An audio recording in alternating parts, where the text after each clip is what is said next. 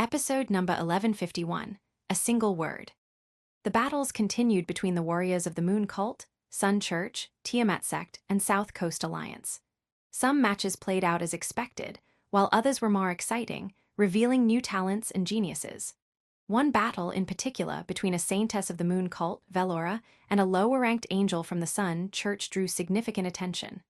Velora, a level 24 Stellar Abyss legend, did not wield swords like many of her peers.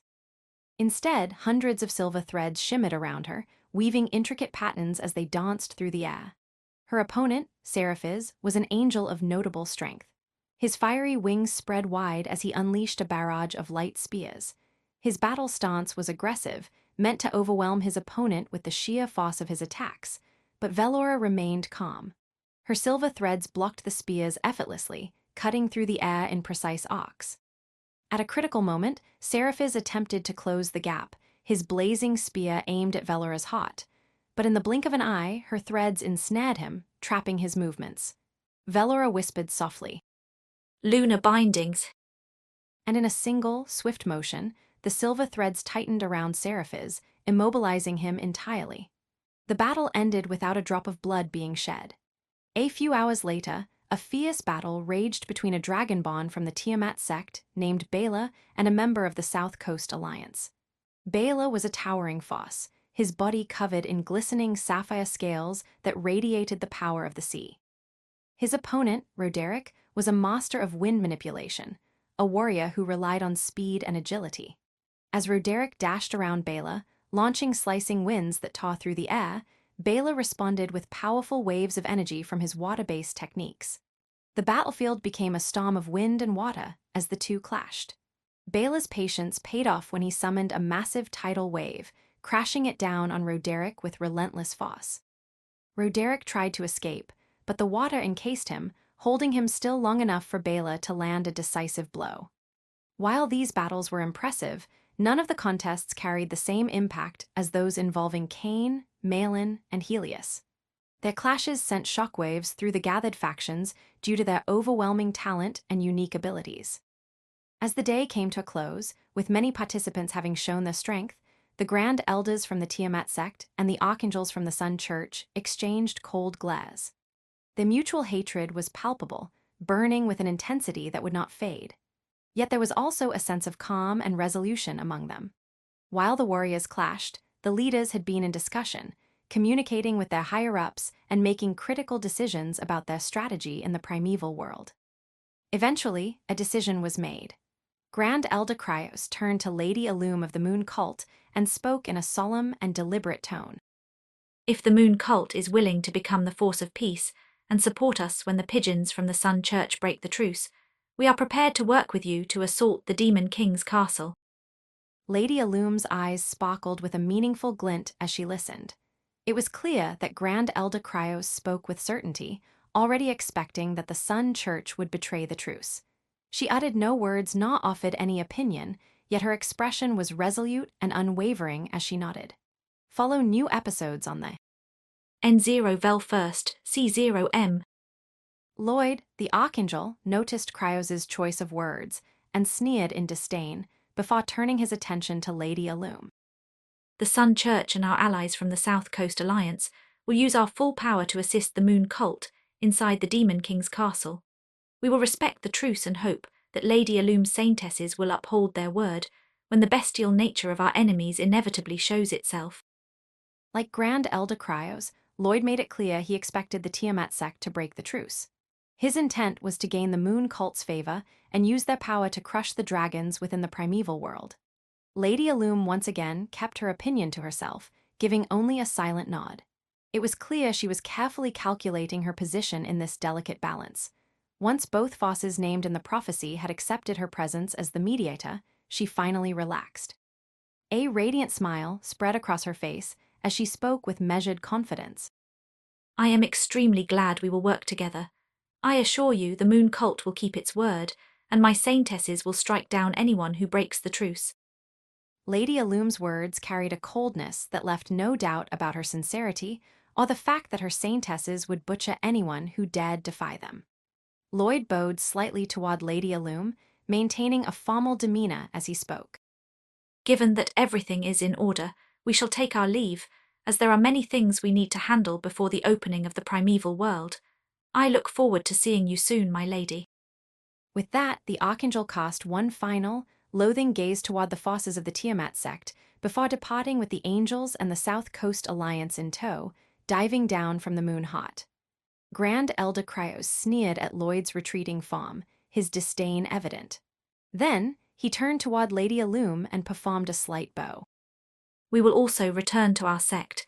It was a pleasure to meet you, my lady. With that, the dragons of the Tiamat sect followed Cryos as they descended from the moon hot's crown. Cain walked beside Eldrick with a small smile as he glanced at the obsidian dragon. You can learn more from defeat than victory. Cain said softly. As long as your heart remains strong, you will rise even higher. Eldrick gave a faint smile, appreciating the sentiment. You're really wise for someone so young, Cain. The duo didn't hide their conversation, and the other dragons heard it. Their spirits lifted as they saw Eldrick's mood improve. Their words didn't go unnoticed by the moon cult, but most of the Saintesses paid little attention, as it had nothing to do with them. However, one of them reacted differently, her entire body trembling for an instant. Malin's eyes widened, and a wave of shock washed over her soul as she softly murmured a single word, barely audible. Cain is... CRETOS thoughts. Red Sin World. Schedule 214 plus 7. Previous week, 733 Power Stones. Power Stone ranking. Plus 600, 7 plus chapters a week. Plus 800, 10 plus chapters a week. Plus 1000, 12 plus chapters a week. Discord channel, https. Discord, gg/r666 is n edu. Check the images in the comments. Thank you for listening to the Age of Chaos audio story. Pixie FM grows with listeners like you. Support the series by sharing it and join our Telegram for the latest updates. Episode number 1152, Back to the South Coast. Cain did not hear Malin's soft murmur, as she was too far away, and his mind was already occupied with other matters as he flew alongside the dragons of the Tiamat sect. It didn't take long for the dragons to exit the moon hot, and within days, they made their way out of moon heaven, reaching the ominous ring of shadows that surrounded the region. Grand Elder Cryos led the ancient dragons through the shadows alongside Grand Elders Melisea and Onyx. Suddenly, Cryos sensed a presence beside him. The ice dragon turned his head to see Cain flying next to him. A meaningful light appeared in the scarlet dragon's eyes as his voice echoed in Cryos's mind. Grand Elder, there is an important matter I would like to discuss with you. I hope you have time. Grand Elder Cryos's eyes narrowed as he locked onto Cain's gaze. With a silent nod, he signaled for Cain to speak as they continued flying. I seek your approval to undertake a secret mission in the South Coast Alliance. Cain's voice was cold and resolute. I will eliminate their top powerhouses, including those who appeared at the Moon Heart if they return to the south. Grand Elder Cryos adopted a solemn expression, contemplating the request.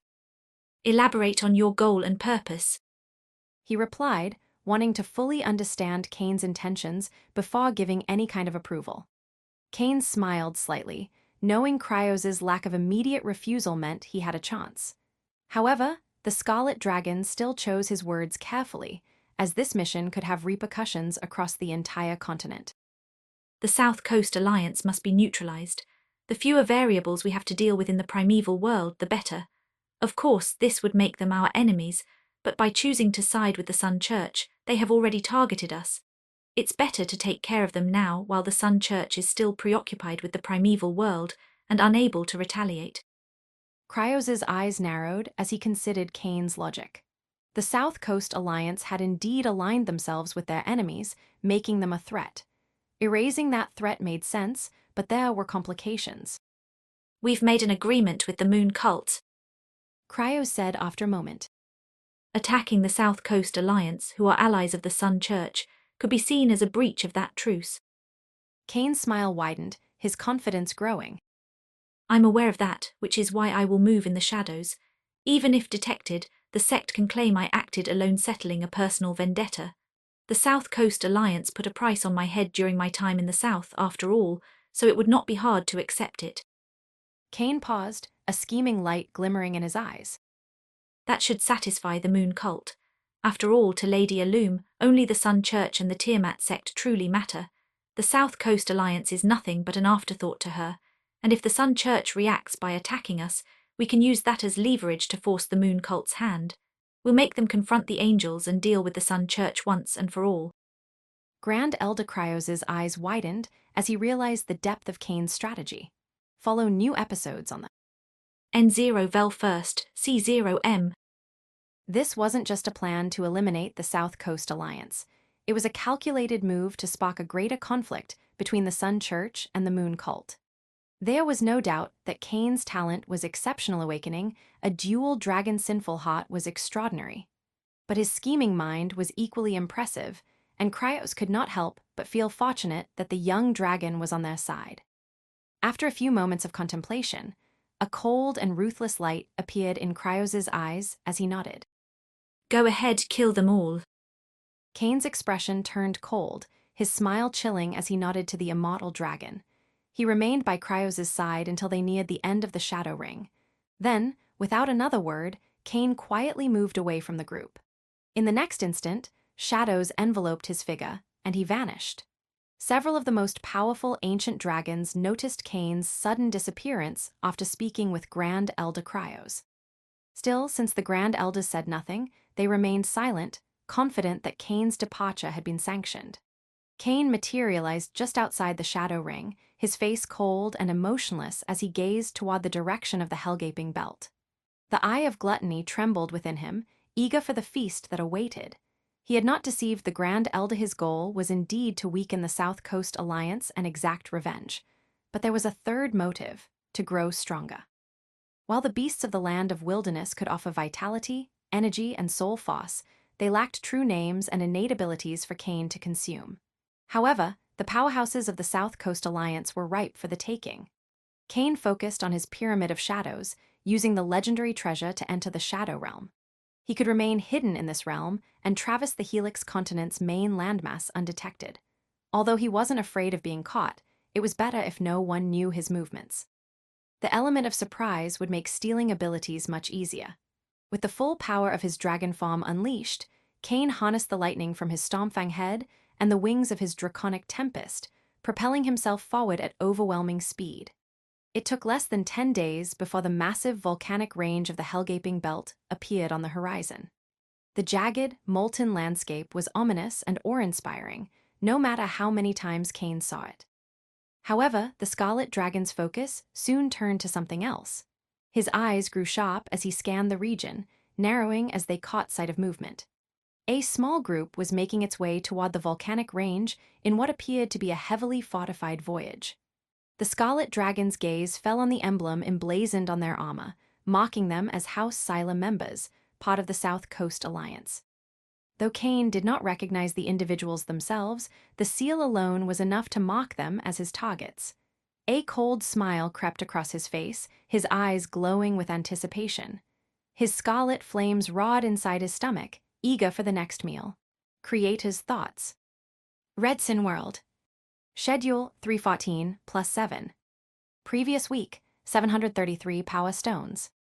Power Stone ranking. Plus 600, 7 plus chapters a week. Plus 800, 10 plus chapters a week. Plus 1000, 12 plus chapters a week. Discord channel, https, Discord, gg/r666 is n-edu. Check the images in the comments. Thank you for listening to the Age of Chaos audio story. Pixie FM grows with listeners like you. Support the series by sharing it and join our Telegram for the latest updates. Episode number 1153, New Target. A luxurious carriage flew through the sky toward the Hellgaping Belt, a beautifully crafted artifact moving at an impressive speed. It was surrounded by a dozen Sky Lords, all clad in powerful armor and wielding weapons, their sharp eyes scanning the surroundings for any sign of danger. Inside the carriage sat two individuals. One was an old man with an imposing aura, his eyes radiating with soul force. He was clearly a legendary existence who had already awakened his true name, having surpassed the limits of the physical realm of cultivation. Despite his strength, his expression was tired and filled with frustration. The cause of his weariness sat in front of him. This is not fair. The young man facing the legend was a level 18 Sky Master. He was not particularly handsome, and the arrogance in his eyes was so thick it made those around him uncomfortable. I was having such a good time. Grandfather had no reason to send me back. The young man shouted, venting his frustration once again. The old legend sighed inwardly, tired of the complaints. If he were honest, he didn't want to leave the Sun Church's lands either. Training there had been beneficial, and he had felt signs of his black hole breaking beyond the limits of level 21. Unfortunately, despite being a legend, he didn't have the authority to deny the commands of the young man's grandfather, a level 26 Stellar Abyss legend. "We are leaving because of you, you arrogant brat," the old man thought as he glanced at the young man. The reason for their sudden departure was simple. The young man's reckless and domineering behavior had drawn too much attention. He was used to doing whatever he pleased in the South Coast Alliance, where his family name protected him. Countless innocents had suffered under his whims, but he had never faced any consequences. However, the Sun Church was not a place where such arrogance could be tolerated. In the end, the young man's grandfather sent him back to the South Coast to avoid further conflict with the Angels, and the old man had been ordered to protect him on the journey home. Despite his anger and frustration, the old man kept his thoughts to himself. Even as a legend, he wasn't particularly powerful and needed to maintain his relationship with the young man's grandfather to keep his life of leisure and comfort. As the carriage neared the South Coast, the young man grew even more irritable. I don't want to return to the South Coast. Just as those words left his mouth, a voice echoed through the air, filled with power and menace. Then remained forever. The young man and the old legend's eyes widened in terror, their instincts screaming at them, but it was already too late. The moment the voice sounded, the attack had begun. Terror flashed across their faces as massive fangs pierced through the carriage's metallic structure, engulfing them in a sea of scarlet flames. The skin melted, and their eyes exploded from the heat. A colossal scarlet dragon appeared out of nowhere, seemingly shattering space. With one swift motion, it swallowed the entire carriage in a single gulp, killing those inside instantly. The dozen Sky Lords guarding the carriage detected nothing until it was too late, and as they saw the dragon's gargantuan body, horror overwhelmed their souls. Immediately after witnessing the dragon devour a legendary existence so effortlessly, none dared to fight. Follow new episodes on the N0 Vel first, C0M. Instead, they tried to flee in different directions, hoping at least some could escape. Kane's gaze remained cold as he watched the Sky Lords attempt to flee. Though they had done nothing to him, he couldn't allow them to escape. Revealing his presence was out of the question. Mercy had no place in his heart, especially toward those allied with the enemy. The power of Otter coursing through him suppressed any empathy, making killing effortless. Before the Sky Lords could even begin their escape, a burst of shadows erupted from Kane's massive body, creating a dark domain that enveloped the entire area and swallowed all 12 Sky Lords. The shadow domain lasted no more than 5 seconds, and when it dissipated, there was no trace of the Scarlet Dragon or the group from the South Coast Alliance. Not even a drop of blood remained. It was as if they had never existed. Kane lingered in the shadow realm, away from prying eyes, a cold smile on his face as he felt the young scion, the level 21 legend, and the 12 Sky Lords being consumed by his scarlet flames. The group wasn't weak, but Kane was an ancient dragon and had taken them by surprise. It was no wonder they had perished without so much as a scream or the chance to warn anyone of the crisis they faced. Just a few months ago, assimilating the existence of a legend and 12 Sky Lords through Scarlet Reaper would have taken hours, but after the enhancement of his existence through the oniric truth of gluttony, the assimilation process had become exponentially faster. In just a few minutes, Kane had absorbed the full range of their memories, and thanks to his massive soul force, he processed the information immediately. A small frown appeared on his face. None of them possessed innate abilities that were particularly useful to him, not even the one from the legend. But as he sifted through the final memories of the old man, A sharp glint appeared in Kane's eyes, accompanied by a surge of hunger. Within the old man's memories, Kane found information about someone whose innate ability would make it easier to face the powerhouses of the South Coast Alliance and steal their abilities. I guess it wasn't a complete waste of time, Kane thought, a cold smile forming on his face. With that valuable information, Kane flew deeper into the Hellgaping Belt, remaining hidden within the Shadow Realm. During his flight, Kane focused on his black hole, using Scarlet Reaper to consume all the abilities he had obtained, refining them into golden origin Phos. He then channeled this energy into the sphere containing the Shadow Master Legendary innate ability. If Kane were to carry out assassinations within the South Coast Alliance and remain undetected, mastery of shadows would be critical. It would also be a useful tool for escaping should danger arise. Creator's thoughts. Redsin World. Schedule 414 plus 7. Previous week, 733 Power Stones. Power Stone ranking. Plus 600, 7 plus chapters a week. Plus 800, 10 plus chapters a week. Plus 1000, 12 plus chapters a week. Discord channel, https, discord, gg/r666 is n-edu. Check the images in the comments. Thank you for listening to the Age of Chaos audio story. Storyfy FM English grows with listeners like you. Support the series by sharing it and join our Telegram for the latest updates. Episode number 1154, Ofkin. Mount Oblivion stood as a towering, majestic structure within the South Coast, a place of serene beauty and overwhelming grandeur. Its vast expanse stretched across the horizon, adorned with countless pagodas and temples that rose like ancient spires toward the sky. The mountain's surface was crisscrossed with paths where thousands of monks walked in silent meditation, their calm faces reflecting their dedication to enlightenment. The air was thick with the scent of incense, and the soft hum of chanting echoed through the valley, creating an atmosphere of peace and tranquility. The mountain itself was a wonder, with rivers of golden light flowing through it and trees whose leaves shimmered like emeralds in the sunlight.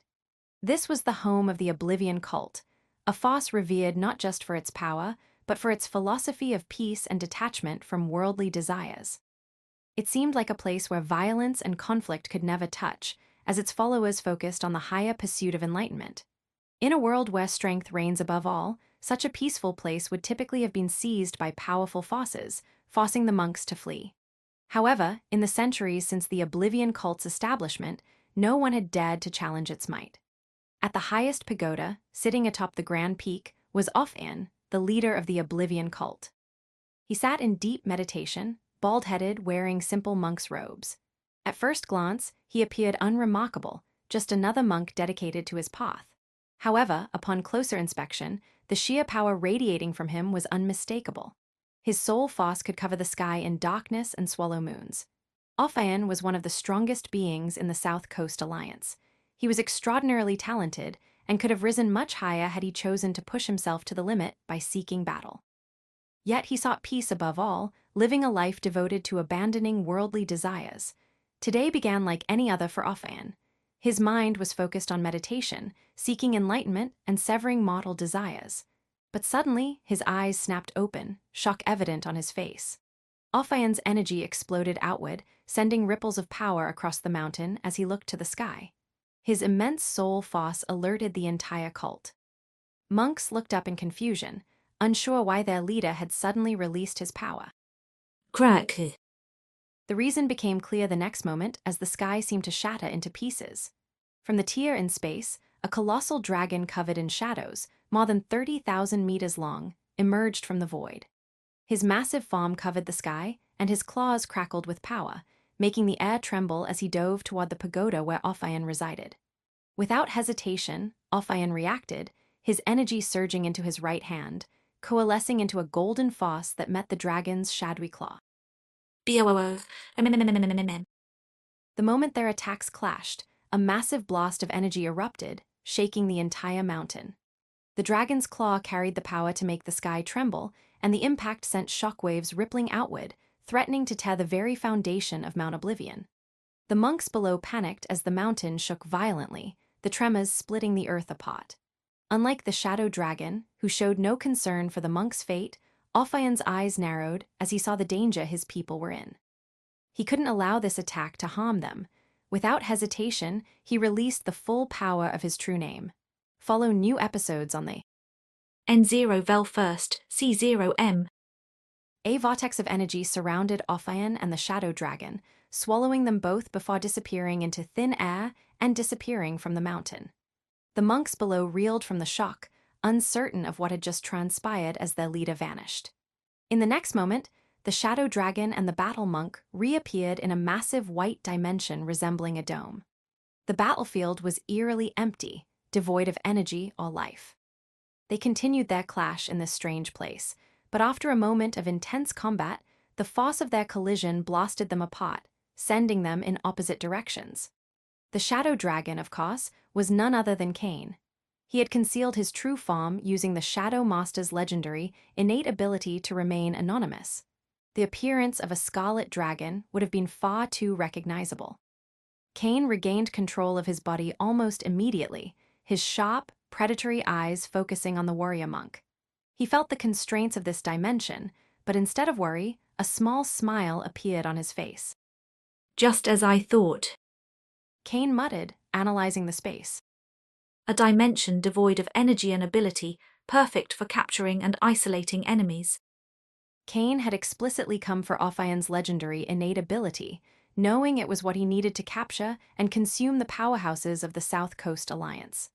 Ophian, standing on the opposite side of the battlefield, frowned deeply, his expression solemn as he analyzed the shadow dragon. His voice rang out, calm but demanding. Who are you? Why are you attacking me? Cain's cold eyes showed no mercy as he responded, his tone devoid of emotion. I came to kill you because it will make me stronger. There is no other reason. Out of respect for your reputation as a warrior, I'll be clear. We will fight to the death. There is nothing you can say to stop it. Ophian's eyes widened in shock at the straightforward declaration. He had never encountered someone so direct, someone who sought his life without excuse or hidden motives. His face darkened with a frown as he realized there would be no negotiation, no peaceful resolution. If this is how it must be, Ophian murmured, his energy beginning to rise. Then I will not hold back. In an instant, Ophian unleashed his full aura, his soul force so immense that it caused the dimension itself to tremble. A sea of golden energy flowed around him, ready to explode with overwhelming might at any second. Cain's eyes narrowed, his fighting will igniting as his eye of gluttony detected the immense power of the level 28 Stellar Abyss legend before him. Even with his Tiamat dragon path, it wouldn't be easy, but there was no hesitation in his eyes. Creator's thoughts. Red Sin World. Schedule 514 plus 7. Previous week, 733 Power Stones. Power Stone ranking. Plus 600, 7 plus chapters a week. Plus 800, 10 plus chapters a week. Plus 1000, 12 plus chapters a week. Discord channel, https, Discord, gg/r666 is n edu. Check the images in the comments. Thank you for listening to the Age of Chaos audio story. Storyfy FM English grows with listeners like you. Support the series by sharing it and join our Telegram for the latest updates. Episode number 1155, Cain vs. Ophian I. In his full 35,000-meter-long dragon form, Cain loomed like a monstrous shadow against the warrior monk. His scarlet scales shimmered with the power of flame and lightning, arcs of energy crackling along his massive body. His wings spread wide, creating gusts of wind that threatened to tear the very air apart, while his claws glowed with destructive energy. Ophian, standing at a mere 2.5 meters tall, was a stark contrast to the colossal beast before him. Yet there was no fear in his eyes-only calm determination. His golden energy pulsed around him, enhancing his fists and feet as he floated with graceful ease. Cain lunged first, his massive claw crashing down with incredible force, enhanced by both earthquake blow and weight manipulation. The ground beneath Ophian shattered as the blow approached, the air around it vibrating from the shockwave before even making contact with the monk. The attack carried overwhelming pressure, making dodging incredibly difficult, yet Ophaion's movements were a blur as he twisted out of the way, narrowly evading the destructive strike.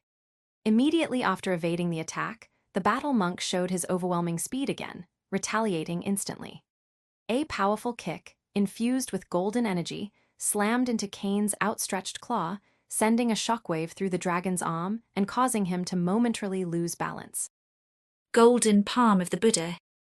Ophaion's hand glowed with blinding golden light as he thrust his right palm forward, aiming at Kane's chest. A massive wave of energy surged forward, intent on breaking through the dragon's defenses. Kane snarled, his crimson eyes blazing with coldness.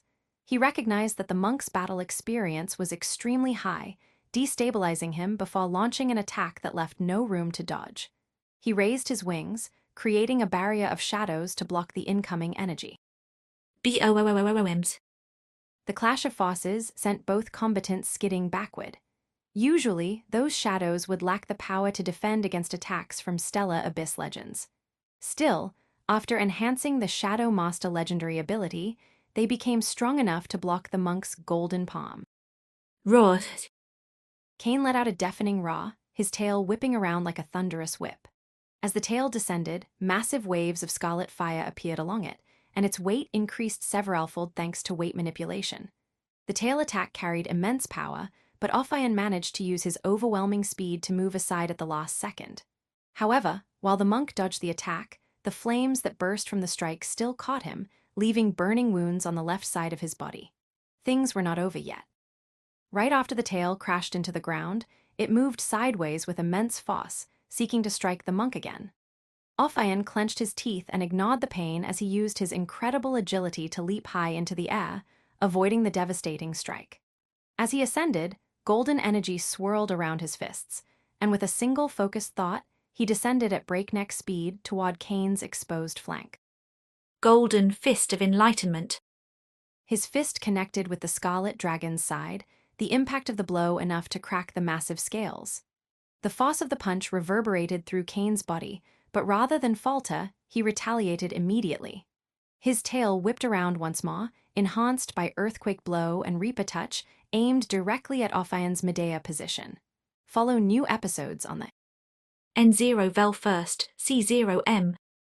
Ophaion's eyes widened as the tail came at him with tremendous force, but his agility allowed him to twist at the last second, narrowly avoiding the full brunt of the strike. Even the glancing blow, however, sent him tumbling backward, golden energy flaring around him as he stabilized.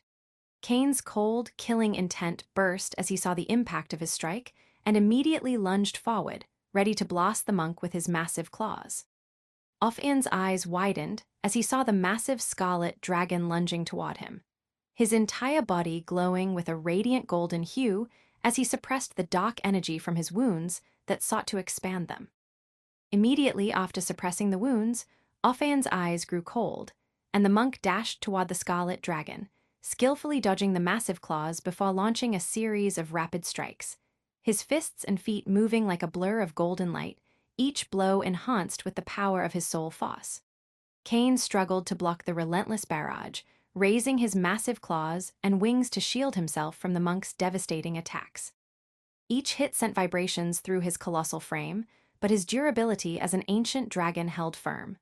He lashed out with his claws, attempting to catch Ophaion in his grasp, but the monk's speed and agility made him a difficult target. Though it was not easy to admit, Kane knew that the monk was an incredibly difficult opponent, and his battle skills were superb. However, it didn't matter how strong the enemy was. Kane had come here to devour him, and nothing would stop him. Kane took a deep breath as the barrage of golden blows continued to rain down on him, scarlet flames gathering in his lungs, infused with the power of yin and yang. Then, with a single roar, Kane unleashed the flames, the light and dark inferno bursting forth from his mouth like a tidal wave of destruction as he unleashed his yin-yang dragon breath. The fire engulfed the entire area, scorching the ground and filling the white dimension with intense heat. Ophaion's eyes widened as he saw the massive storm of light and dark flames. The power in them was far more potent than the normal scarlet fire, spreading so fast that even with his agility, there was no time to dodge. Eternal Dome. A dome of golden energy surrounded Ophaion as he unleashed his strongest defensive ability, protecting him from the light and dark flames that overwhelmed the dimension. Ophion used a massive amount of energy to keep the dome in place as the fire consumed everything around him. When the flames finally disappeared, he acted with uncharacteristic ferocity. With speed even Cain couldn't anticipate, Ophion's golden fist struck, landing a devastating blow to the dragon's neck. Creator's thoughts. Redsin World. Schedule 614 plus 7. Previous week, 733 Power Stones. Power Stone ranking. Plus 600, 7 plus chapters a week. Plus 800, 10 plus chapters a week. Plus 1000, 12 plus chapters a week. Discord channel, https, discord, gg/r666 is n-edu. Check the images in the comments. Thank you for listening to the Age of Chaos audio story. Storyfy FM English grows with listeners like you. Support the series by sharing it and join our Telegram for the latest updates. Episode number 1156, Cain vs. Ophion II. Cain snarled, reeling from the impact as blood spurted from his wounds. Yet even as pain surged through him, a meaningful light appeared in his eyes as he spotted an opening. His claws glowed with dark energy as he pushed Reaper Touch to its limit, slashing downward with deadly intent. Ophion moved instantly, reacting to the dragon's massive claw. However, due to their close proximity, the claws still grazed his chest, leaving deep and large wounds. Immediately, Reaper Touch activated, and the wound began to fester, the destructive energy eating away at the battle monk's defenses. The monk grimaced as the wound expanded and deepened, his energy working desperately to fight back the curse-like attack. But even in his pained state, he refused to let the injury slow him. In a flash, Ophion dashed forward at full speed, appearing right in front of Cain's enormous dragon form, his hands glowing even brighter. Double golden palm of the Buddha. The attack landed point-blank on Cain's chest. The dragon's scales, more durable than even Middle legendary treasures, shattered under the impact. Cain's colossal, 35,000-meter-long body, weighing thousands of tons, was blasted backward as he coughed up blood. Cain buried his claws into the ground, using all his strength to regain control over his body. His eyes were cold as he gazed at the battle monk who had inflicted such massive damage on him. Ha ha ha ha, you are truly powerful. Cain laughed, his voice booming. I must admit, you might be the strongest opponent I've faced in this world and the previous one. I'll learn much from this. The battle intent burning in Cain's heart only grew stronger. Ophion was even stronger than Horus, an enemy Cain's original body had fought with all its might to defeat. I guess to win this fight and consume you, I really need to go all out. Cain roared, his thrill and killing intent bursting from his soul as he spoke. His gaze sharpened, becoming deadlier. Ophion frowned at Cain's words. They sounded like the boasting of an overconfident warrior, but he sensed something different. Though he had only recently met this dragon, he knew this enemy wasn't the type to bluff. If he said something, he meant it. As Ophion wondered what Cain would do next, the dragon's entire body began to tremble. The lightning coursing through Cain's veins exploded as the power of his dragon's sinful heart was fully unleashed. Cain's oniric truth of gluttony was useless in this energy-devoid dimension, but it wasn't the only oniric truth he possessed. While his mastery over it was weaker, it was strong enough to activate. Berserker Dragon's Wrath. Cain roared, unleashing the evolved ability of Dragon's Wrath, enhanced by the oniric truth of Wrath.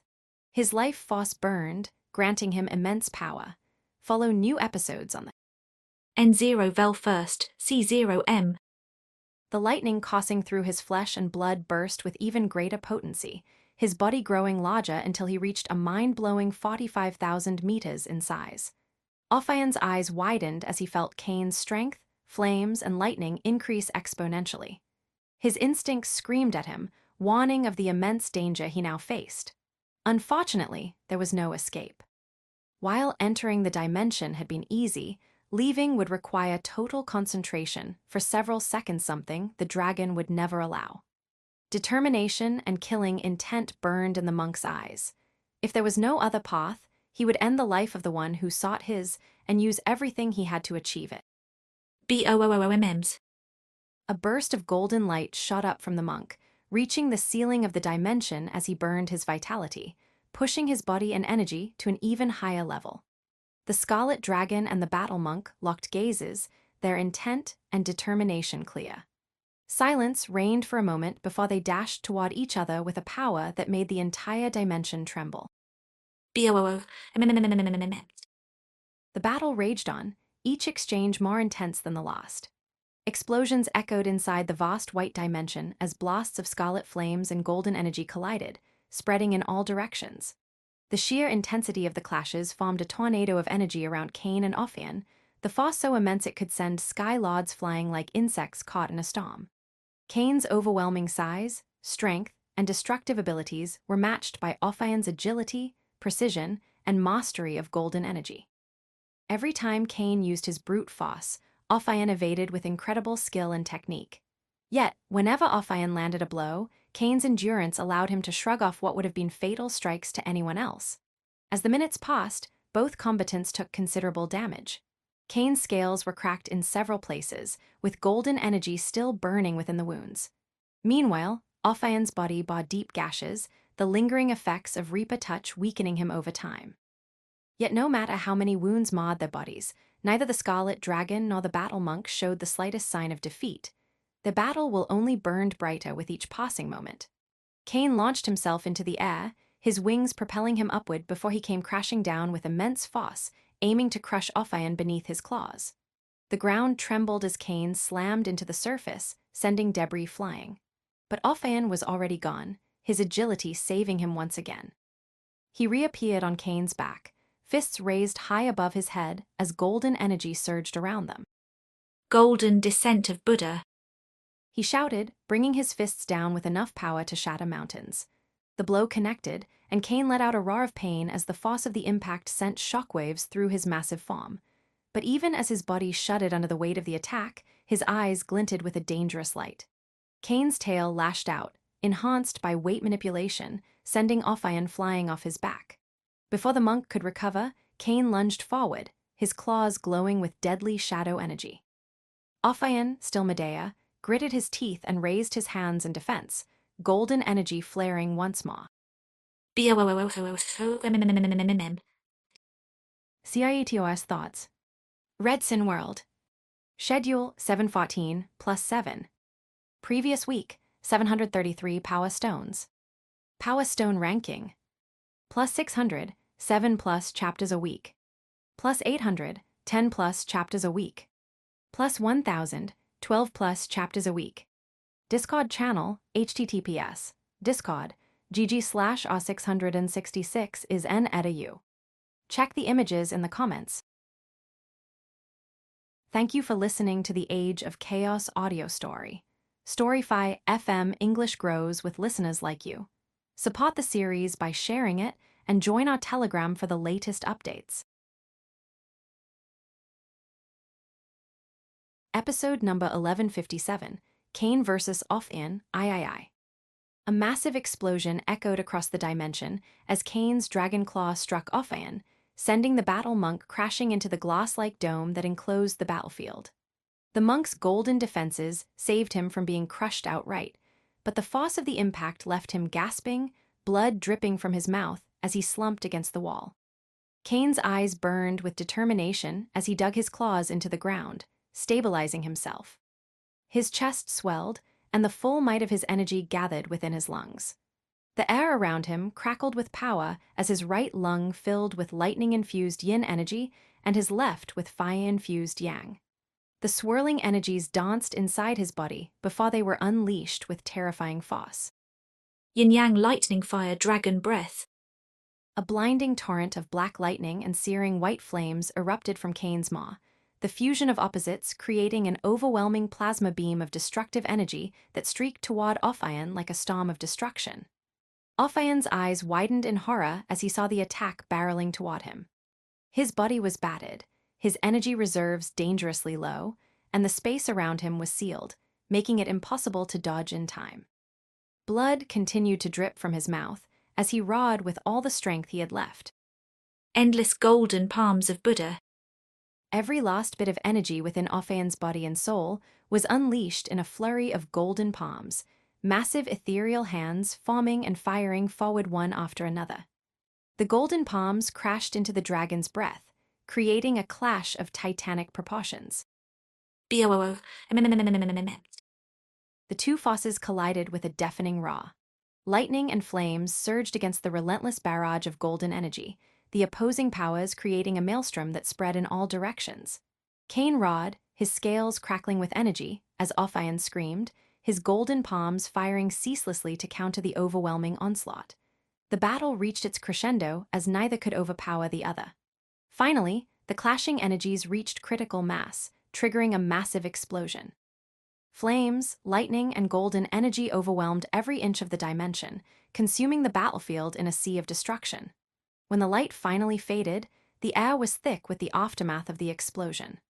Ophion struggled to breathe, his energy dangerously low, and the wounds on his body deepened by the cursed power of Reaper Touch. Yet, his focus remained unbroken as he stood ready, knowing that the dragon had not yet given up. Suddenly, Ophion's eyes narrowed as he sensed movement through the dissipating flames. A figure dashed toward him, much smaller than before, only slightly over 30 meters in size, but moving with incredible speed. It was Cain, now in his dragonborn form, moving faster than Ophion had anticipated. The monk's instincts kicked in, and he prepared to defend himself. But just as he moved, the eyes of the dragonborn glowed with an eerie light, and an invisible force struck his mind like a sledgehammer. For a brief moment, the world around Ophion trembled, everything growing dark. His overwhelming soul force allowed him to break free from the illusion almost instantly, but it wasn't fast enough. Before he could fully recover, Cain's dragonborn form tackled him with immense force, crashing them both into the walls of the dimension. Ophion felt several bones in his ribcage shatter from the impact, pain flooding his body. Follow new episodes on this. N0 Vel first, C0M. But the agony didn't last long. In the next instant, a torrent of scarlet flames erupted from Cain's maws, flooding the monk's being and burning their way down to his very soul. Cain didn't hesitate. He activated the power of the oniric truth of gluttony, directing the scarlet flames with the power of his eye of gluttony, allowing them to envelop and consume Ophion's soul and true name. The monk's body convulsed, his eyes wide in shock, but he never had the chance to scream. Within moments, the light faded from Ophion's eyes as his soul was completely devoured.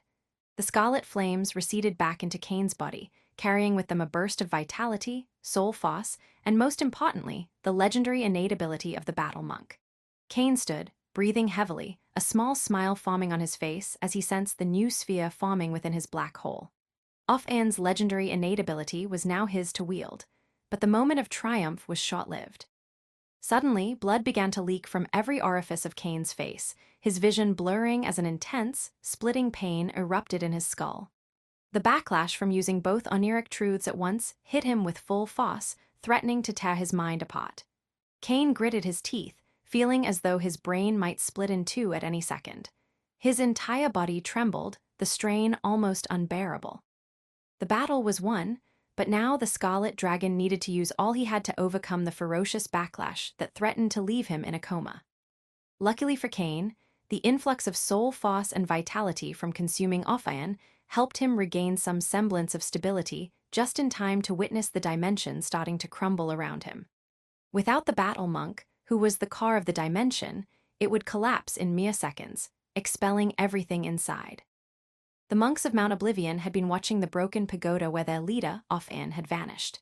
The vortex that had swallowed their master reappeared for the briefest of moments. The people from the Oblivion cult hoped to see him emerge victorious. Instead, they were greeted by a blinding flash of lightning and raw energy. The explosion rocked the mountain, and the ground beneath them quaked as if the earth itself recoiled in terror. The monks scrambled, eyes wide with confusion and horror. They moved quickly to protect one another, instinctively forming defensive formations as they shielded themselves from the explosion's aftermath. Dust and debris scattered in all directions, and for a moment, chaos reigned over the peaceful mountain. None of them noticed the shadowy figure, cloaked in darkness, silently slipping away from the scene. Creator's thoughts. Redsin World. Schedule 814+7. Previous week, 733 Power Stones. Power Stone ranking. +600, 7+ chapters a week. +800, 10+ chapters a week. plus 1,000, 12 plus chapters a week. Discord channel, https, Discord, gg/r666 is n edu. Check the images in the comments. Thank you for listening to the Age of Chaos audio story. Storyfy FM English grows with listeners like you. Support the series by sharing it and join our Telegram for the latest updates. Episode number 1158, Back to the Commerce Association, I. The attack on Mount Oblivion sent shockwaves across the south coast. No one knew where the dragon cloaked in shadows had come from, but it was evident that the creature was extremely powerful, having killed one of the strongest powerhouses of the South Coast Alliance. Legends were mobilized as the major powers of the South Coast Alliance sought answers and attempted to track the enemy, but none succeeded. The shadow dragon had vanished without a trace. Of course, the lack of results in their search wasn't just due to the dragon's elusive nature. While many sought the mysterious dragon, others turned their attention to Mount Oblivion. With Ophion gone, there was no longer a powerful guardian to protect the mountain, and greedy factions quickly vied for control over the valuable territory. Chaos erupted within the once peaceful sect as opportunistic powerhouses made their moves, seizing the chance to take control. Meanwhile, more than 500 kilometers from the mountain, Cain lay in a profound sleep deep inside a cave. His dragonborn form was concealed by shadows that covered the entrance, rendering him invisible to anyone who might pass by and alerting him in case anyone came too close. Cain had been recovering from the intense backlash of using both the oniric truth of gluttony and the oniric truth of wrath in his battle with Ophion.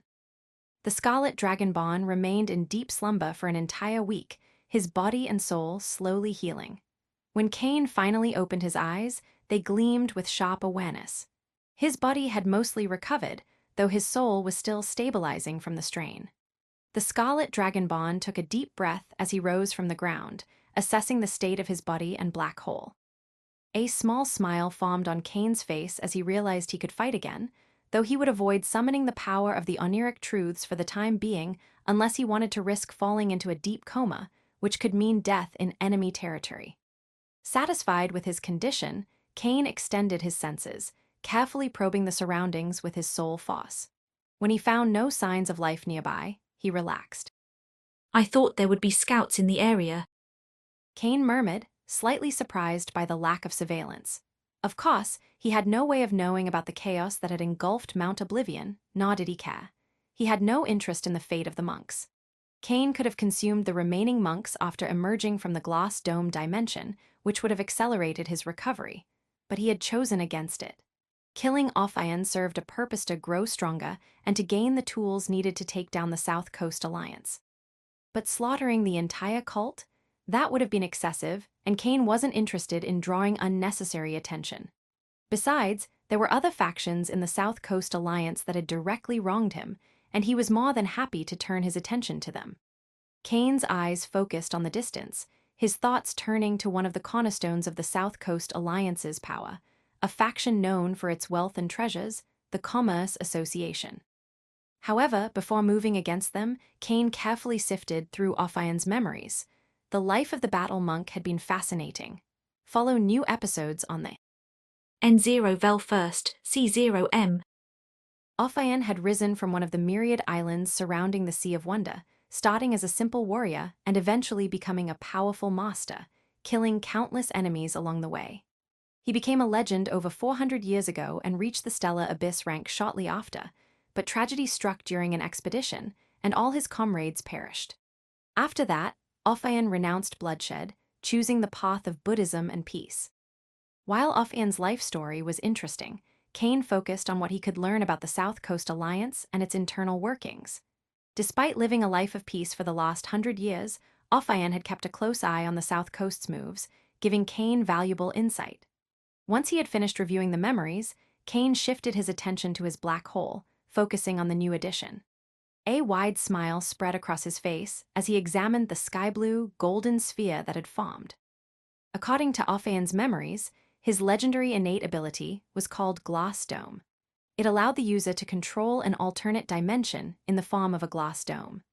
You could either enter it alone or forcibly transport others inside, and the dome's endurance was strong enough to withstand battles between stellar abyss legends. With his preparations complete, Cain retracted the shadows, covering the cave back into his body. He then used the Pyramid of Shadows to enter the Shadow Realm, moving undetected. Exiting the cave, he transformed into his full dragon form, his massive wings spreading as his sharp eyes gazed into the distance. The Commerce Association is about 15 days' flight in that direction, but Cain paused, a cold light flashing in his eyes as he reviewed Ophaion's memories once more. there are some people I need to visit on the way. I suppose it will take a little longer. With that, Cain soared into the sky, his powerful form disappearing into the shadows as he flew toward his next destination. A middle-aged Sky Lord walked confidently through the bustling streets of a small city. His name was Martin, a known criminal who wielded significant influence within these territories. His sharp, arrogant gaze swept across the marketplace, where common folk hurried about their business, too fearful to meet his eyes. Despite his reputation as a criminal, Martin never hid his face. Why would he? He controlled the city, his power and connections granting him immunity from any form of retribution, or at least that's what Martin thought. Suddenly, as his boot touched the cobblestone street, a mass of shadows swirled beneath his feet. He stopped, startled, his eyes narrowing in confusion. Before he could even shout for help, the shadows rose like a dark tide, covering his body from head to toe. In an instant, the Sky Lord was pulled into the inky depths, vanishing from the street without a trace. It happened so fast that not a single soul in the busy marketplace noticed his disappearance. Creator's thoughts. Redsin World. Schedule 914 plus 7. Previous week, 733 Power Stones. Power Stone ranking. Plus 600, 7 plus chapters a week. Plus 800, 10 plus chapters a week. Plus 1000, 12 plus chapters a week. Discord channel, https. Discord, gg/r666 is n-edu. Check the images in the comments. Thank you for listening to the Age of Chaos audio story. Storyfy FM English grows with listeners like you. Support the series by sharing it and join our Telegram for the latest updates. Episode number 1159, Back to the Commerce Association, II.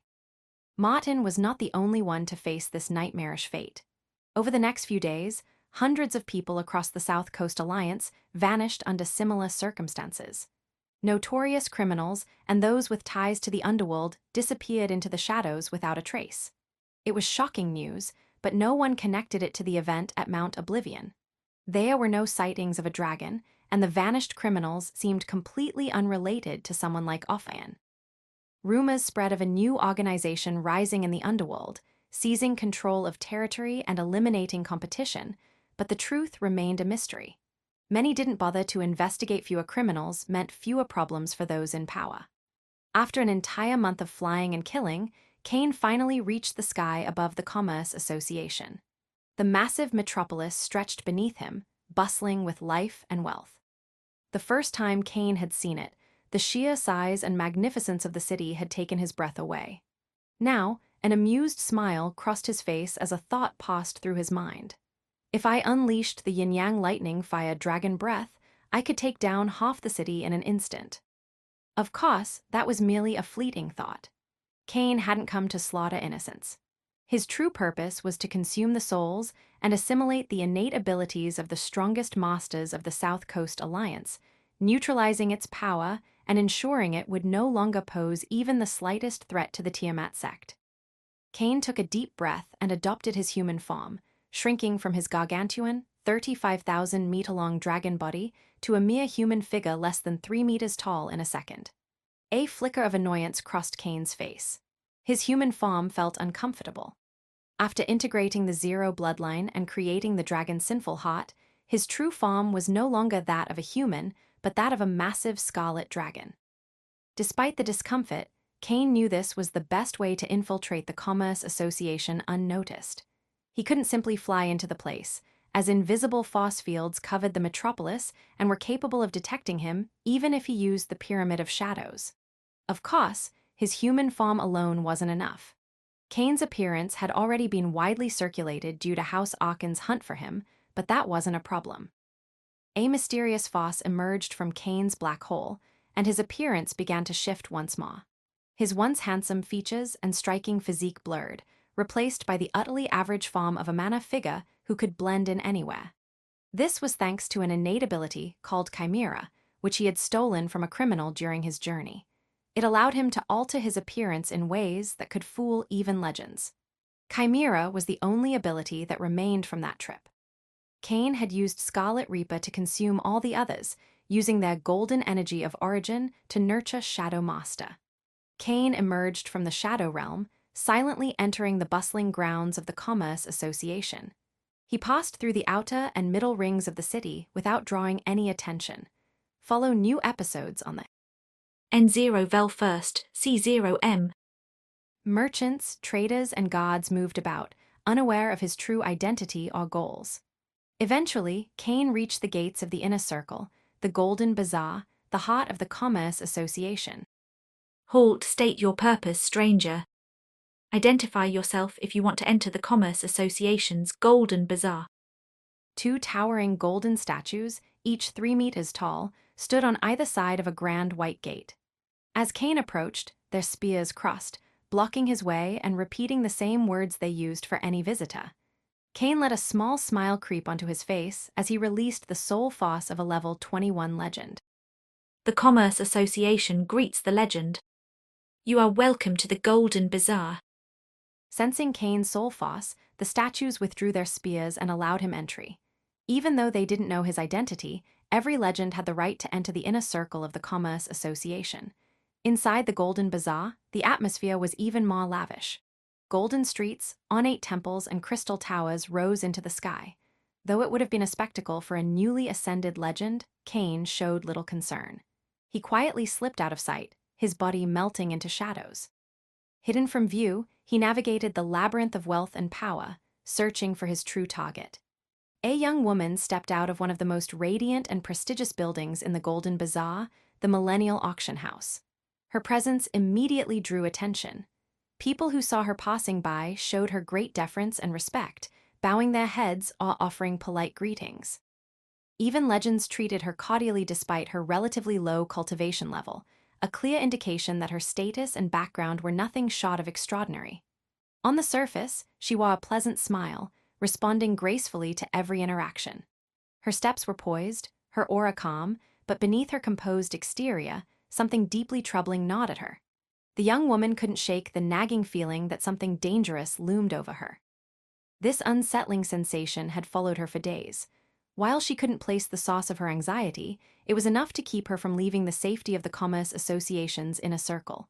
Unfortunately, that was not enough. As she rounded a quiet street corner, the world around her seemed to close in. In a split second, she felt an iron grip seize the back of her head.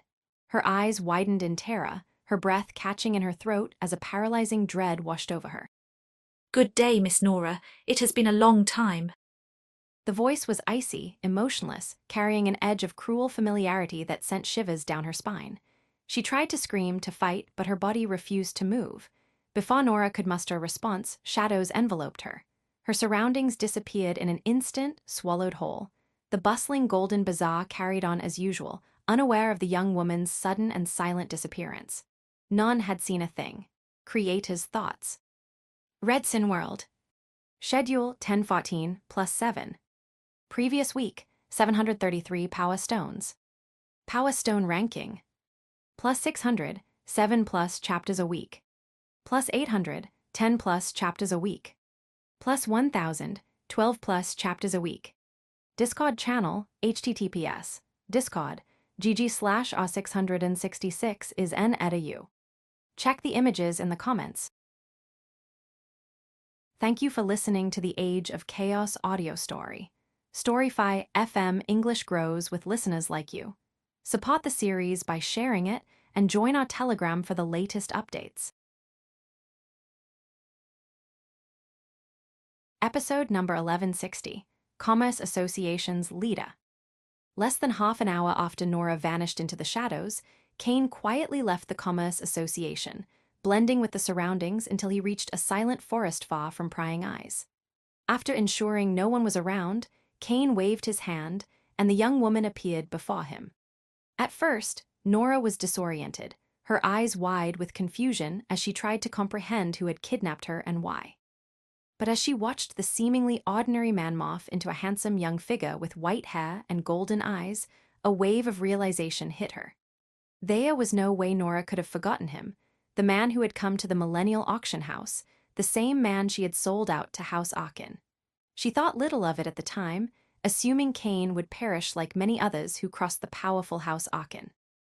However, not only had he survived, but his infamy had spread across the south coast like wildfire, the name Abaddon now associated with terrifying power. Nora hadn't believed Cain would ever discover her betrayal, and she had assumed he had fled to the mainland to escape Aurelius Aachen. While she was afraid, she didn't honestly believe the man would come after her. Unfortunately, she had guessed wrong, and now it was time to pay the price. Desperation surged through Nora. Her thoughts raced. She wanted to flee to explain herself, anything that might save her. But Cain had no interest in her excuses. The only reason he hadn't killed her inside the Commerce Association was the possibility that her death might trigger an alarm. Here, in the secluded forest, none of that mattered.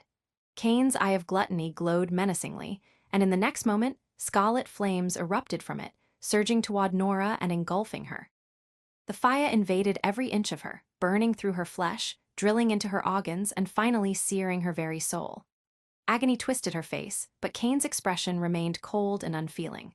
The woman had plotted to take his life, and from that moment on, she had been living on borrowed time. It didn't take long.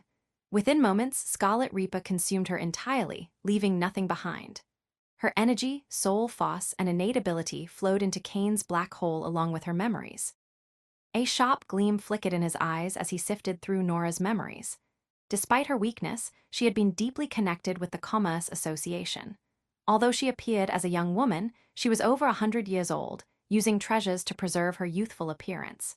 There were many names in her memories that intrigued Cain, individuals who wouldn't be missed, people with interesting abilities that might be of use. But one person stood out above the rest, the leader of the Commerce Association. Cain was already strong enough to force a confrontation with any powerhouse in the South Coast Alliance. Thanks to Off-Ann's ability, he could now prevent his targets from fleeing. What he truly needed was a way to catch them when they were most vulnerable. If anyone knew such secrets, it would be the man who had forged an empire of wealth on the South Coast. Follow new episodes on the N0 Vel First, C0M. Unfortunately, not even Off-Ann, one of the most powerful figures on the South Coast, knew the true identity of the Commerce Association's leader, let alone his location. That alone spoke to the man's paranoia. A frown creased Cain's brow. Despite Nora's position as a head of the Millennial Auction House and her involvement in many of the Commerce Association's DACA dealings, she too did not know the leader's identity or whereabouts. So paranoid. Cain muttered to himself. Hiding his identity from everyone. Well, I guess you're not paranoid if you're actually being hunted. Not all was lost, however. Nora might not have known the leader's location, but she knew someone who did. That piece of information was enough to keep Cain's plans in motion. After finishing his deep dive into her memories, Cain shifted his focus to Nora's innate ability. As expected, it was nothing special, certainly not something worth keeping. He quickly consumed it with Scarlet Reaper, using its essence to further nurture his Shadow Master legendary innate ability. With his business done, Cain rose into the sky, his body again disappearing into the shadows. An old man walked leisurely through the bustling streets of a massive city, his appearance unremarkable, blending in effortlessly with the crowd. No one would suspect that this unassuming figure was, in fact, one of the most influential individuals in the entire South Coast Alliance.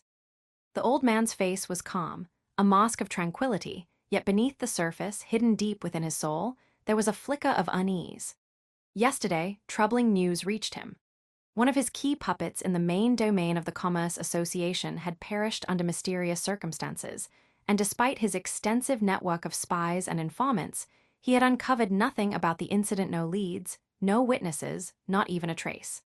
Is there really a new player in the underworld making moves, or is something far more dangerous at play? He thought as he navigated the crowded marketplace. I need more information to figure out what's really happening. These thoughts weighed on him when, suddenly, his instincts screamed in warning. His eyes widened in alarm, and he reflexively looked up to the sky. Descending toward him with terrifying speed was a figure cloaked in shadows, his form massive dozens of meters tall. The shadowy entity dove toward him like a predator closing in on its prey, claws outstretched, ready to strike. The old man's heart raced as he realized the imminent danger, but decades of experience kept him from panicking. Instantly, a pendant around his neck activated. In a split second, a burst of energy erupted from the pendant, forming a shimmering rainbow-colored cocoon of light around him. The shadowed figure, poised to crush the old man with a single strike, found his assault halted by the rainbow cocoon. His surprise was palpable as he stared at the barrier that had materialized to shield his target. What kind of artifact is this? Kane thought as his claws scraped against the protective shield. Before Kane could contemplate further, his sharp senses alerted him to incoming threats. From the corners of his vision, he spotted 3 figures racing toward him at high speed, their powerful auras unmistakable. All of them were Stellar Abyss legends. Creator's thoughts. Redsin World. Schedule 1114 plus 7. Previous week, 733 Power Stones. Power Stone ranking. Plus 600, 7 plus chapters a week. Plus 800, 10 plus chapters a week. Plus 1000, 12 plus chapters a week. Discord channel, https, Discord, gg/r666 is n-edu. Check the images in the comments. Thank you for listening to the Age of Chaos audio story. Storyfy FM English grows with listeners like you. Support the series by sharing it and join our Telegram for the latest updates. Episode number 1161, Fighting 3 Stellar Abyss Legends, I. Kane knew there was no way to dodge the incoming attacks from the trio of Stellar Abyss Legends while also taking the old man with him. But despite the chaos unfolding, he remained calm, for everything was going according to plan. Though the power of the barrier that had protected the old man surprised him, it made sense. Someone like the leader of the Commerce Association, with access to the full wealth of the South Coast, would undoubtedly possess powerful treasures for his protection. It would have actually been weird if that was not the case. As for the 3 Stellar Abyss Legend bodyguards, Kane had anticipated their presence. In fact, he welcomed it. More food. The thought crossed Kane's mind as he activated the full might of his black hole and drew the power of the legendary innate ability that he obtained, especially for a situation like this.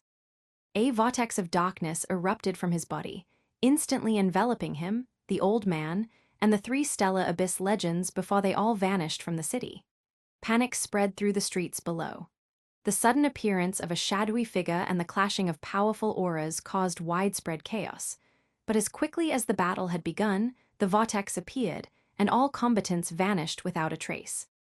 The powerhouses of the city were summoned, and dozens of Sky Lords flew to the scene, trying to piece together what had happened, but none could discover anything. Even when legends arrived, no one fully understood the events that had unfolded, leaving them full of questions.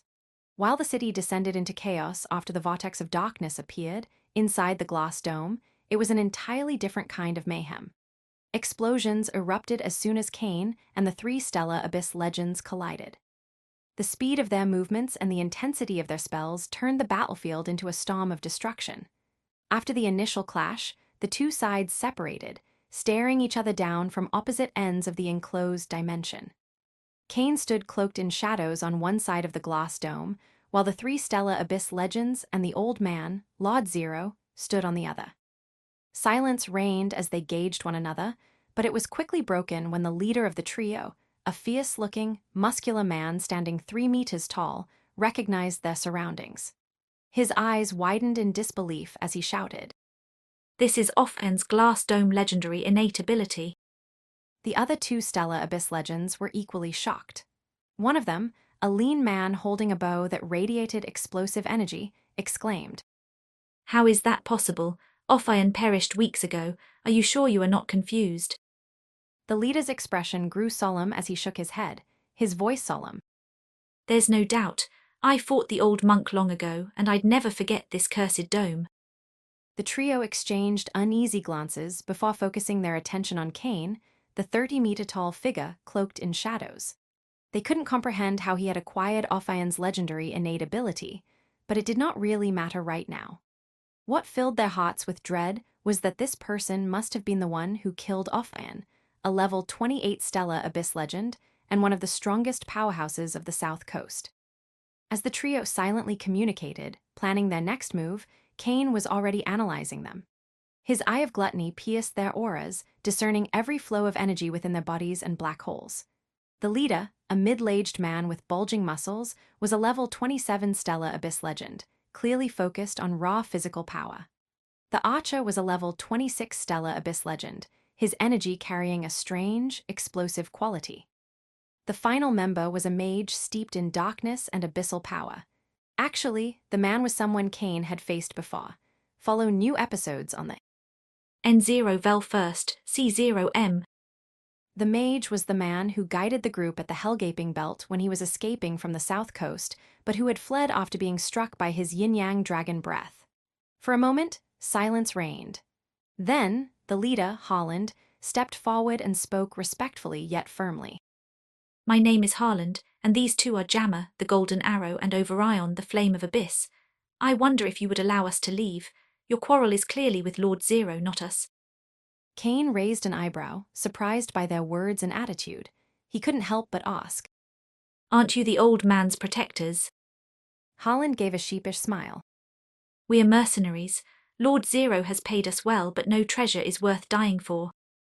Cain's eyes narrowed, considering their logic. He turned to Lord Zero, expecting to see anger or indignation at his protector's willingness to abandon him. But to his surprise, the old man smiled calmly.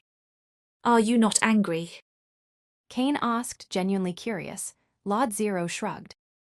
I never expected them to fight to the death for me. Why would I be angry when they're acting exactly as I anticipated? A flash of interest crossed Cain's eyes. You're intriguing. Harland, now frowning, felt a twinge of frustration. It was embarrassing enough to admit he was willing to break his contract due to fear, but now the shadowy figure seemed more interested in talking to the old man than making a deal with them. Do you agree to?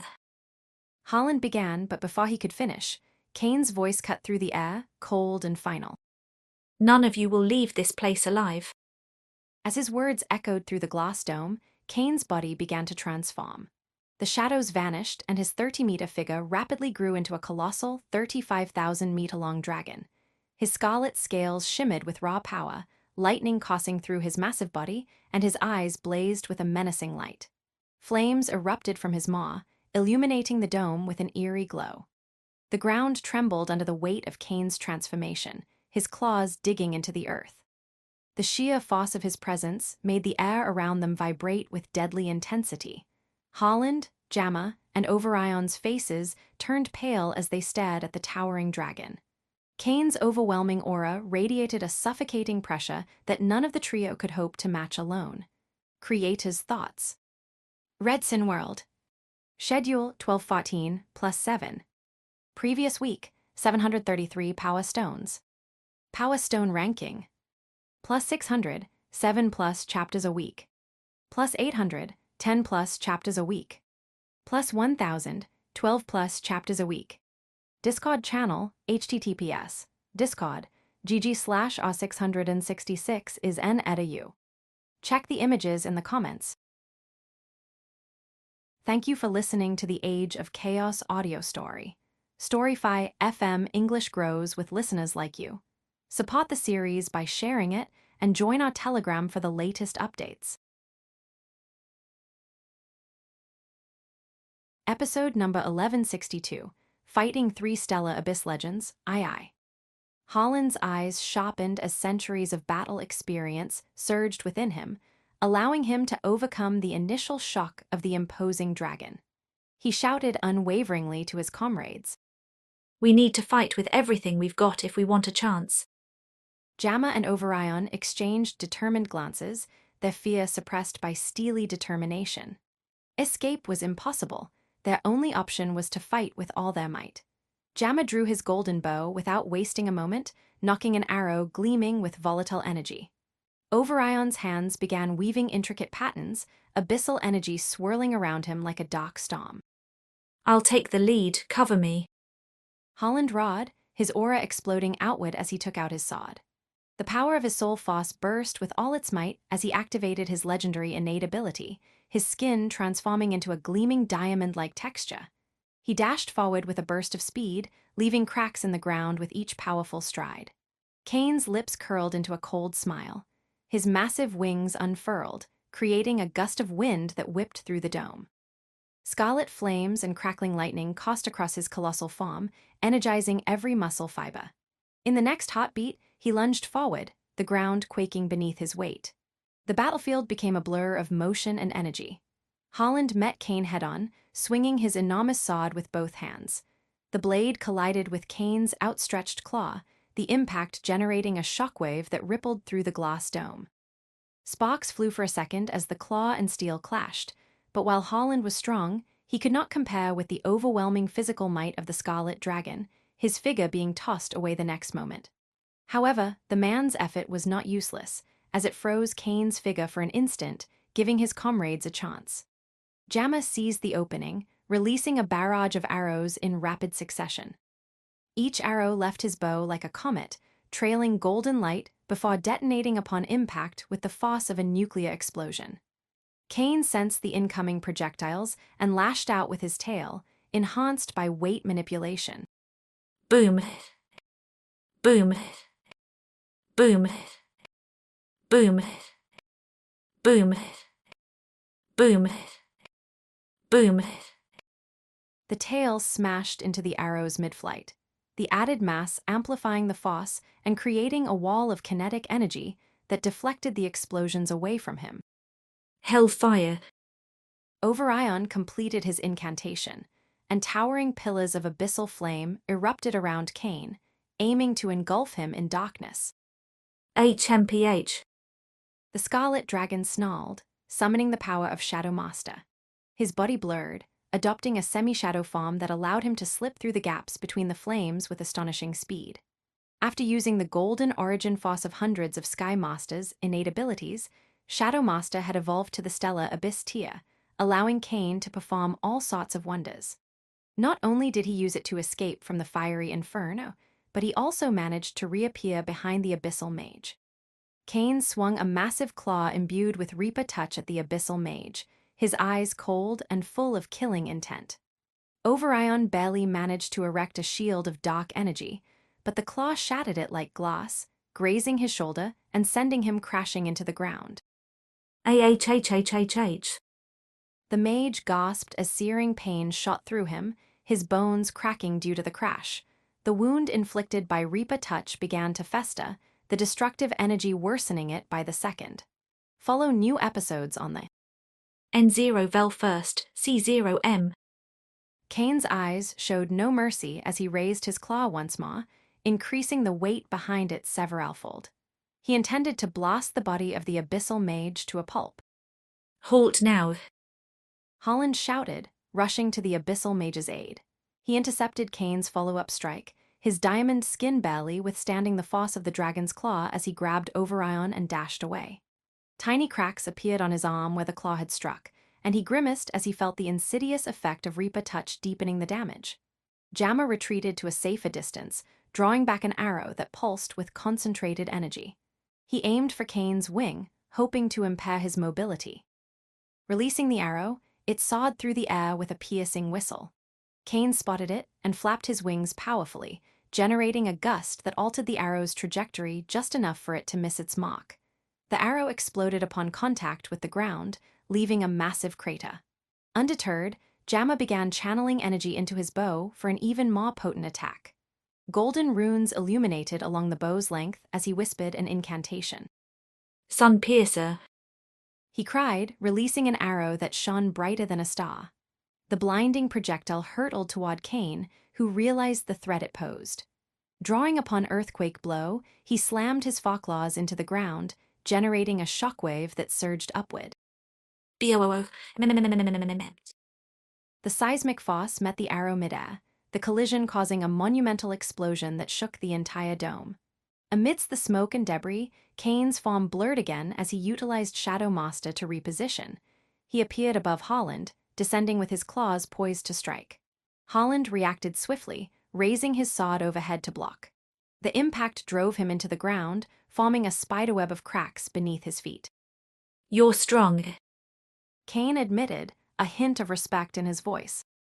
but not strong enough. Holland gritted his teeth and snarled. Shut the hell up."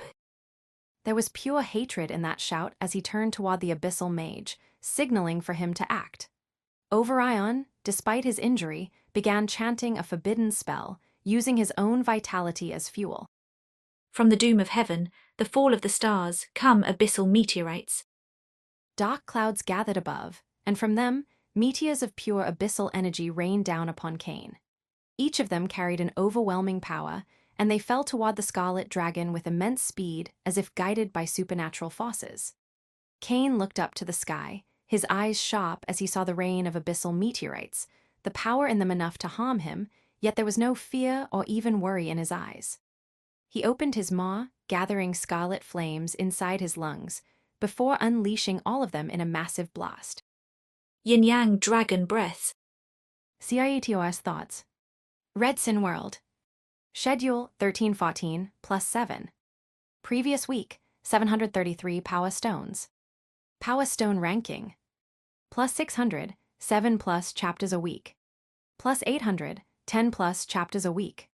Plus 1000, 12 plus chapters a week. Discord channel, https. Discord, gg/r666 is n@u.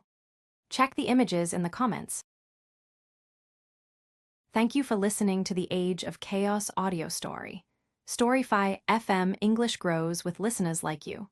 Support the series by sharing it and join our Telegram for the latest updates. Episode number 1163, Fighting 3 Stellar Abyss Legends, III. Yin-Yang dragon breaths. A torrent of destructive energy erupted upward, meeting the descending meteors. The resulting collision filled the dome with blinding light and deafening sound. Overion shielded his eyes, feeling the backlash of his failed attack. Seizing the moment, Holland surged forward, his sword enveloped in a brilliant aura. He struck at Kane's underbelly, the blade finding a gap between the scales. Burn, damn ant. Kane growled, channeling dark scarlet flames through his scales.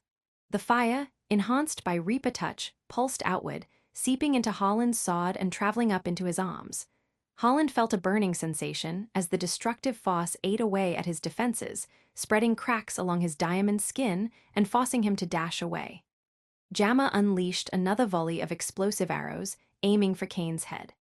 The Scarlet Dragon was still recovering from the wound on his belly, so he was barely able to react when the arrows were already upon him. Kane whipped his tail around, using weight manipulation to amplify its mass. The tail collided with the arrows, but the resulting explosion sent shockwaves that momentarily disoriented him. Taking advantage, Overion cast a binding spell. Chains of abyssal darkness shot up from the ground, wrapping around Kane's limbs. The dragon struggled against them, the chains writhing as they tried to hold his immense form. Now. Holland yelled, burning his vitality to enhance his physical might. While it was a desperate move, the truth was he was desperate since if they did not win soon, their wounds would eat away their life force and they would die. The trio coordinated their attacks. Holland leaped toward Kane's head, sword raised. Jamma fired a concentrated beam of energy from his bow, and Overion summoned a spear of dark matter, hurling it with all his might. Kane's eyes flashed. Impressive but futile. Activating Shadow Master, his body dissolved into shadows, slipping free from the bindings. The attacks passed through where he had been moments before, colliding with each other instead. Kane reformed behind them, his claws crackling with fire. He swiped at Jamma, who barely dodged but still received a glancing blow. The archer cried out as Reaper Touch took effect, the wound on his side deepening painfully. Overion attempted to retreat, but Kane's tail, heavy with augmented weight, slammed into him, sending him crashing into the ground. The mage coughed up blood, his vision blurred. Holland, wounded and his defenses weakening, stood between Kane and the duo. He was not so selfless as to give his life for the other two, and if there had been a chance to escape, he would have readily done it, leaving them to their fate. However, there was nowhere to run, and if he allowed Cain to kill them, he would have to face the Scarlet Dragon alone, which was the same as dying. Follow new episodes on the N0 Vel first, C0M. Stand up now. Holland's voice carried a sense of urgency, as he needed the Jew to act fast. Cain regarded him with a cold stare. You are only delaying the inevitable, but so be it. The next second, his entire body burst with power as his vitality began to burn. Dragon's wrath. Holland's eyes widened as the power of the Scarlet Dragon rose even more, a feeling of overwhelming dread assaulting him. However, he just clenched his teeth, shutting down the part of his brain that felt fear, and charged, his sword glowing brighter than ever. Cain met him head-on, their clash generating a shockwave that rattled the very foundations of the glass dome. Despite his efforts, Holland's strength was waning, and the Scarlet Dragon's might had risen. The massive claws pushed away the sword before slamming into Holland's body. The cracks in his diamond skin spread, and Reaper Touch continued to erode his resilience as he crashed into the ground, forming a massive crater. Jammer mustered the last of his strength, drawing one final arrow. Take this, you damn lizard. He shouted, releasing it with all his remaining energy. The arrow split into dozens of missiles mid-flight, all honing in on Cain. Seeing the incoming barrage, Cain unleashed Earthquake Blow once more, sending a powerful shockwave that detonated the missiles prematurely. Explosions rippled across the battlefield, obscuring vision with smoke and dust. Cain's body morphed with the shadows as he moved across the battlefield, and the dust from the explosions still obscured everything. Several screams and small explosions followed before silence finally reigned. When the air cleared, Holland lay face down, his sword shattered. Half of Overion's body was gone, the man barely alive, and Jammer had lost his arms as he gazed at the sky with a blank expression on his face. On the other hand, the massive Scarlet Dragon stood imposing. There were some wounds over his body, but the flames were already healing them, and in less than an hour, he would be as good as new. It was clear that the difference in their power was overwhelming. Lord Zero sat on the edge of the glass dome, the rainbow-colored energy still protecting him from the devastation below. His expression was calm and inscrutable as he observed the battle's outcome. Cain gazed at the leader of the Commerce Association. From the start of the fight, he had kept an eye on the man, but all this time, he had done nothing else but sit and watch the battle. A truly peculiar individual indeed. That thought crossed Cain's mind as he focused once more on the defeated trio. His claws grabbed them and tossed them into his maw, swallowing them whole before their end could come. Holland, Jammer, and Overion soon reached Cain's stomach, where a sea of scarlet flames received them.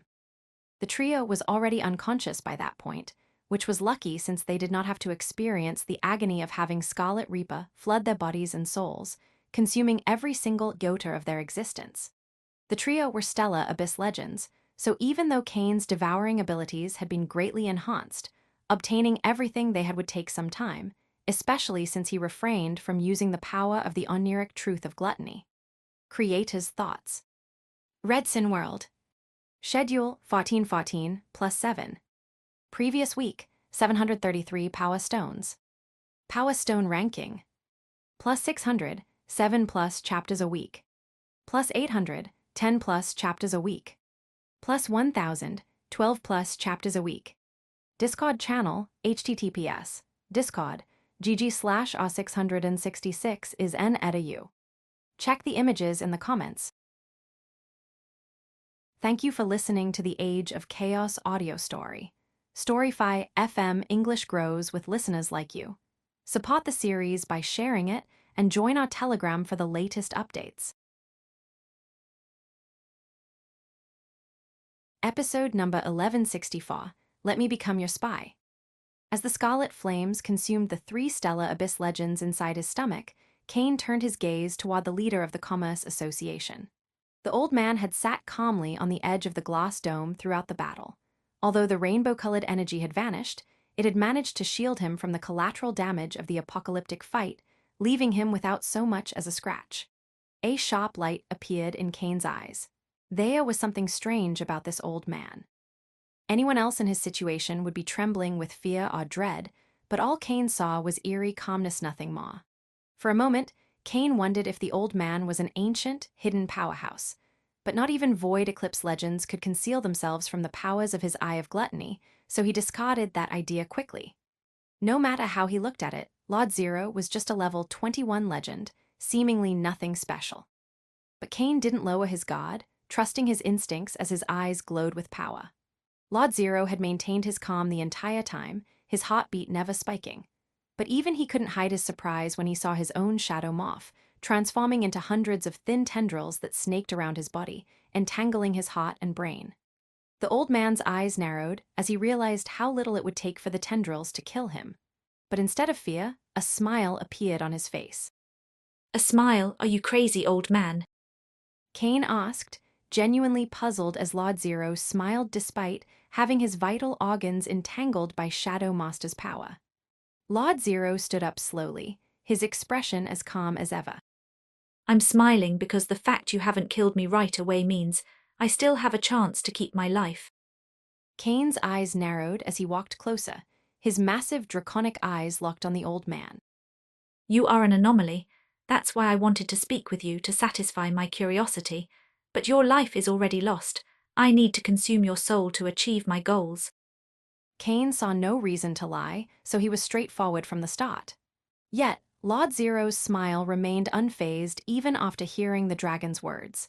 Instead, he took a deep breath and said, It's clear I can't stop you, nor can I escape. Given that, would you indulge this old man and tell me the goal for which you need to consume my soul? Kane regarded him for a moment, intrigued before he finally shrugged. I seek the knowledge of the South Coast Alliance, its weaknesses and the locations of its most powerful figures. Lord Zero's expression didn't change as he calmly replied, If that's all you want, I can easily give you that information. There's no need for me to lose my life. Kane shook his head. I don't trust you. Even if you're telling the truth, there might be information you're unaware of that could be useful, and if word of my presence gets out, it would bring all kinds of trouble. Follow new episodes on the N0vel first, C0M. Given all that, there's no reason for me not to consume you. Lord Zero remained focused and didn't appear nervous. Instead, a sharp, thoughtful light flickered in his eyes as he asked, I wonder, do you know how someone like me, a mere level 21 legend, was able to forge the wealthiest organization in the entire South Coast and keep my authority in the face of so many powerhouses who could easily kill me and take everything? A glimmer of curiosity sparked in Kane's eyes as he immediately recognized the conversation as a game of strategy-like chess. Lord Zero was trying to change his mind by making the right moves and countering his every argument. Kane could have easily ended it, consuming the old man and taking all his memories, but his curiosity got the better of him. A small smile crept across his face. Let's play, old man, tell me. Lord Zero's smile widened as he showed a level of focus that even surprised Kane. He spoke with the wisdom of someone who had navigated the complexities of power for a long time. I've kept control over the Commerce Association because I give powerhouses not what they want, but what they don't even know they need. Kane was impressed, admiration flickering in his eyes, but it wasn't enough to spare the man. My goal is to consume all the powerhouses of the South Coast. All I need for that are your memories. So, what could you offer me that I don't already have at my disposal? Lord Zero's eyes narrowed as he thought carefully before responding. You're right, with my memories you'll know where they are now and their weaknesses, but that's only in the present. The old man paused, his gaze sharp and calculating. As more powerhouses fall, the survivors will grow paranoid. They'll change their methods and band together. By then, my memories will be of little use. You'll still be far from your goal. Kane nodded thoughtfully. You're correct. Their behavior will change once enough of them fall, but I'll still find them. They can't change who they are on the inside, and patterns will emerge in their movements, even if they try to hide. It will take time, and I may need to consume others to obtain clues of their whereabouts, but I will find them. Lord Zero could have argued that it wouldn't be easy or that Kane might fail, but instead, he chose a different approach. You're right, you'll find them eventually, but is time something you can afford to waste? Kane's eyes widened slightly, a sharp gleam of interest flashing in them.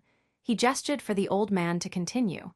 Lord Zero clenched his fists slightly, knowing he had struck a chord, but remained focused. If efficiency is what you seek, then let me live. Let me become your spy.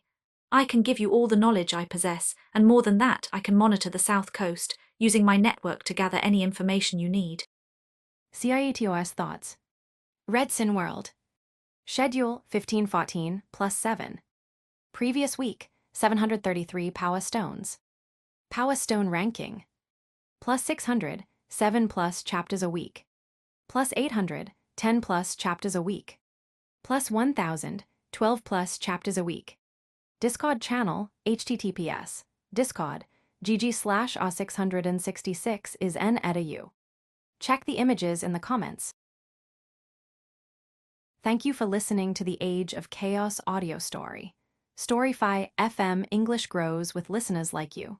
Support the series by sharing it and join our Telegram for the latest updates. Episode number 1165, Mark of Abaddon Eye. Cain stared at the old man for a few seconds.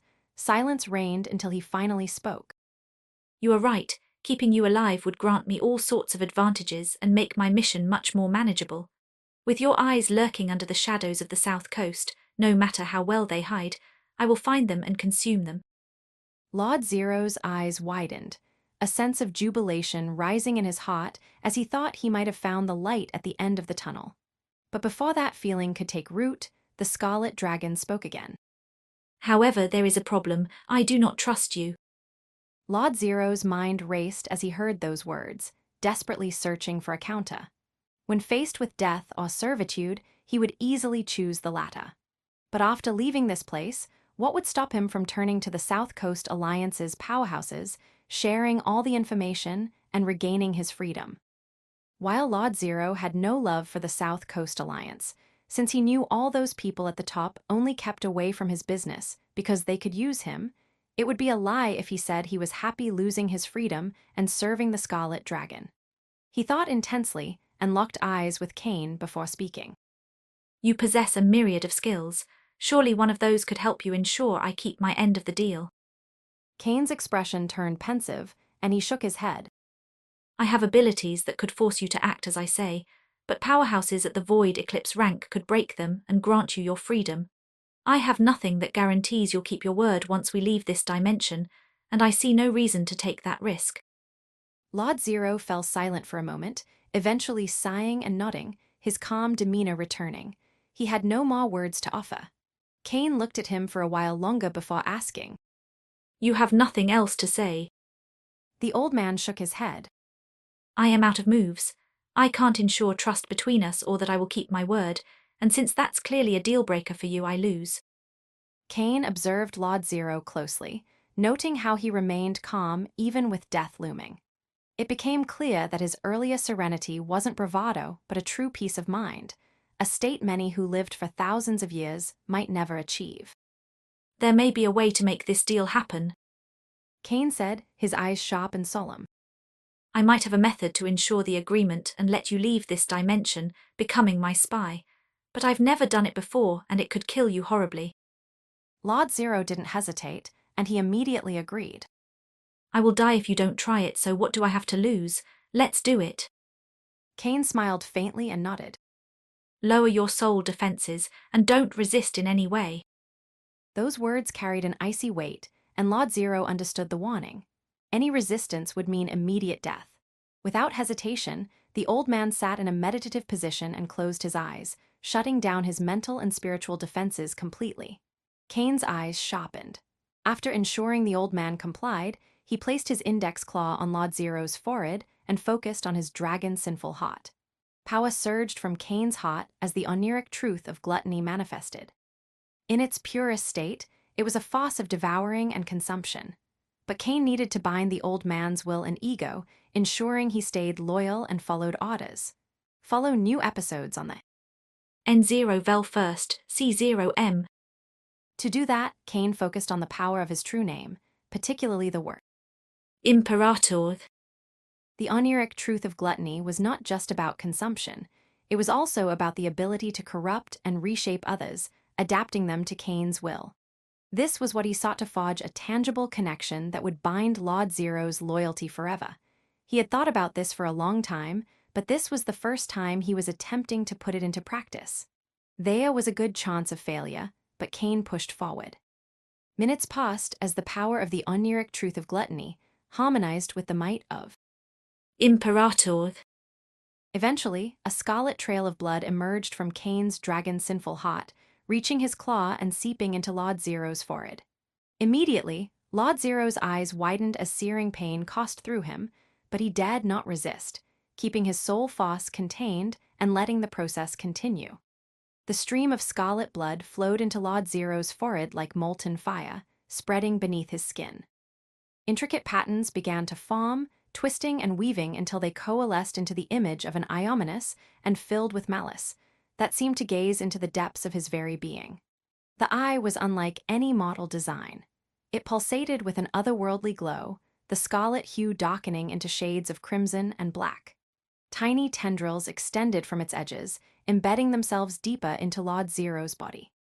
The mark exuded a sinister aura, an oppressive weight that seemed to suffocate the air around him. Just as the mark was fully forged and Lord Zero thought the ordeal had ended, the pain returned, this time far more intense. The agony was overwhelming, far worse than anything he had ever known. The mark didn't just rest on his skin, it burrowed deeper, penetrating his muscles and bones, binding to his very soul. The old man felt it latch onto his black hole, an unbreakable tether linking him to Cain's will. Lord Zero's body trembled uncontrollably, sweat pouring from his face as he fought to maintain composure. The pain was excruciating, but he didn't scream or resist, knowing that any defiance would mean instant death. Cain saw the entire process with cold eyes. He felt exhausted, his vitality dropped to a dangerous level, but he was ready to blast the old man to pieces. Creator's thoughts. Redsin World. Schedule 1614 plus 7. Previous week, 733 Power Stones. Power Stone ranking. Plus 600, 7 plus chapters a week. Plus 800, 10 plus chapters a week. Plus 1000, 12 plus chapters a week.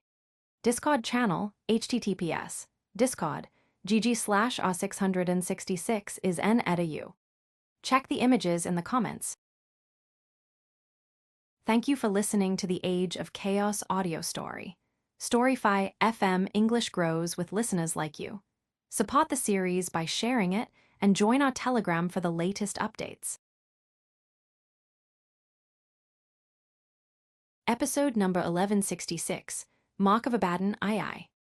The minutes passed, and the integration of the mark into Lord Zero's soul continued. Every second was agonizing, but the old man endured it all until the pain finally subsided. The mark on Lord Zero's forehead stopped glowing and stabilized. As soon as that happened, both Cain's and the old man's eyes glowed, a sense of awe and wonder filling them as they experienced an otherworldly connection to the point where they could hear each other's thoughts. The connection genuinely surprised Cain, but it wasn't over yet. As he focused, his eye of gluttony surged with power, and in the next moment he saw a massive scarlet dragon through Lord Zero's perspective. Immediately, Cain understood what had just happened. He could use the eye of gluttony to see through the old man's eyes. Amazing, what else can I do? Cain thought, truly amazed and thrilled by the mark's capabilities. Although he had generated the mark, the truth was he had little idea of its full potential, as it was a power born through the catalyst of his true name something beyond his current understanding. As Cain's focus deepened, he sought to test the limits of his control over Lord Zero. The mark on the old man's forehead began to glow again. Lord Zero, kneeling on the ground and still adjusting his breathing after the initial agony, suddenly felt the mark flare. AHHHHH. The old man screamed in pain, his voice raw and strained as he twisted on the ground. The agony was worse than when the mark first branded his soul. It felt as though the mark's gluttony was unleashed, consuming his very existence, and there was nothing he could do to stop it. Fortunately for the old man, the pain lasted only for a brief moment. His eyes, now filled with fear, glanced toward the scarlet dragon. The connection between them allowed for telepathic communication, and it was clear that Cain could also end his life with a mere thought.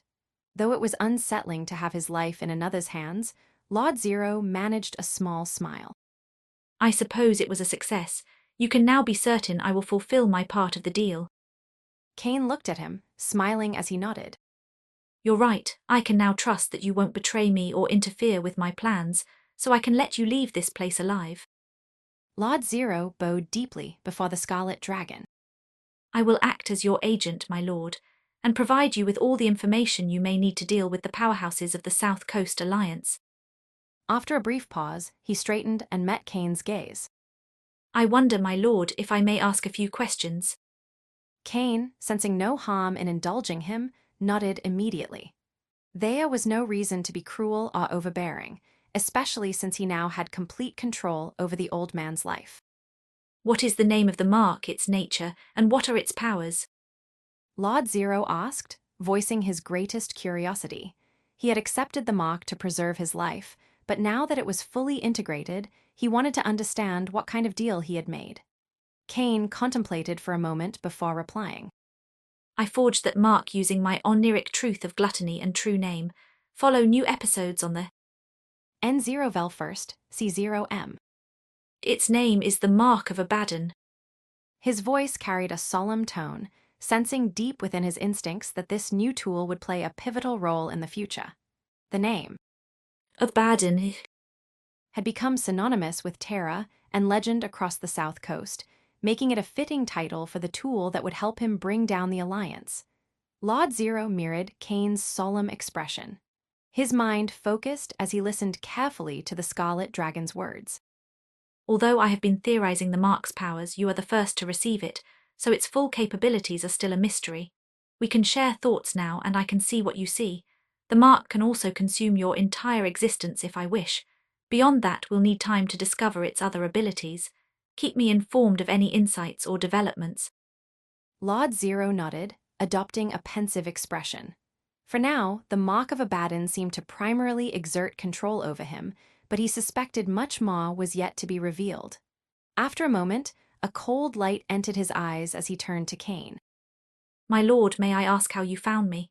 I took great care to ensure that only one person knew the true nature of my identity and location. I would have known if something had happened to him, yet no signal was triggered. Did he betray me? Cain gazed at the old man, noticing a flicker of sadness beneath the cold exterior. It was clear that Lord Zero trusted this person deeply, so the thought of betrayal weighed heavily on him. You were not betrayed, old man, Cain said, surprising Lord Zero.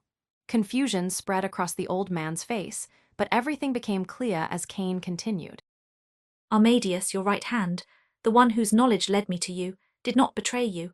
I knew someone as paranoid as you would have safeguards in place if the person who knew your identity died, so I captured his mind in an illusion. I created a scenario in which he needed to contact you and tracked you down through that. Lord Zero was stunned, a small smile creeping onto his face as he asked hopefully. Then Armadius. He is alive. Cain confirmed. I was cautious in case you had others watching over him, so I didn't alter his behavior. After the illusion, I wiped his memory of the event. He has returned to his normal routine. Lord Zero sighed in relief, a broad smile of genuine relaxation spreading across his face. Armadius was the only person he truly trusted, who had supported him and helped him rise to his current status. Knowing that Armadius had not betrayed him and was still alive lifted a heavy burden from his heart, but his focus quickly returned to the task at hand. Create his thoughts. Redson World. Schedule 1714 plus 7. Previous week, 733 Power Stones. Power Stone ranking. Plus 600, 7 plus chapters a week. Plus 800, 10 plus chapters a week. Plus 1000, 12 plus chapters a week. Discord channel, https, discord, gg/r666 is n-edu. Check the images in the comments. Thank you for listening to the Age of Chaos audio story. Storyfy FM English grows with listeners like you. Support the series by sharing it and join our Telegram for the latest updates. Episode number 1167, Shadow World. Lord, what should I tell the powerhouses of the South Coast when I leave this place? Surely they will want to know what happened, especially after the deaths of the 3 stellar Abyss legends. Lord Zero asked, his voice steady but with an undercurrent of concern. Kane pondered for a moment before responding. Tell them it was a humanoid figure, 35 meters tall, cloaked in shadows. Describe its battle style as focusing on powerful melee strikes and shadow-based evocation spells. As for how you escaped, we'll say the dimension collapsed due to my injuries and the intensity of the battle. Lord Zero nodded in agreement, satisfied with the explanation. They couldn't leave the South Coast Alliance's powerhouses without any information. That would be far too suspicious. The old man waved his hand, producing a small gem from his spatial ring. Kane's eyes sharpened as his golden eyes revealed a massive golden aura emanating from the gem. This is an ancient treasure I discovered long ago. Lord Zero explained. It will cover me in a starlight force and flash me to safety. Though he had no desire to use the treasure, they needed a plausible reason for why he alone survived while the others perished. Once you open the exit of the dimension, I will use it to escape. There will surely be witnesses in the city proxies from the powerful houses and clans of the Alliance who will see me fleeing. Despite keeping his identity hidden, Lord Zero knew the strongest powerhouses of the South Coast Alliance were aware of his general whereabouts, as they regularly communicated with him. He was sure that, following the sudden disappearance of the Old Man and 3 Stellar Abyss legends, the powerhouses of the South Coast Alliance would know something had happened. He needed to put on a convincing show. Kane nodded, impressed with the old man's resourcefulness. Perfect, we will do that. Now tell me everything you know about the South Coast Alliance's powerhouses and how I can reach them. Without hesitation, Lord Zero began recounting every detail, secret, and vulnerability of the South Coast Alliance. He even helped Kane formulate a plan to take them down, ensuring their disappearances would go unnoticed for as long as possible. The sky above the city swarmed with hundreds of Sky Lords and over a dozen Dark Seed legends, their presence stirring curiosity and concern among the people below. The sudden disappearance of 3 Stellar Abyss legends was shocking, but not enough to warrant this level of mobilization. Whispers spread through the crowd, many speculating that perhaps the real reason for the commotion was tied to the old man who had been targeted by the shadowy entity. Thousands of eyes were focused on the area where Lord Zero had vanished. The region was now evacuated and heavily guarded as Dark Seed legends scoured the site, using all manner of treasures and powerful abilities in their search for answers. Despite their efforts, no one could find any clues. Then, without warning, the vortex of darkness reappeared, sending ripples of shock through the assembled Sky Lords and legends. Before anyone could react, a figure emerged from the swirling shadows. Follow new episodes on the N0 Vel First, C0M. It was an old man, covered in starlight, dashing away into the distance at a speed so great that even the legends' eyes struggled to keep track of him. The legends exchanged looks of confusion, quickly reaching for their treasures and sending out urgent messages to their leaders. But before they could act, another figure stepped out of the vortex. This time, it was not the old man, but an entity whose overwhelming killing intent flooded the sky, chilling the air and freezing everything in its wake. Roar. With a roar that seemed to shake the heavens, the humanoid figure cloaked in shadows moved with terrifying speed, appearing before a nearby Dark Seed legend. The legend instinctively drew his sword, swinging it down toward the figure, but before the blade could fall, a clawed hand shot out, gripping his wrist with unyielding force. Kane's eyes, glowing with cold malice, locked onto the legend's. With a single strike of his index finger, he punctured the legend's chest, blasting a hole straight through it. The shadowy tendrils surrounding Kane surged forward, engulfing the legend entirely, leaving nothing behind as the man vanished into the abyss. Silence fell over the Sky Lords and legends who had witnessed the scene, their hearts seized by terror. The ease with which this shadowy figure had killed a Dark Seed legend was enough to chill them to their very core. A single thought surged through their minds: run. Panic set in immediately. The legends and Sky Lords scattered, fleeing in all directions. They had been summoned to investigate the old man's disappearance, but none expected to face such a monster. Kane watched them flee, his cold gaze sweeping over the chaos. He knew he couldn't chase after them all, but he didn't need to. His time within the glass dome had been productive.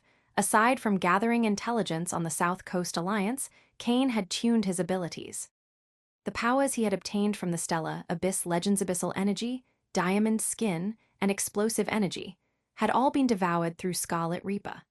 Those abilities didn't perfectly align with his battle style or offer any advantage he did not already have, so Kain used their energy to enhance Shadow Master. Kain focused inward, visualizing the metaphysical representation of Shadow Master. It was a force of pure darkness, a vicious energy that could manifest and control shadows at will, with the power to engulf and crush anything within its reach.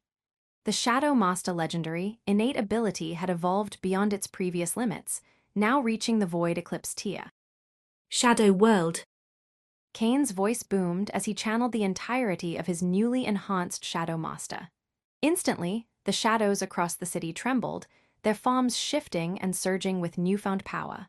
The shadows coalesced into a massive dome in mere moments, blanketing the entire city in darkness.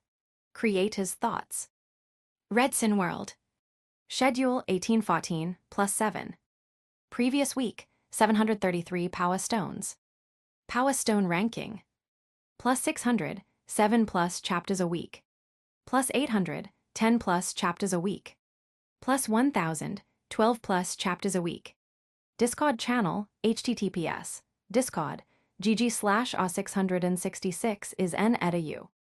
Check the images in the comments. Thank you for listening to the Age of Chaos audio story. Storyfy FM English grows with listeners like you. Support the series by sharing it and join our Telegram for the latest updates. Episode number 1168, Shadows vs. Lightning. The legends and sky lords looked on in horror as the Dome of Shadows formed, its overwhelming size casting a suffocating presence over the city. They launched attack spells, weapons, and energy strikes against the shadowy barrier, but through their efforts caused ripples, none could break through its oppressive veil. A cold smile tugged at Kain's lips as he observed the effectiveness of Shadow World. While it lacked the impenetrable defense of the glass dome and could not hinder communication or teleportation, its versatility and adaptability more than made up for it. The dome didn't just function as a barrier. Inside, Kain's shadow abilities were magnified severalfold. Kain needed to sell the idea that the figure attacking Lord Zero was a crazed, powerful Shadow Master, and there was no better way to do that than to leave a trail of bodies in his wake. The fact that he could kill and consume legends and sky lords, that was just a bonus. His form, shrouded in darkness, took a deep breath before melting into the shadows. He moved like a wraith, darting toward a nearby legend, hunger and killing intent burning from within. The city below was engulfed in terror as people watched the shadow-cloaked figure streak through the sky, effortlessly cutting down beings they had once viewed as untouchable.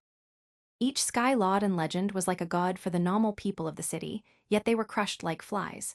Kain's attacks were swift and merciless. With each dash, a sky lord or legend fell, their bodies vanishing into the shadows as if they had never existed. His claws, imbued with the devastating power of Reaper Touch, tore through their defenses as if they were nothing more than paper. The remaining legends scrambled inside the dome, desperately trying to regroup and mount a defense, but it was futile. Kain was everywhere and nowhere at once, his mastery over shadows turning him into an elusive predator. Each time a legend thought they had caught a glimpse of the entity, he vanished into the darkness, only to reappear behind them and deliver a fatal blow. The city's skyline had become a battlefield drenched in fear and death. The massive shadowy dome loomed overhead, a constant reminder of the inescapable nightmare that had descended upon them. The cold hunger in Kain's eyes intensified with each sky lord and legend he consumed, a thrill surging through his soul as he imagined the new abilities he would soon possess. His gaze locked onto a distant legend, a young woman of extraordinary beauty, but Kain saw none of that, she was just food. He dashed forward, shadows swirling around him with murderous intent. But just as he was about to reach the legend, a voice boomed across the city like thunder. Foul beast, face my wrath. Arcs of lightning ripped through the sky, shattering Kain's shadow dome and striking toward him with overwhelming speed. Kain's eyes widened at the sheer power behind the attack. He barely managed to raise his arms, gathering shadows to form a barrier before the lightning struck. Boom. The force of the lightning sent Kain crashing through several buildings, the impact shaking the ground as he was driven deep into the earth with immense strength. The Sky Lords and Legends who had survived looked up, hope rising in their eyes as the shadow dome dissipated. They turned their gazes to the source of their salvation. Follow new episodes on the N0 Vel First, C0M. A middle-aged man with golden hair, nearly 3 meters tall, wearing strange armor made of scales and pulsating with arcs of lightning. His gaze did not waver from the figure rising from the rubble, whose body was still cloaked in swirling shadows. The man's expression was solemn as he realized how little damage his attack had caused. Kane rose to the sky, shaking off the impact, his cold eyes locking onto the newcomer. His Eye of Gluttony activated, revealing the man's soul force level 27. However, the sheer might of his lightning exceeded that, rivaling the power of Ophion, the battle monk who had once pushed Kane to his limits. It was clear that the man's legendary innate ability was not normal. Although Kane had never met this man before, he immediately recognized him from Lord Zero's intel. Robert, the Lightning Knight, one of the South Coast's peak powerhouses who stayed behind instead of traveling to the Sun Church, Kane thought, his eyes glowing coldly. His gaze hardened. "Let's see how powerful you are." With a roar that echoed across the city, Kane summoned all the shadows to converge upon him. They surged in a flaming tide, wrapping around his body and enhancing his power as he dashed forward with terrifying speed. Robert's eyes widened as the shadow-cloaked entity appeared before him in a heartbeat, claws slashing toward his face. Yet, despite his shock, his body reacted with overwhelming speed and reflexes. He sidestepped just in time, avoiding the lethal strike. Kane was surprised by the man's reflexes. Lord Zero had warned him about Robert's speed, but this exceeded his expectations. Before he could counter, Robert's fist slammed into his ribs, sending him hurtling through the air. But Robert didn't stop. Clasping his hands together, he raised them high, shouting, Lightning Hammer. A massive bolt of lightning erupted from Robert's hands, surging into the sky, where it seemed to grow exponentially stronger before crashing down toward Kane with devastating force. Kane, still Medea, twisted his body, transforming into pure shadow. The lightning bolt missed, shattering the ground beneath him as he regained control. His form flickered as he moved, the shadows warping around him before he lunged toward Robert with renewed killing intent. Robert's eyes narrowed as he watched Kane's movements. Lightning crackled around him as he dashed forward, meeting Kane head-on. The two clashed in Medea, a violent collision of shadows and lightning. Kane's claws slashed through the air, but Robert deflected them with lightning-infused fists, moving with reflexes that bordered on precognition. Kane's shadowy form twisted and coiled, evading strikes that seemed impossible to dodge, while Robert's movements blurred, his lightning amplifying his speed. Creator's thoughts. Redsin World. Schedule 1914, +7. Previous week, 733 Power Stones. Power Stone ranking. +600, 7+ chapters a week. +800, 10+ chapters a week. +1000, 12+ chapters a week. Discord channel, https, Discord, gg/r666 is n@u. Check the images in the comments. Thank you for listening to the Age of Chaos audio story. Storyfy FM English grows with listeners like you. Support the series by sharing it and join our Telegram for the latest updates. Episode number 1169, Escape. As their fight raged on, Kane marveled at Robert's ability to keep pace with him. Even if he hid his most formidable skills, he was still an ancient dragon with a body that could crush normal Stellar Abyss legends to a pulp. The Sky Lord and Legends could not take their eyes away from the fight. For every punch Robert threw, Kane's mastery of shadows allowed him to conjure shields, barriers, and chains to counter. The more they clashed, the more they tested each other's limits. Robert summoned a torrent of lightning from the sky, attempting to strike Kane from above, but Kane's shadows surged upward, deflecting the attack. Kane countered by shifting into shadow and appearing above Robert, his claws aimed at the Lightning Knight's neck. But Robert was quicker than expected, turning just in time to dodge the killing blow. He retaliated with a lightning-infused punch, sending Kane flying backward. Yet Kane dashed back immediately, vanishing into shadow before launching an attack from an unexpected angle. Too slow. Robert muttered, sidestepping and sending a bolt of lightning in Kane's direction. Kane shifted into shadow once again, letting the lightning pass harmlessly through him, but Robert followed up with a backhanded strike, knocking him off balance. Kane snarled, his shadows lashing out like whips and forming chains to bind Robert's arms. For a brief moment, it seemed like the Lightning Knight was caught, but with a surge of energy, Robert shattered the chains, lightning crackling around him like a furious storm. Raising his hand, Robert summoned even more lightning, which flowed through the city, forming a massive beam. Lightning cannons. Kane's eyes narrowed as he saw the incoming beam. Shadows surged around him, forming a barrier that protected him. The barrier held for a moment, but the sheer intensity of the attack began to break through. Luckily, it gave Kane enough time to vanish from the area.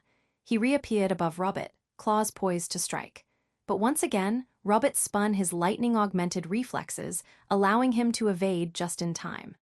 The Lightning Knight countered with a lightning-imbued fist aimed at Kane's chest, but Kane blocked with his forearm, shadows rippling to absorb the impact. The two continued their deadly exchange, every clash of shadow and lightning sending shockwaves through the air. Robert's lightning granted him unparalleled speed and precision, while Kane's shadow mastery allowed him to twist and turn, evading strikes and countering with ruthless efficiency. Kane's claws slashed through Robert's lightning barrier, but Robert retaliated by summoning a sword of pure lightning, slashing at Kane's side.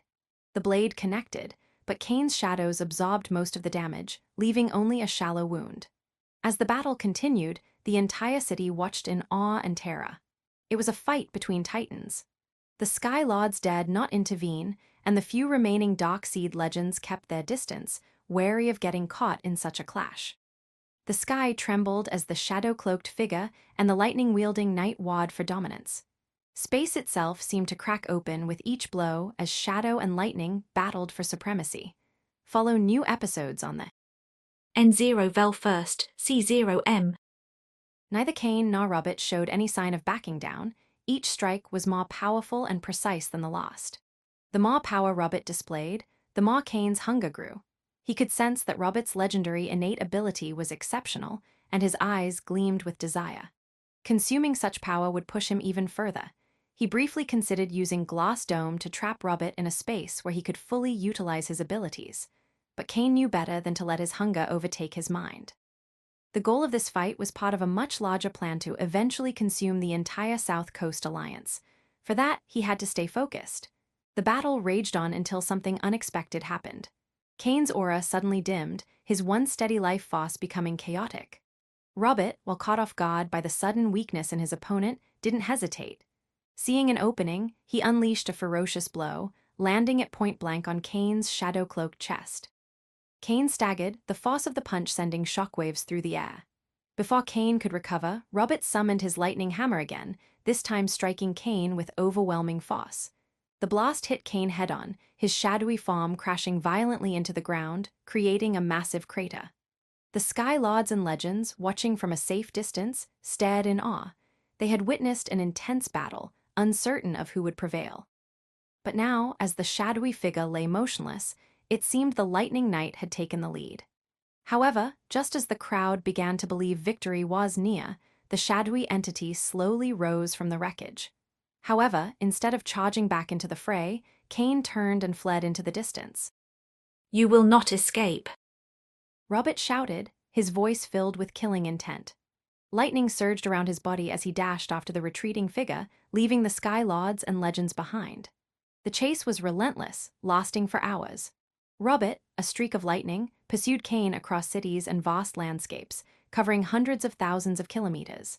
The news of the chase spread across the entire South Coast, as several towns and cities saw the shadow and lightning ox shaking across the sky at an alarming speed. Every now and then, Robert managed to inflict wounds on Kane, lightning bolts crashing down like divine judgment. But each time, Kane recovered and pressed on, his shadowy form slipping through. As the hours passed, it became clear that Kane had no intention of facing Robert head-on again. Despite Robert's incredible speed and power, the shadowy figure managed to evade him long enough to disappear from sight.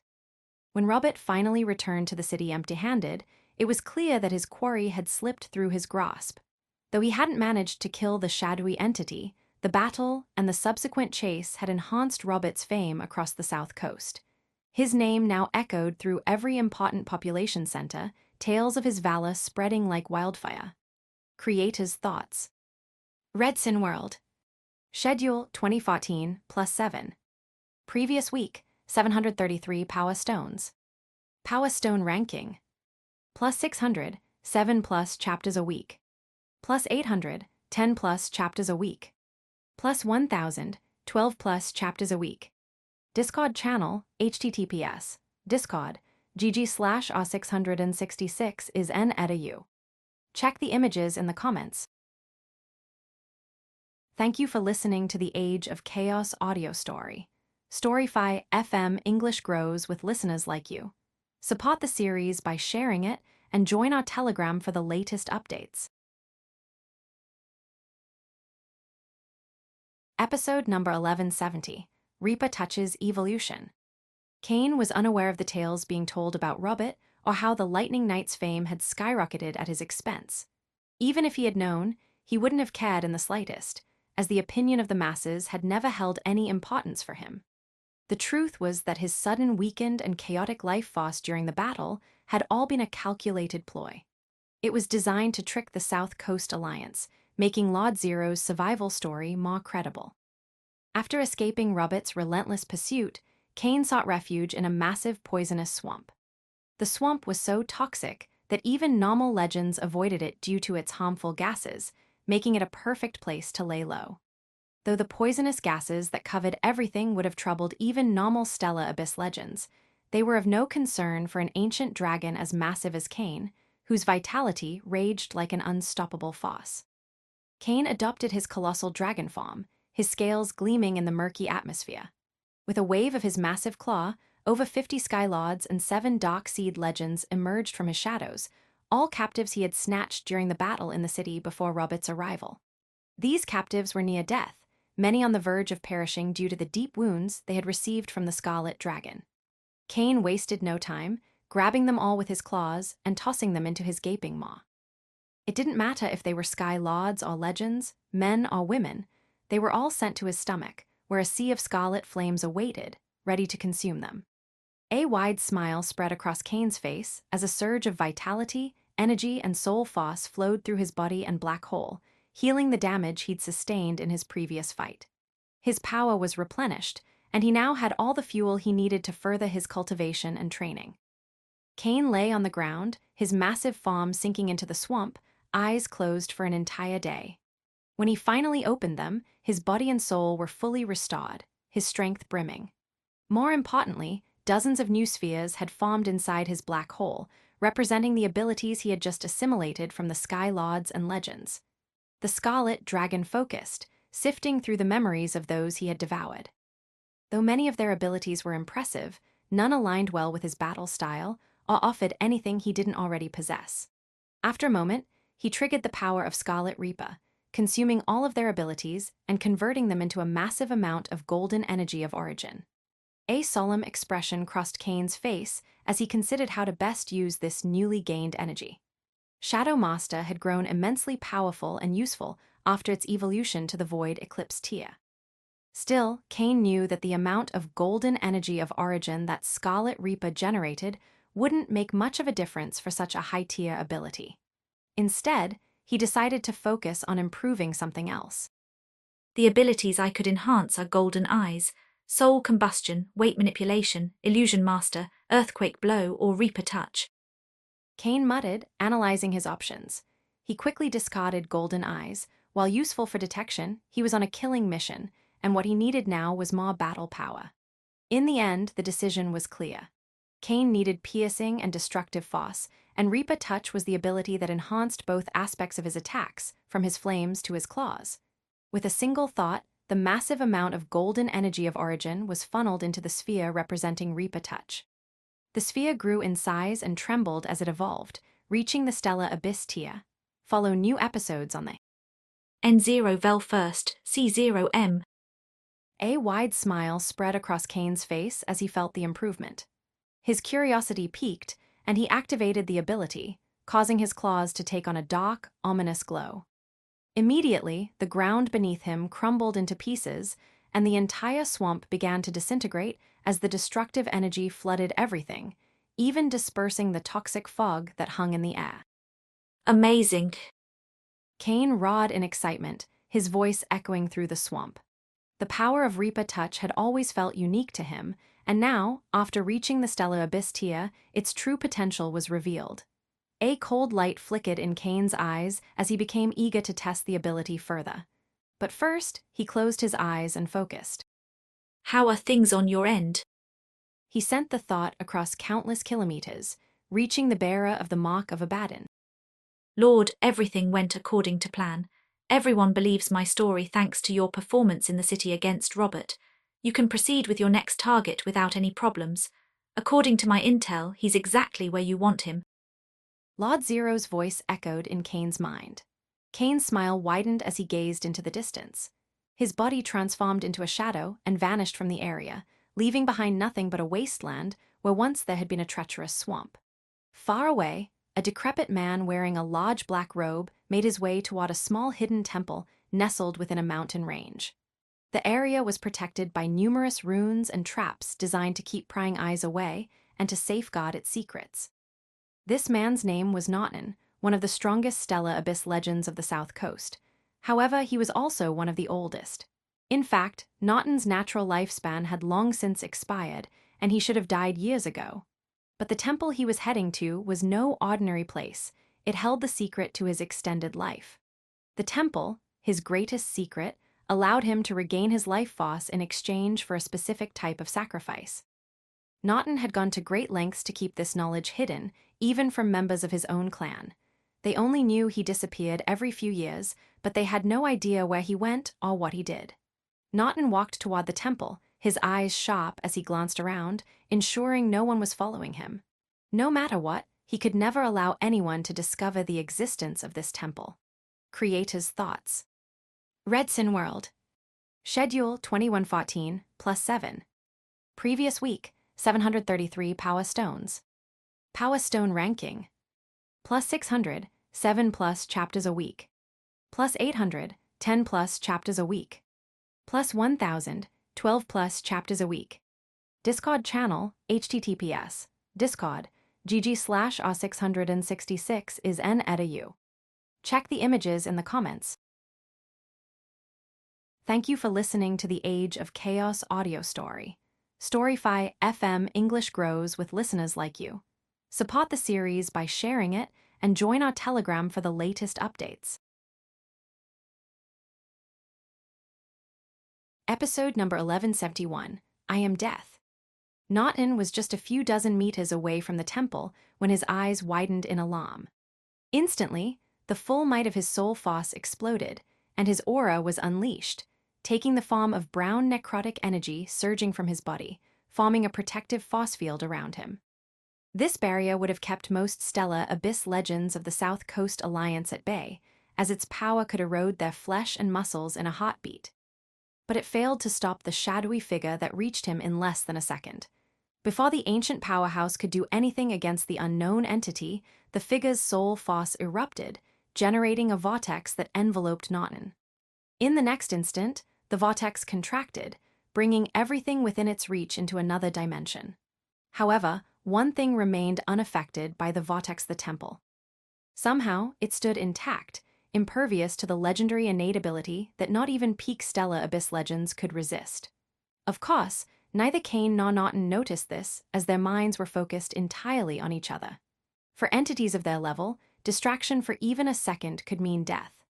The Scarlet Dragon and the ancient powerhouse reappeared inside the glass dome after the dark vortex swallowed them. As soon as they arrived, Cain swiftly dashed away from Naughton, his eyes filled with caution as he observed the old man's necrotic force field. The Scarlet Dragonborn had managed to endure it long enough to trigger the glass dome, but any longer, Ari's scales would have started to decay. That's the power of a level 29 Stellar Abyss legend, Cain thought, a solemn expression forming on his face. Even with a lifespan on the brink of extinction, he still has so much strength. Naughton's cold, sharp eyes mirrored Cain's wariness. He remained still, calculating his next move. The figure had appeared out of nowhere, transporting him to this dimension where his soul force couldn't escape. He couldn't send a message or call for help. It quickly became clear to the ancient powerhouse that if he wanted to survive, he could only rely on himself. Who are you? What do you want? Naughton asked, his voice steady but edged with caution. The old man had lived for hundreds of thousands of years, a lifespan far beyond that of a typical Void Eclipse legend, let alone a Stellar Abyss legend. If one thing defined him, it was his fear of death. Unless absolutely necessary, Naughton avoided all confrontations, even those where victory seemed certain. He dreaded the risk of death and avoided any situation where his life could be jeopardized. Since there was no way to escape, he hoped to find a way to survive without engaging in a fight. Kane's gaze focused on the old man, sensing his thoughts, but he didn't respond verbally. Instead, his body grew, shedding the shadows that had concealed him, until his form reached a staggering 36,000 meters. The scarlet dragon towered over Naughton, his eyes brimming with raw hunger and brutality. No words were needed, his intent was clear, and there was nothing the old powerhouse could say to change his fate. Naughton's eyes darkened with hatred. Follow new episodes on the N0 Vel first, C0M. Millennia of life had sharpened his malice. The dragon had come to claim his life, and the realization stirred a deep, ancient fury within him. Do you really think you can kill me? Naughton roared. I've lived longer than you can imagine, and I've seen things that would shatter your mind, and I will not fall here to an insignificant insect like you. Naughton's aura surged, unleashing the full extent of his power this time. The necrotic force field around him exploded outward, transforming into a chaotic mass of corroding and decaying energy. It swirled into a vast maelstrom, like a storm of rot, with Naughton at its epicenter. The storm of decay radiated with such intensity that it threatened to erode anything it touched, spreading across the dimension and consuming even the air. Kane watched the maelstrom with a calm, calculating expression. He could feel the immense power of the decaying energy but didn't move, waiting for the right moment. Naughton, seeing Kane's inaction, pressed forward. The maelstrom of necrotic energy surged from his body, spreading across the glass dome, filling it with the force that drained life from everything it touched. As the decaying storm swallowed the scarlet dragon's figure, a twisted smile crossed Naughton's face. His eyes gleamed with madness. It had been centuries since he had fought with his full strength, and the dark joy of wielding such power again filled him with wicked pleasure. I am decay, I am rot. Naughton's voice echoed through the dimension as the maelstrom spiraled around him. But as his words filled the air, two crimson eyes suddenly glowed within the storm. With an earth-shaking roar, Kane's massive form emerged from the storm. His body surged with scarlet flames and lightning, each bolt and flame enhanced by a dark and lethal force. Every iota of his energy radiated destructive power, consuming the necrotic force surrounding him. Waves of lightning and flames burned through the decaying energy, and the once dominating maelstrom began to dissipate. Naughton stared in disbelief as his rot and decay, which had claimed the lives of countless enemies over the centuries, were overwhelmed by Kane's sheer destructive force. Every clash of their energy was a battle between annihilation and decay, but the scarlet dragon's might was turning the tide. Kane's flames and lightning intensified, the newly evolved Reaper touch amplifying the lethal potency of his power. The maelstrom couldn't hold for long. In the next second, a thunderous heartbeat echoed through the dimension as Kane summoned the power of the oniric truth of Wrath, triggering Berserker Dragon's wrath. The flames and lightning grew exponentially stronger, and with the enhancement of Reaper touch, they spread across the dimension, pulverizing Naughton's necrotic energy with overwhelming force. Kane gazed at Naughton, his eyes emotionless, an abyss of destruction that could swallow everything. I am death. CIETOS Thoughts. Redsin World. Schedule 114 plus 7. Previous week, 721 Power Stones. Power Stone Ranking. Plus 600, 7 plus chapters a week. Plus 800, 10 plus chapters a week. Plus 1000, 12 plus chapters a week. Discord channel, https, Discord, gg/r666 is n@u. Check the images in the comments. Thank you for listening to the Age of Chaos audio story. Storyfy FM English grows with listeners like you. Support the series by sharing it and join our Telegram for the latest updates. Episode number 1172, Terra in the South Coast Alliance. 30 minutes after the dark vortex swallowed the Scarlet Dragon and Naughton, sending them into the glass dome, it manifested again. Kane calmly emerged through it, though his appearance was far from unscathed. His face was pale, his body riddled with wounds, and the scarlet flames that constantly surrounded him struggled to consume the remnants of necrotic energy still infesting his tissues. Yet, despite his injuries, a smile crept onto his face. He had won. Kane had defeated Naughton, sending the ancient powerhouse of the South Coast into his stomach, where the Scarlet Reaper consumed every last remnant of his existence. Flooding his brain and black hole were a sea of energy, soul foss, and the memories of hundreds of thousands of years. But what pleased Kane most was Naughton's legendary innate ability. The power, known as necrotic life, allowed Naughton to sustain his lifespan using necrotic energy. However, there were limits to its effectiveness. The ability had exhausted much of its potency nearly 50,000 years ago, and Naughton had been living on borrowed time ever since. Kane's smile faded as his eyes turned toward the ancient temple nearby. His instincts flared, warning him of the immense danger it represented. From Naughton's memories, Kane knew exactly what the temple was and the gruesome sacrifices the old man had performed to prolong his existence. The mere thought filled the Scarlet Dragon with disgust. A sharp glint appeared in Kane's eyes as he considered his next move.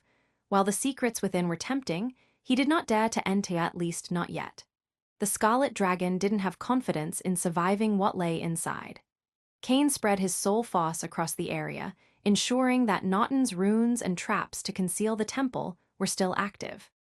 Once satisfied that the temple remained hidden, the Scarlet Dragon shifted into his colossal dragon form and vanished into the Shadow Realm, flying toward his next target.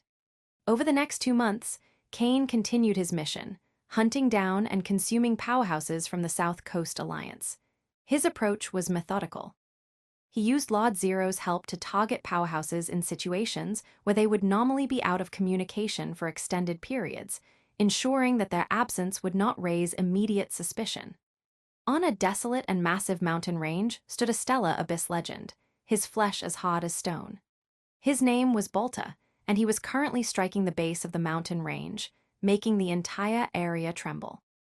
Despite his massive power and domain, the man liked to train in this isolated area, away from prying eyes, where he could focus to his limit.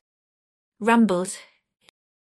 The entire mountain range trembled for several hours until the massive Stellar Abyss legend finally took a moment to catch his breath. It was then, when his defenses were lowered, that it happened. The shadows around Bolta twisted unnaturally, coiling like serpents, and a massive figure emerged from the darkness. The Stellar Abyss could barely raise his arms in defense as the dragon's claws blasted him into the ground before a vortex of darkness emerged, and they disappeared. Follow new episodes on the N0 Vel first, C0M. There was a dark, fog-covered forest where even light struggled to penetrate the thick canopy of ancient trees. It was mostly empty, as few dared to enter, but there was a Stellar Abyss legend who called it home. Aurea was a master of illusions and stealth, the strongest spy and assassin for the South Coast Alliance. Her nature made her a recluse, and she often disappeared for months after completing a mission. She had just finished a long assignment, and right now, she only wanted to rest. The Stellar Abyss legend leaned against an old tree, letting the mist swirl around her, comforting her in its familiar embrace. Suddenly, Aurea's eyes shot open, her instincts kicking in. Kane's shadowy form slipped through the fog, a predator lunging toward his prey. Aurea barely had time to throw up her defenses, weaving illusions to confuse her unseen attacker. But before the illusion could hinder the Scarlet Dragon's senses, a dark vortex emerged and sent both to the glass dome. A young woman was performing a strange ritual in a massive graveyard, her eyes sharp as she chanted incantations. Her name was Alira, and she was a powerful legend specializing in soul manipulation. She often weaved the souls of the fallen into intricate spells, a task she preferred to do in complete solitude. Today, she was preparing her next binding spell, her focus entirely on the glowing orbs of captured souls floating around her. The underground chamber echoed with the whispers of the dead, a haunting melody that soothed Alira. She moved gracefully between the souls, her hands weaving intricate patterns of magic. This was her element, and she felt untouchable. But in the flickering torchlight, a shadow moved. Illyra turned, eyes wide with realization, but the entity was already upon her. His shadows seeped into the room like smoke, suffocating the souls she had bound to her will before the vortex of darkness manifested, and they vanished. For 4 months, Cain continued his deadly work, each target disappearing without a trace. No one in the South Coast Alliance suspected anything at first, but eventually people began to ask questions. While those vanished powerhouses tended to stay out of the radar for long periods, their absence started drawing suspicion.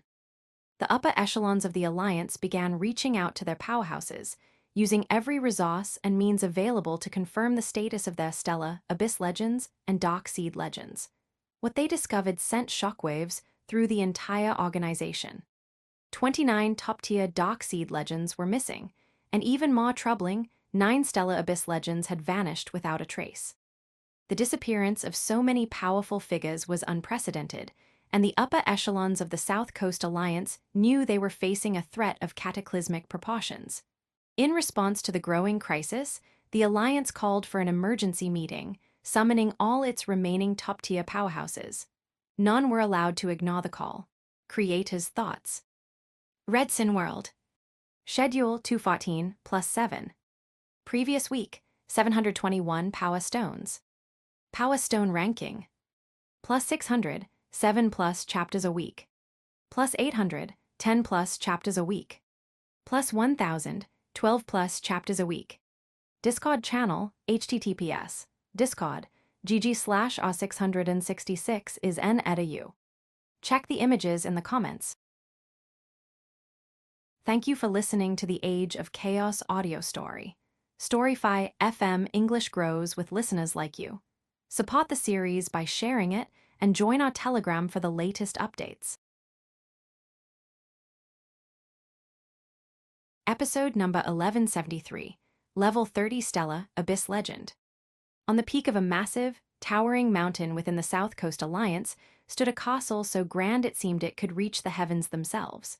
This imposing structure was the seat of House Azul, the South Coast Alliance's oldest and most influential house. The inner hall of the castle was a sight of unparalleled majesty. The vaulted ceilings stretched high above, adorned with intricate carvings of ancient battles and victories. In the center of this vast hall stood a group of individuals, their combined presence suffocating with raw power. Each of them exuded an aura that could crush lesser beings, the unmistakable sign of legends. These were the elite of the South Coast Alliance, heads of powerful houses, leaders of ancient clans, and rulers of influential organizations. Among them were 42 Dark Seed Legends, their soul force vast enough to swallow stars. At the center of the gathering were even more formidable figures, the Stellar Abyss Legends, whose very presence seemed to shroud the hall in darkness. Tension crackled in the air as the gathered powerhouses exchanged urgent concerns. Voices rose, laced with fear, frustration, and uncertainty. This is unheard of. A Dark Seed Legend barked, his frustration boiling over. 9 stellar Abyss Legends have vanished, and more Dark Seed Legends have gone missing. How has this happened without anyone noticing? Who or what could be behind this? Another voice joined, echoing the confusion and fear in the room. We've faced powerful enemies before, but it feels like we are fighting a ghost. The secrecy with which it happened points to something far darker than we initially thought. A third legend added, his voice trembling slightly. We cannot sit idle any longer. Whatever this is, it's coming for all of us. Fear rippled through the room, the mighty legends unnerved by the invisible threat. These individuals had faced countless enemies, yet what terrified them most was an unknown enemy whose strength had yet to be revealed. Suddenly, a voice boomed through the hall, silencing the uproar in an instant. Enough! The sheer force of the command silenced every murmur and argument, drawing all eyes to the man at the head of the hall. He had short, black hair and piercing blue eyes that seemed to shine with a cold intensity. His face was handsome, showing only the faintest signs of age, but his body radiated vitality and strength far beyond what his appearance suggested. His aura cast a shadow over everyone else in the room, an overwhelming presence that left no doubt about his power. The man was Cesar, the leader of House Azul and a level 30 Stella Abyss legend. I understand the fear and uncertainty plaguing your hearts. Caesar began, his voice calm yet filled with authority. But hear me well, we will overcome this. Caesar's aura radiated confidence and strength, calming the gathered legends. His sharp gaze swept over the room, commanding attention and instilling a sense of unity. The South Coast Alliance has endured for hundreds of thousands of years, and we will not fall now. He declared, his voice steady, each word carrying the weight of centuries of leadership. This enemy, whoever or whatever it is connected to the shadowy figure responsible for the massacre at Oblivion Cult and the devastation of Lightning Soul City. It is time we join forces and hunt him down. A murmur of agreement followed his words, the weight of the situation settling over the gathered powerhouses. Lord Caesar's words are as always wise. The one who spoke was no other than Aurelius. His voice was steady as he turned around, addressing the other legends. Follow new episodes on the N0 Vel first, C0M. We face a monster who has killed every one of his targets. Well, almost all. Aurelius said, pausing as his gaze settled on a figure standing at the edge of the group. The elderly figure was a Dark Seed legend, yet he held a position alongside the Stella Abyss legends, a testament to his influence and power. He was the leader of the Commerce Association. Lord Zero's eyes narrowed as he met Aurelius's gaze, his voice icy. Are you insinuating something, Lord Aurelius, or has my age finally clouded my judgment? Aurelius's expression hardened. All those targeted by this entity have vanished without a trace. Even Ophion, a man I would struggle to defeat, perished, and yet you managed to escape. Isn't that curious? A murmur spread through the hall as all eyes turned to Lord Zero, their collective soul force pressing down on him. But Lord Zero remained calm, unfazed by the suspicion. I survived using treasures I have kept for centuries as life-saving measures. Lord Zero said evenly. Furthermore, I shared everything I know with the Alliance, the details of my escape and what happened during the attack. His composed response, filled with confidence, caused some of the pressure in the room to ease. I can vouch for Lord Zero's account. Came a voice from the side. Robert, the Lightning Knight, stepped forward. The entity was a master of shadows, and during our fight, his life force entered a state of disarray. It's clear that he was gravely injured before our battle began. Robert's testimony further alleviated the suspicion, causing the rest of the legends to nod, as Lord Zero's actions were not those of a traitor. Aurelius frowned as he saw the pressure on the old man fading. In truth, his accusations were driven by a personal grudge. He blamed Lord Zero for the death of his grandson and had been seeking a way to settle the scar. Lord Zero, sensing the shift in the room, seized the moment. Since Lord Aurelius is so keen on offering his opinion, he said, his voice calm but cutting, perhaps you could enlighten us as to what the Sun Church plans to do to help us face this threat. After all, they are our allies, and you, Lord Aurelius, were the one who championed the alliance. Surely you must have their favor. Immediately, the attention of the room shifted to Aurelius. Lord Zero's words hit a sensitive spot. The Sun Church was indeed their ally, and they should have already intervened in such a dire situation. Creator's thoughts. Redsin World. Schedule 314 plus 7. Previous week, 721 Power Stones. Power Stone ranking. Plus 600, 7 plus chapters a week. Plus 800, 10 plus chapters a week. Plus 1000, 12 plus chapters a week. Discord channel, https, Discord, gg/r666 is n-edu. Check the images in the comments. Thank you for listening to the Age of Chaos audio story. Storyfy FM English grows with listeners like you. Support the series by sharing it and join our Telegram for the latest updates.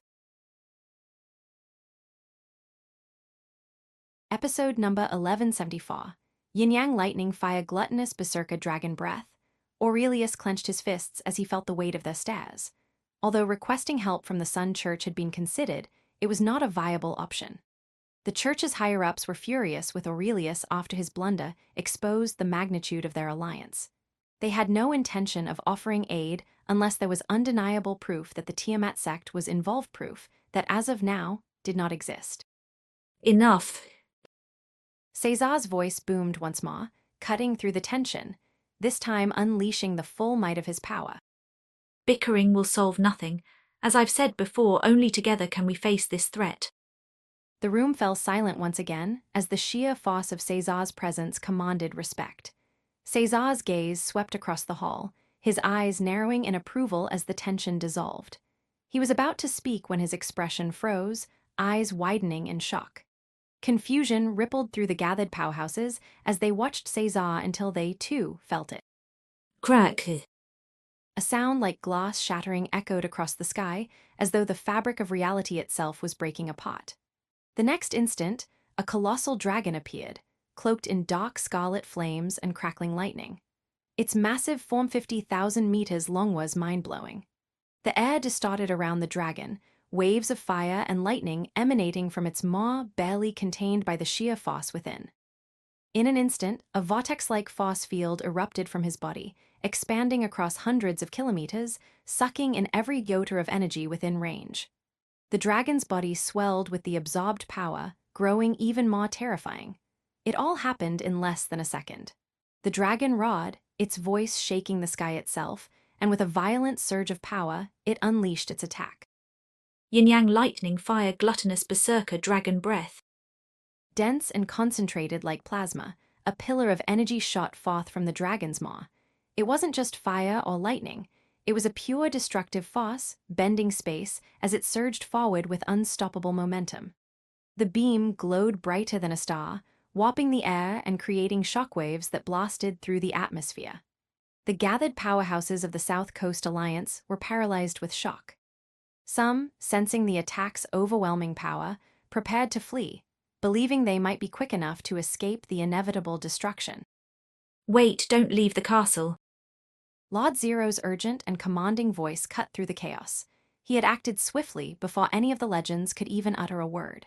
33 glowing spheres materialized around him and flew outward, forming a protective barrier around the entire castle. They connected into a rainbow-colored halo, creating a dome above the structure. The fleeing legends hesitated, feeling the immense power radiating from the defensive artifact. They believed that within the dome's protection, they might survive. Relief washed over them as they glanced toward Lord Zero, grateful for the unexpected reprieve. But their relief was short-lived. As the beam of energy hurtled toward the castle, the protective dome began to shift. Follow new episodes on the N0 Vel first, C0M. Instead of shielding the structure, it expanded downward, encapsulating the entire castle while leaving a gaping hole at the top perfectly positioned for the destructive beam to pass through. Traitor. Cesar Azul roared, fury burning in his eyes. At that moment, everything became clear. Lord Zero had betrayed them. As the dome fulfilled its true goal, Lord Zero smiled coldly. Instantly, he shattered a necklace around his neck. A teleportation force enveloped him, whisking him away beyond the rainbow-colored dome and out of harm's reach. Hatred seethed within Cesar, but he knew there was no time to focus on the traitor. The false sense of security Lord Zero had provided had cost them their chance to escape, and now their only hope lay in the castle's defenses. Channel everything you have into the castle now. Cesar commanded, his voice filled with urgency. The legends obeyed without hesitation, funneling their energy into the castle's defenses. But they had barely begun when the beam struck. The moment the beam collided with the castle, the mountain beneath it exploded into pieces, shattered by the unimaginable force. Lightning and fire tore through the castle's walls, splintering stone and ripping apart its once grand structure. The legends within struggled, channeling all their energy into the defenses. However, the onslaught was too powerful. Fire and lightning bounced inside the dome, clashing into the cave from all directions.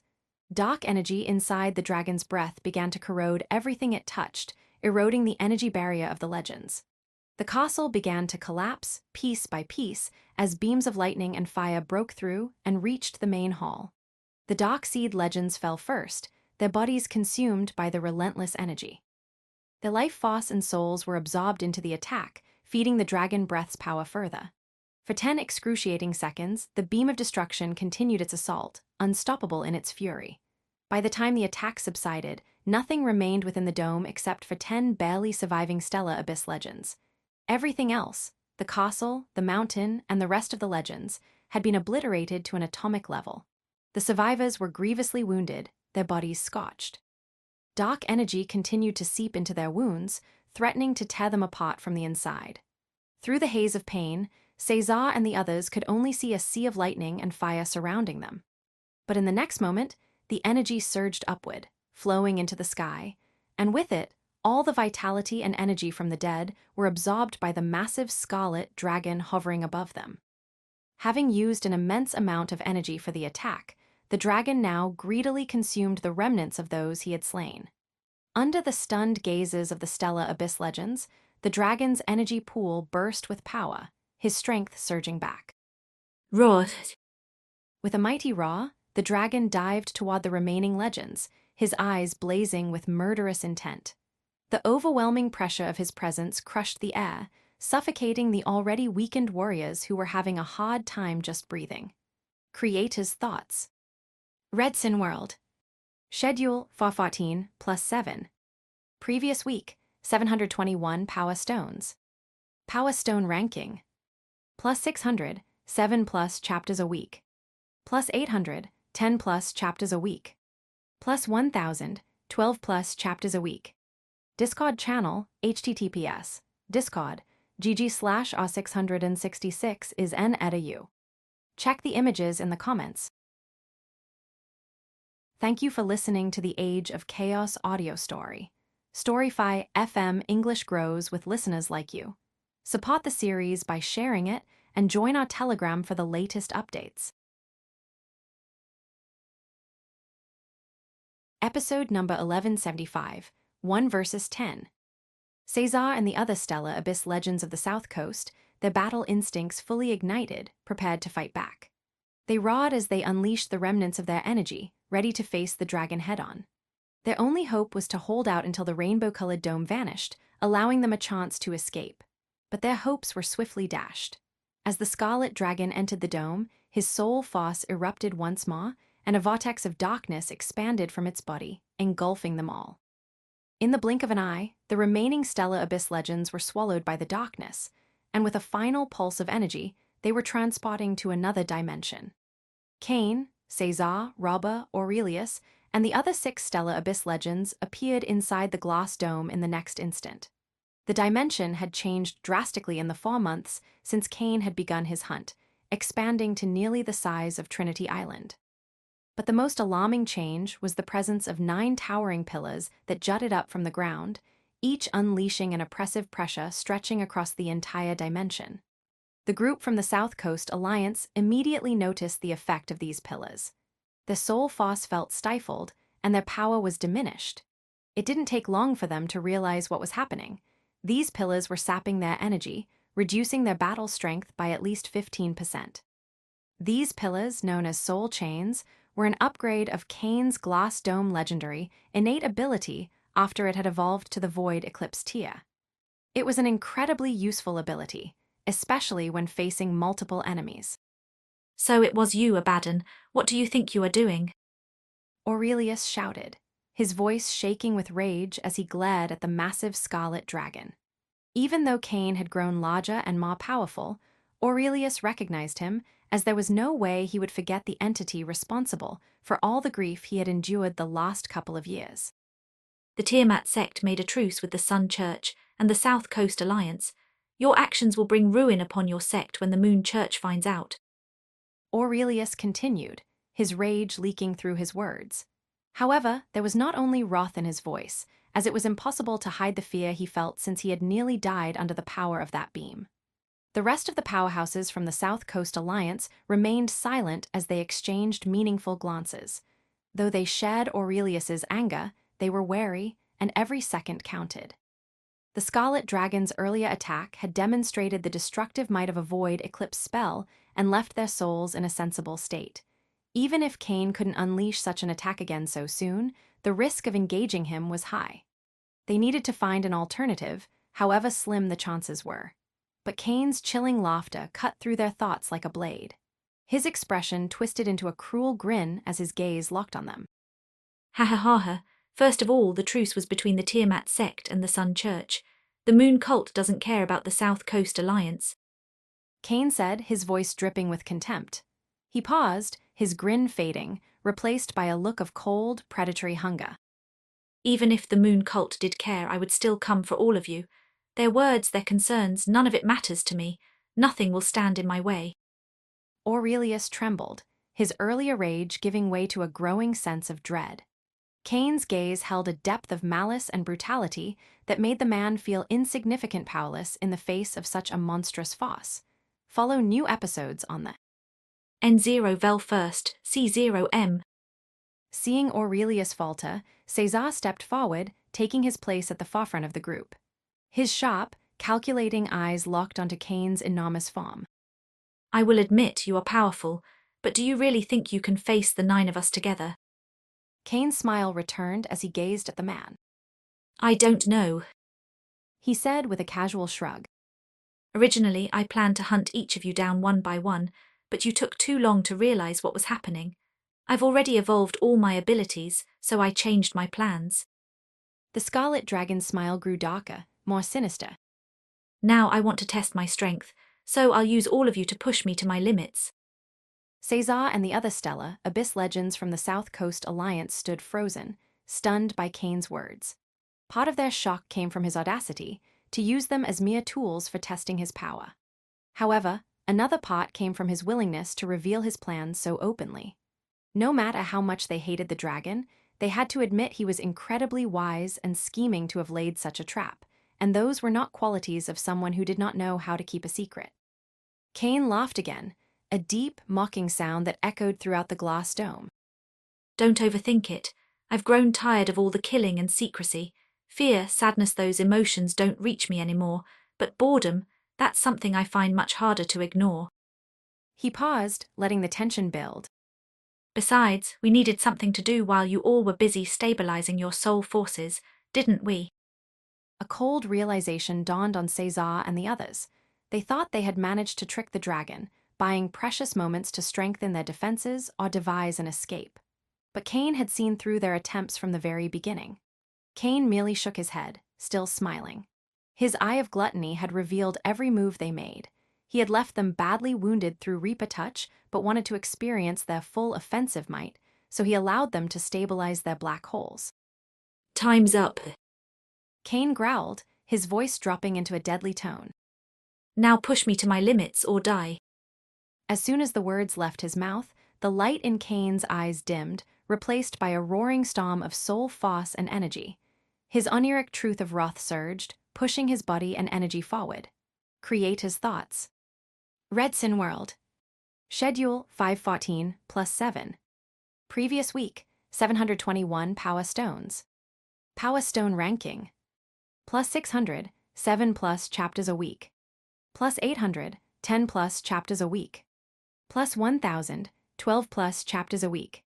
Discord channel, https, Discord, gg/r666 is n@u. Check the images in the comments. Thank you for listening to the Age of Chaos audio story. Storyfy FM English grows with listeners like you. Support the series by sharing it and join our Telegram for the latest updates. Episode number 1176, Kane vs. the South Coast Alliance, I. Shadow World. Kane roared, and a sea of shadows exploded from his body, spreading in every direction as his massive dragon form shifted into his dragonborn shape. Standing at 40 meters tall, his crimson scales shimmered with an ethereal glow.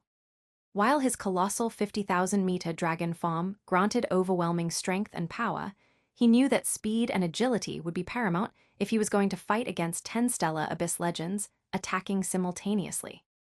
César and the other powerhouses of the South Coast Alliance clenched their fists as they watched the shadows consume every trace of light, engulfing the entire glass dome in darkness. Things only grew worse the next second as their instincts screamed danger the moment Kane melded into the shadows and vanished from sight. Even their soul force couldn't detect him, and the Stella Abyss legends grew wary, not knowing from where the Scarlet Dragonbond would strike. Stay alert. Caesar commanded, his voice steady despite the tension. The legends ignited their soul fauces, illuminating their immediate surroundings with various hues of energy. They formed a defensive circle, each watching a different direction, their eyes and senses strained, and their energy pools ready to explode at any second. Suddenly, Caesar's eyes widened as his soul fauce detected something in the darkness. He shouted. Above us. All heads snapped upward. Through the veil of shadows, they glimpsed Cain descending at breakneck speed, his fist drawn back and radiating terrifying energy. The momentum of his dive made it seem as though he carried the weight of a mountain. Scatter. Caesar warned the others, knowing that the force of the Scarlet Dragonbond's fall was so immense they wouldn't be able to stop it. The legends leaped away just as Cain struck the ground. The power of earthquake blow that had been channeled into the punch exploded all at once, unleashing what could only be described as a world-shattering force. Crack. The sound of shattering glass echoed throughout the dimension as cracks appeared in midair, distorting the fabric of space itself. A massive shockwave erupted, radiating outward and sending the 10 Stella Abyss legends tumbling through the air like leaves in a storm. Before they could regain their footing, Cain was on the move. Utilizing his Shadow Master ability, he melded into the darkness, reappearing behind one of the warriors, a burly man wielding a colossal hammer, his body glowing with starlight.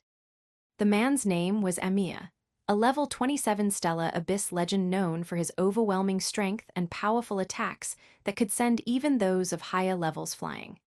Amir's eyes narrowed, and upon detecting the Scarlet Dragonbond, he swung his hammer with tremendous force. You're not taking me that easily. Cain smirked as his form flickered, using Shadow Master to dash back, allowing the hammer to pass through an afterimage. Amir's eyes widened as he realized the versatility of the Dragonbond's abilities. Before he could react, Cain's clawed hand, imbued with Reaper Touch, slashed at him. Amir's high legendary armor managed to stop the claw from reaching his flesh, but even that tiny tear was enough. Dark energy surged, corroding the protective layers and seeping into Amir's flesh. This worsened the injuries from Cain's yin-yang lightning fire gluttonous berserker dragon breath and made it incredibly difficult to suppress the damage. Cain smiled coldly as he saw Amir tremble from his flaring wounds, ready to take the Stella Abyss legend's head when, suddenly, his eyes narrowed. A bolt of lightning streaked toward him, forcing him to pull back. Today, I finish what I started 4 months ago. Robert, the Lightning Knight, dashed forward at incredible speed, his body enveloped in electric arcs. Follow new episodes on the N0 Vel first, C0M.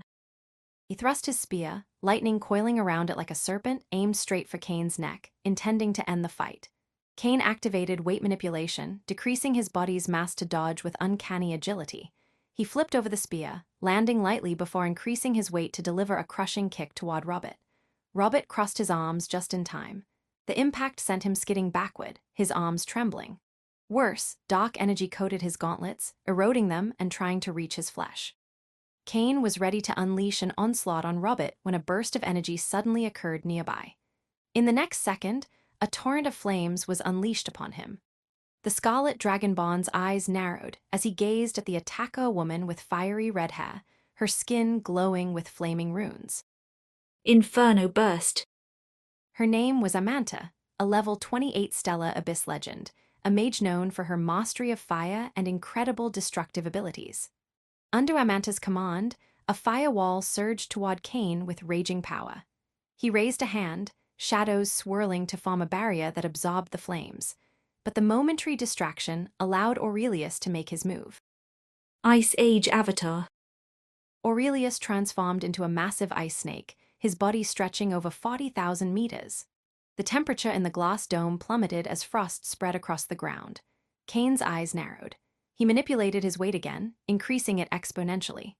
As the serpent attempted to coil around him, Cain slammed his foot down, causing the ground to quake. Shockwaves spread in all directions from Cain's foot, stopping the advance of the massive ice snake and allowing Cain to neutralize the wall of fire. However, as he dealt with those threats, golden chains materialized, shooting toward him with blinding speed. Celestial Chains. Cain was caught off guard as the chains wrapped around his limbs, restricting his movement.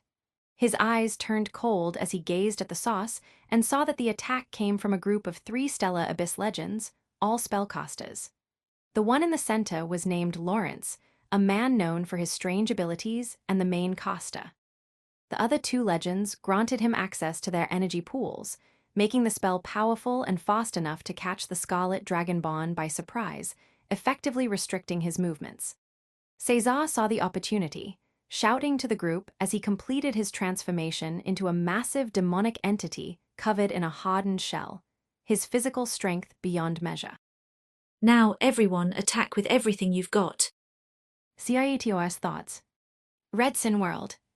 Schedule 614 plus 7. Previous week, 721 Power Stones. Power Stone ranking. Plus 600, 7 plus chapters a week. Plus 800, 10 plus chapters a week. Plus 1000, 12 plus chapters a week. Discord channel, https, discord, gg/r666 is n edu. Check the images in the comments. Thank you for listening to the Age of Chaos audio story. Storyfy FM English grows with listeners like you. Support the series by sharing it and join our Telegram for the latest updates. Episode number 1177, Cain vs. the South Coast Alliance, II. All the Stellar Abyss legends close enough to attack moved at once, flashing toward the Scarlet Dragonborn with pure killing intent as their soul force burned with power, all of them unleashing their full might. A Stellar Abyss legend named Roman wielded twin blades that shimmered with a green aura. Wind Slicer. Each of his weapons carried a severing power, resembling a typhoon, as they slashed toward Cain with overwhelming might. Finally, a warrior cloaked in a poisonous gas dashed toward the Scarlet Dragonborn, his daggers gleaming with a toxin potent enough to corrode even space. Poison Strike. He shouted with overwhelming killing intent. Both attacked with great synergy and skill, covering each other and enhancing their abilities. It seemed this was not the first time they had worked together, which was very bad news for the Scarlet Dragon since teamwork was always harder to handle. Cain's instincts screamed danger, and he knew he needed to act fast. His eyes blazed with lightning and fire as he unleashed tremendous energy, triggering a shattering force that broke the chains restraining him. The Stellar Abyss legends saw this but did not falter upon seeing that the Dragonborn got free. Determination and killing intent burned in their souls as they charged forward, unwavering. Knowing he couldn't dodge all their attacks at once, Cain took a deep breath and triggered the full might of Earthquake Blow. He reached out as if grasping the very air itself, then with a rapid motion, he twisted it, manipulating the space within the glass dome. The effect was immediate. The dimension itself seemed to tilt, causing the Stellar Abyss legends to feel as though up and down had been violently inverted. Most of them were caught off guard, their balance lost in the sudden chaotic shift. Unable to resist the overwhelming force, they were sent flying in different directions, disoriented by the spatial distortion. But one remained grounded: Cesar. The leader of the South Coast Alliance roared with fury as he powered through the chaotic space. His demonic form, encased in a hardened shell, tore through the twisted reality as he charged at Cain. With a ferocious swing, Cesar's fist connected with Cain's stomach, the impact so powerful that Cain could feel his organs compress under the force.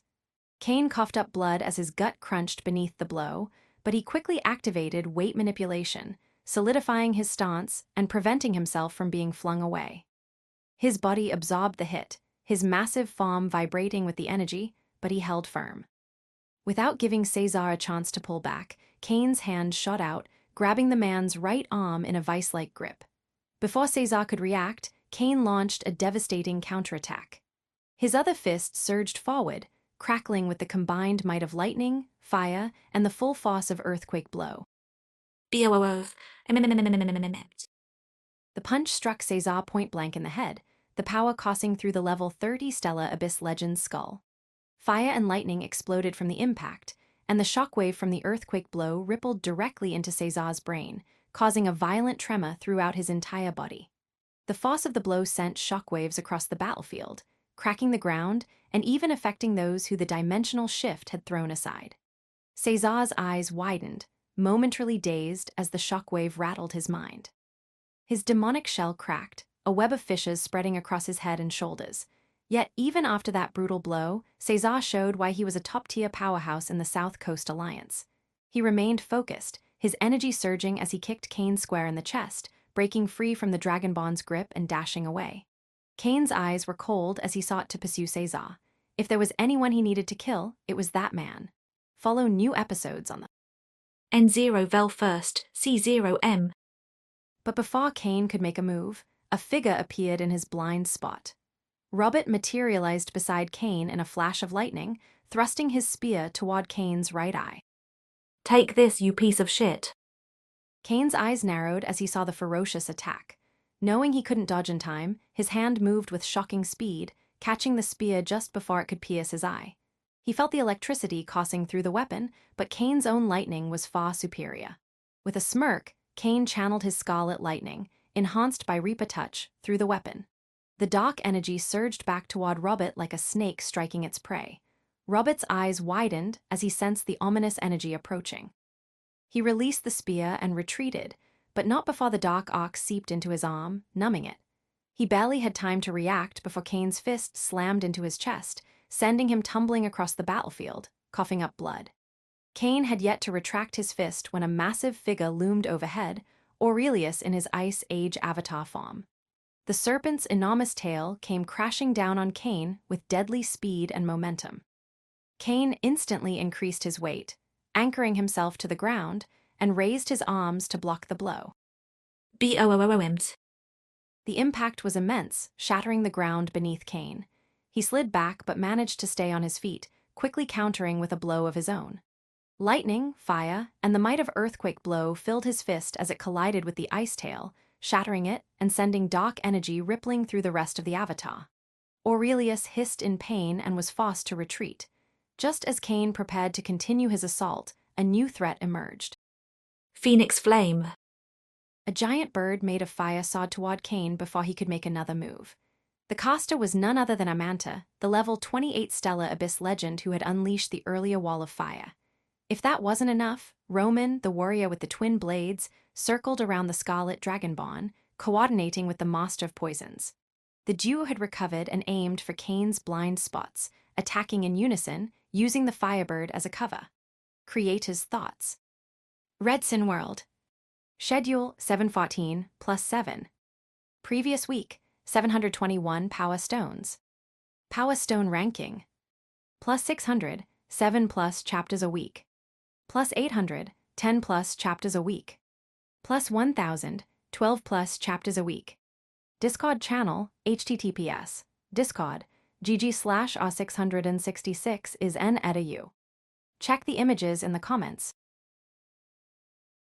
Thank you for listening to the Age of Chaos audio story. Storyfy FM English grows with listeners like you. Support the series by sharing it and join our Telegram for the latest updates.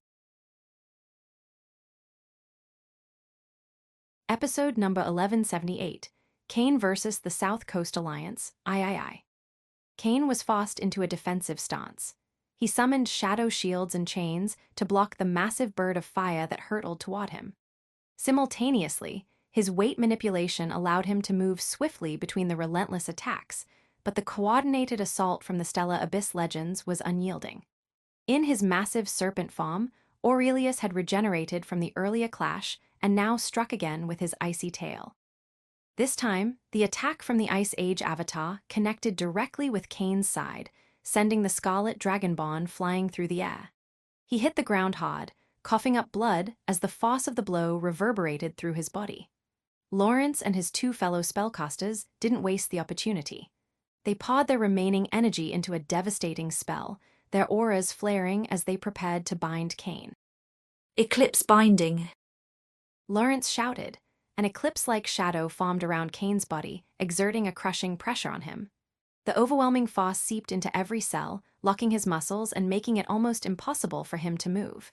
Even with his immense strength, Kane could barely turn his head. Roman and the Poison Master, sensing victory, moved in quickly. Cold determination filled their eyes as they rushed forward, their weapons gleaming with deadly energy. Roman's twin blades, imbued with the power of a typhoon, sliced toward Cain's neck, while the Poison Master's daggers, coated with a venom that corroded life force and spirit alike, aimed for his eyes. The thrill of the kill filled the air. The Stellar Abyss legends believed they had Cain cornered, trapped, and ready to be finished. HMPH. Cain sneered, his mouth opening as he readied a blast of lightning and fire. Roman and the Poison Master recognized the familiar motion and immediately shifted. They knew how to dodge his breath attack while still landing their strikes. The duo weren't new to combat, and they had planned accordingly. But Cain had no intention of releasing the blast directly at them. Instead, he used all his might to lower his head and unleash the full force of his attack downward, blasting the ground beneath him with the full power of dark lightning and fire. The moment the blast hit the ground, a massive explosion erupted, sending shockwaves of destruction in all directions. The explosion swallowed everything within its radius, including Cain's own form. The energy rippled out, engulfing Roman and the Poison Master before they had a chance to react. A stunned silence filled the glass dome. The other Stellar Abyss legends, watching from a distance, were frozen in shock. As the smoke and flames dissipated, the scarred figure of the Scarlet Dragonborn emerged, his body riddled with burns and wounds. It was clear the explosion had harmed Cain, but the real focus of the legend's attention was the scorched remains of Roman and the Poison Master. Follow new episodes on the N0 Vel First, C0M. The two warriors lay lifeless, their bodies charred and broken. The blast had pushed them beyond their limits, snuffing out the last of their life force. Like the rest of the surviving legends, Lawrence stood paralyzed with shock, his heart filled with dread as he locked eyes with Cain. But the Eclipse binding was still in place, and Lawrence and the two other spellcasters supporting him poured all their remaining energy into reinforcing it. We'll be fine, hold formation. Lawrence shouted, trying to steady his voice, confident that Cain's breath attacks couldn't reach them. But Cain didn't unleash a breath attack this time. A deafening dragon roar echoed from Cain, the sheer force of his spirit pressure resonating through the entire dimension. The roar was so intense that it shook the very souls of the Stellar Abyss legends. For most of them, it was only a momentary weakness, but for Lawrence, who was channeling his strongest spell and managing the energy of two others, it was fatal. The mental shock shattered his concentration, causing the Eclipse binding spell to collapse. The backlash was ferocious, sending a jolt of pain through Lawrence's mind and cutting off the spell entirely while at the same time paralyzing his body. As he freed himself from the binding, Cain's eyes burned with cold fury and murderous intent. With terrifying speed, he dashed toward Lawrence and the two supporting spellcasters. Lightning and fire burst around his figure, and it was obvious he was ready to crush them all. Stop him. Caesar roared, signaling the other Stellar Abyss legends to prevent Cain from reaching Lawrence and the two spellcasters. The binding spells cast by Lawrence, with the help of the other two spellcasters, were their best chance to immobilize the Scarlet Dragonborn long enough to land a decisive blow. Without them, their chances of winning this battle would diminish immensely, so they could not allow Cain to reach them. The rest of the Stellar Abyss legends understood the gravity of the situation and acted in perfect unison. Amia swung his hammer, bathed in starlight with all his strength. Robert gathered a massive surge of lightning in his hands, crackling with destructive power. Aurelius, still in his massive serpent form, lashed out with his tail, and Caesar charged forward, the full weight of his demonic body crashing toward Cain like a living avalanche. Above, Amanta, the fire spellcaster, summoned fiery spears that rained down from the sky, their heat scorching the air as they zeroed in on Cain. The coordination of the Stellar Abyss legends was impeccable. Their sheer speed and decisive action allowed them to converge on Cain before he could close the distance to Lawrence and the others. The Scarlet Dragonborn's eyes narrowed as he observed the incoming onslaught. He knew that even with the power of his shadow world, he couldn't simply slip past them all, and using Earthquake Blow to shake the dimension would force him to stop his momentum. As the combined might of the Stellar Abyss legends bore down on him, Cain's eyes gleamed with a sudden, ominous light as he decided to use something he had kept secret. His soul foss exploded outward, rippling in all directions like a shockwave.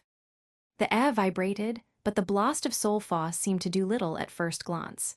Cesar and the others hesitated, confused by the apparent lack of effect from Kane's power, but their determination did not falter. They pressed forward with all their might. Creator's thoughts. Redsin World. Schedule 814 plus 7. Previous week, 721 Power Stones. Power Stone ranking. Plus 600, 7 plus chapters a week. Plus 800, 10 plus chapters a week. Plus 1000, 12 plus chapters a week. Discord channel, https, Discord, gg/r666 is n@u. Check the images in the comments. Thank you for listening to the Age of Chaos audio story. Storyfy FM English grows with listeners like you. Support the series by sharing it and join our Telegram for the latest updates. Episode number 1179, Kane vs. the South Coast Alliance, IV. Kane reacted to the attack with urgency and focus, the sudden burst of soul foss from before seemingly fading from his mind. He braced himself as the combined might of the stellar abyss legends bore down upon him, lightning and fire exploding from his body. The scarlet dragonborn's eyes blazed with determination. Kane summoned all his abilities, shadows swirling around him as he activated Shadow Master to enhance his agility, along with his weight manipulation, allowing him to shift his mass and momentum instantly. He dodged the lightning bolt shot by the Lightning Knight and the spear of fire that fell from the sky. However, he was still forced to the ground, something the stellar abyss legends took advantage of to close the range and reduce the space he had to maneuver. Amia's hammer smashed into the ground where Kane had stood moments before, the impact creating a crater and sending shockwaves rippling outward. Kane used Earthquake Blow to neutralize the shockwaves of the stellar abyss legends and then dashed toward the man, delivering a swift kick that the warrior barely blocked with his hammer's handle. The force behind that kick was immense, but Amia knew how essential it was not to give space to the Scarlet Dragonborn. Starlight flowed over his body, enhancing his resistance and allowing him to hold his ground. It was just a few seconds, but Robert seized the opportunity, releasing a torrent of lightning point-blank upon the Scarlet Dragonborn. Lightning barrage. Kane crossed his arms, forming a shadow barrier that absorbed the initial bolts, but the relentless assault began to crack his defenses. Sensing the imminent breach, Kane dissipated into shadows just as a massive bolt shattered his barrier, dashing upward, trying to gain space.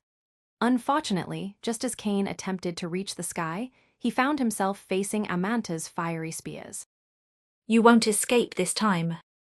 She shouted, directing the spears toward him with a flick of her wrist. Kane took a deep breath and unleashed a blast of fire and lightning from his maw. Explosions erupted in the sky as the energies collided, illuminating the entire glass dome with blinding light. He counted the descending spears but still stopped his advance midway. In that blinding moment, Aurelius struck. His Ice Age avatar's tail snapped upward, catching Kane off guard. The tail slammed into Kane's side, the freezing temperature biting into his scales and sending him hurtling toward the ground. He crashed with a thunderous impact, the ground cracking beneath him. Cesar didn't hesitate. Now. He roared, descending upon Kane with his fists clenched, ready to deliver a crushing blow. Kane pushed his body to the limit. If there was one attack he could not receive, it was that of Cesar. He dashed to the side just as the massive demonic being's fists demolished the spot where he'd landed, debris flying in all directions. Unfortunately, such a hasty dodge left Kane full of openings, and before he could recover, Amia and Robert were upon him again, coordinating their attacks with deadly precision. Amia swung his hammer horizontally while Robert thrust his lightning-infused spear. Kane managed to use his right hand to counter the hammer, but the spear pierced into his shoulder, electricity searing his flesh. He grimaced, retaliating with a sweeping kick that forced both attackers to retreat momentarily. The coordinated efforts of the Stellar Abyss Legends were pushing the Scarlet Dragonborn to his limits. Follow new episodes on the N0 Vel first, C0M. Their teamwork was impeccable, their attacks relentless, and it seemed it was only a matter of time before they succeeded. Boom. Boom. Boom. BAOMs. Crack. In less than 5 seconds, dozens of explosions, kinetic blasts, and shattering sounds echoed across the dimension, indicating a simply overwhelming and high-speed exchange between Cain and the Stellar Abyss Legends. Finally, the Scarlet Dragonborn was blasted toward the dome's edge, blood leaking from his maw. Did we get him? Robert asked, his eyes fixed on the dust settling around Cain's position. Cesar remained cautious. Stay alert, he's not defeated yet. But then an unsettling feeling crept over them. Something was off. The air felt heavier, and a strange silence pressed upon their ears. It was as if reality itself was wavering. Amia frowned. Do you feel that? Aurelius's serpent eyes narrowed. Something's not right. Their instincts screamed danger. They all turned toward Lawrence and the other spellcasters, who stood eerily still, their eyes vacant and unfocused. Lawrence. Cesar called out, concern edging into his voice. The spellcasters didn't respond. They remained motionless, gazing blankly ahead. Realization struck the Stellar Abyss Legends, who had been fighting the Scarlet Dragonborn like a bolt of lightning. A cold chuckle echoed around them. Good instincts. Cain's voice resonated, dripping with mockery. The world around them began to shatter like fragmented glass. The battlefield, the wounds they'd inflicted, even the air all faded, revealing a different reality. They spun around to find Cain standing behind them, his massive 50,000-meter-long dragon form towering above. His eyes gleamed with triumph as he tossed the limp bodies of Lawrence and the 2 spellcasters into his maw. No. Cesar shouted, horror etching across his face. Cain swallowed, the deed done. But not fast enough. He finished, his voice rumbling like distant thunder. The remaining Stellar Abyss Legends stood in shock, their minds reeling as they were still confused by all that had happened. To be fair, it was no wonder they were tricked, as what they fell for was Illusion Master, which Cain had evolved into the Void Eclipse Tear. The ability was no longer restricted to putting someone's mind in an illusion or hindering their senses. It could project an illusion into the world, capable of tricking multiple individuals, and Cain did it when he unleashed that burst of soul force. Of course, such power consumed a massive amount of his energy and soul force. Luckily, the Scarlet Dragon felt how his reserves were being restored thanks to consuming Lawrence and the other 2 Stellar Abyss legendary spellcasters. To tell the truth, if Cain had not managed to take down the trio and consume them before Cesar and the others discovered the illusion, he would have been too exhausted to continue fighting. It was a bet, and one he had won. Creator's thoughts. Redsin World. Schedule 914 plus 7. Previous week, 721 Power Stones. Power Stone ranking. Plus 600, 7 plus chapters a week. Plus 800, 10 plus chapters a week. Plus 1,000, 12 plus chapters a week.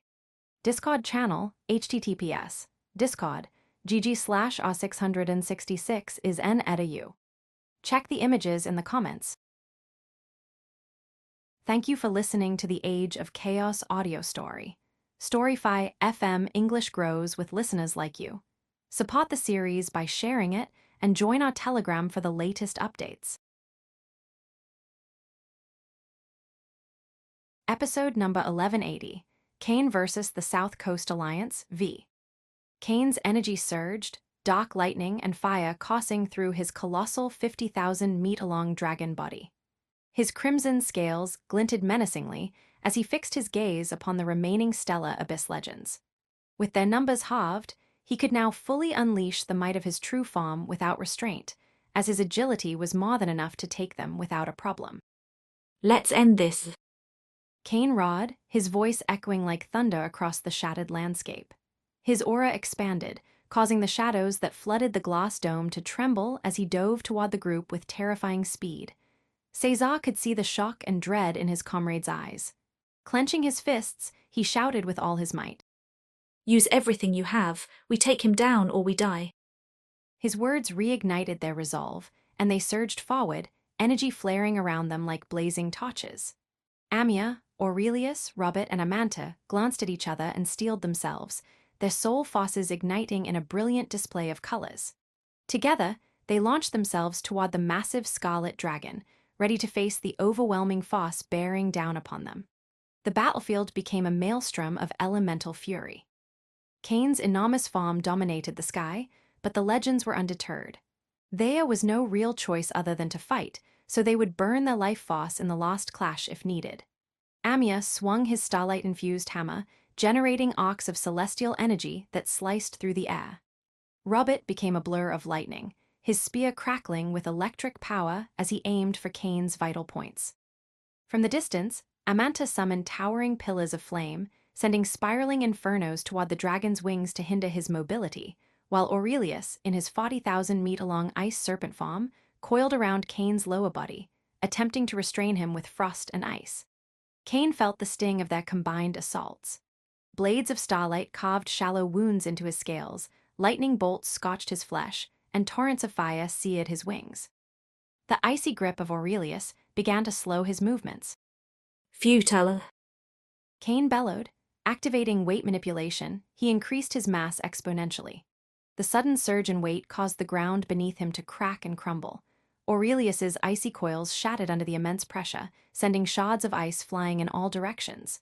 Immediately after that, Cain channeled the power of earthquake blow through his tail, slashing with overwhelming power right above him.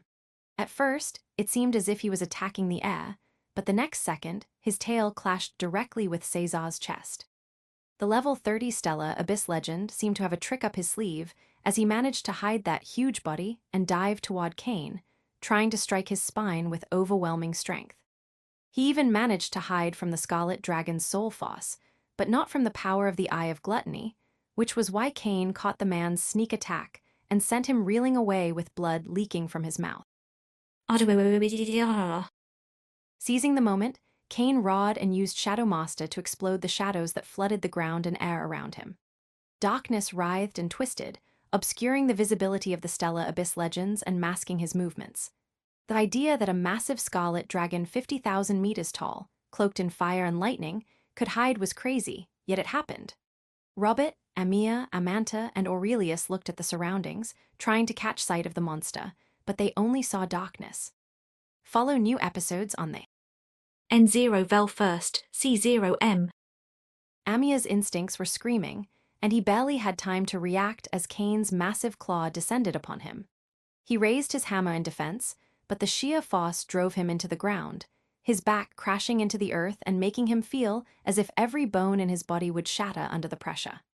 Cracks spiderwebbed outward from the point of impact, as if the weight of the claw was equal to a mountain range. Amia did all he could to resist the crushing pressure of the Scarlet Dragonborn's claws, knowing he only needed a few moments for the others to come and help him, but things were not on his side. Amia's eyes widened with horror as he saw the dark energy emanating from the claws of the massive Scarlet Dragon begin to erode his weapon.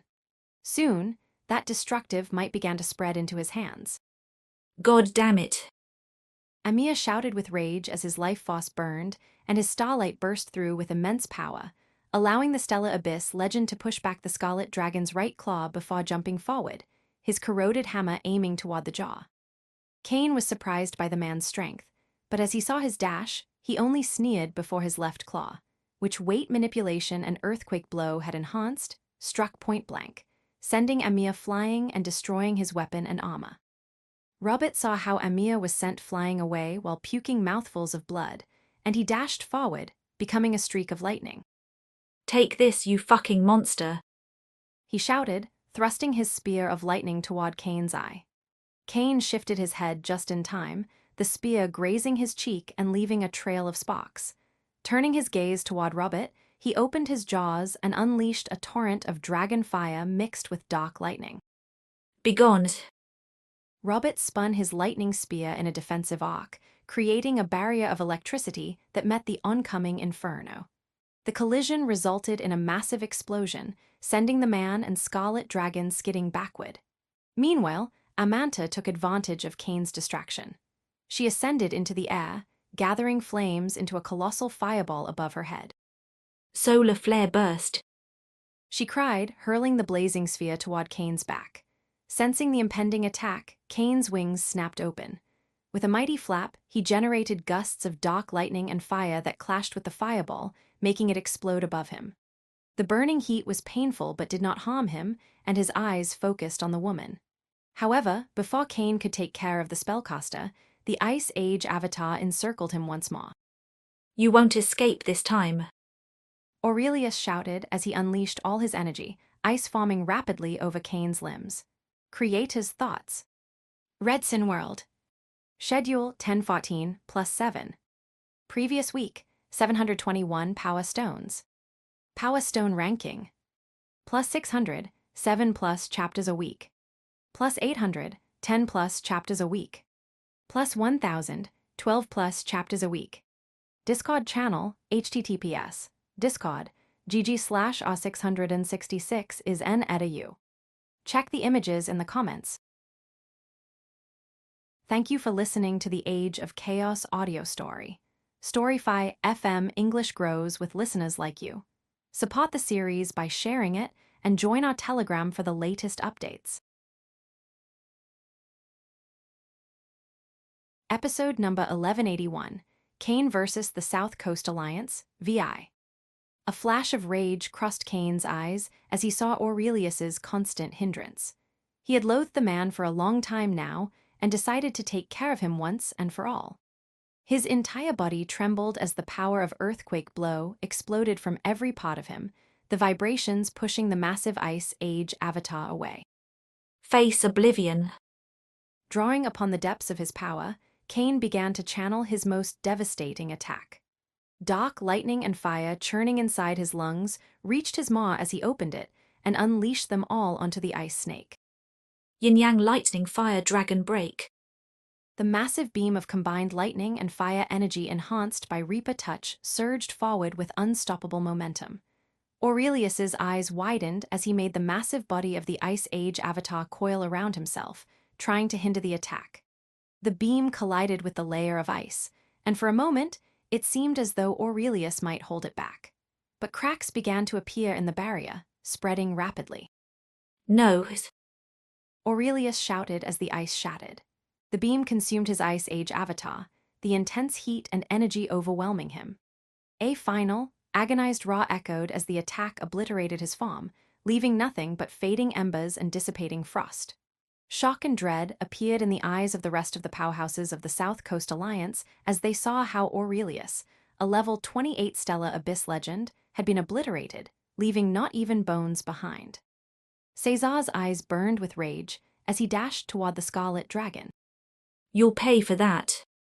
He was the top powerhouse of the South Coast Alliance, the leader, and every single death was a personal affront to his might and ego. The demon covered in a dark shell and the Scarlet Dragon clashed, claw and fist colliding, unleashing a massive explosion, energy spreading in all directions. Despite the enormous difference in sizes, Caesar could contend against Cain, neither backing down until finally they were both sent backward. Caesar crashed into the ground, but the worst part of the clash was the dark energy that had seeped into his right arm, corroding everything. Of course, Cain had not gone unharmed, as his right claw was numb, and several bones had minor fractures, making it clear that the level 30 stellar abyss legend was not weak. Amia and Robert allowed their rage to overwhelm their fear and renewed their assault, pushing past their limits. Their own lightning and fire were ready to clash with those of the massive Scarlet Dragon before he could recover from the clash with Caesar. The Lightning Knight darted around Cain's head, aiming blasts of lightning at his eyes and nostrils to impair his senses. Cain snarled, irritation flaring. Although the attacks did not cause serious injuries, they were too fast to dodge, hindering him. He thrashed violently, but they were relentless. Amanta joined in, sending streams of concentrated flame at Cain's wings, hoping to ground him. The combined efforts began to take their toll. Cain could feel the accumulating injuries slowing him down. A cold glint appeared in Cain's eyes as his massive body melted into shadows, vanishing into the ground of the dimension. Robert and Amanta immediately raised their guards, looking around, but they were not fast enough. Without warning, the massive dragon head rose from the ground beneath Robert. Follow new episodes on the N0 Vel first, C0M. The Lightning Knight saw with shock how the dragon's maw opened around him, and before he could do anything, it closed, unleashing a sea of flames and lightning that incinerated him. Amanta's eyes widened in horror as she saw Robert's terrible fate, but that distraction proved deadly. She failed to stop the massive dragon tail that struck her, sending her flying away while the sounds of her bones cracking filled the air. Seeing his comrades fall one by one, Cesar gathered all his remaining power. His demonic form grew larger, muscles bulging as dark energy enveloped him. I will rip you to pieces. He charged, each footstep causing the ground to quake. Kane's eyes were cold as he gazed at the level 30 Stellar Abyss legend, his power bursting as he took advantage of the vitality and energy he was receiving from Robert. He dashed forward, ready to take the man's life. They collided with an earth-shattering force. Fists met claws, and shockwaves rippled outward, tearing up the battlefield and making even the sea of shadows around them push back, generating a void. They exchanged blows at a ferocious pace, neither giving an inch. Wounds appeared on the duo at a staggering rate, but no matter how much damage they received, they kept striking. Cesar managed to land a powerful punch to Kane's jaw, causing the dragon to reel back. Seizing the opportunity, Cesar leaped onto Kane's head, aiming to deliver a decisive blow. Despite the dizziness provoked by the blow, Kane managed to react thanks to his instincts. Utilizing Shadow Master, he enveloped his body in darkness, causing Cesar's punch to pass through empty air.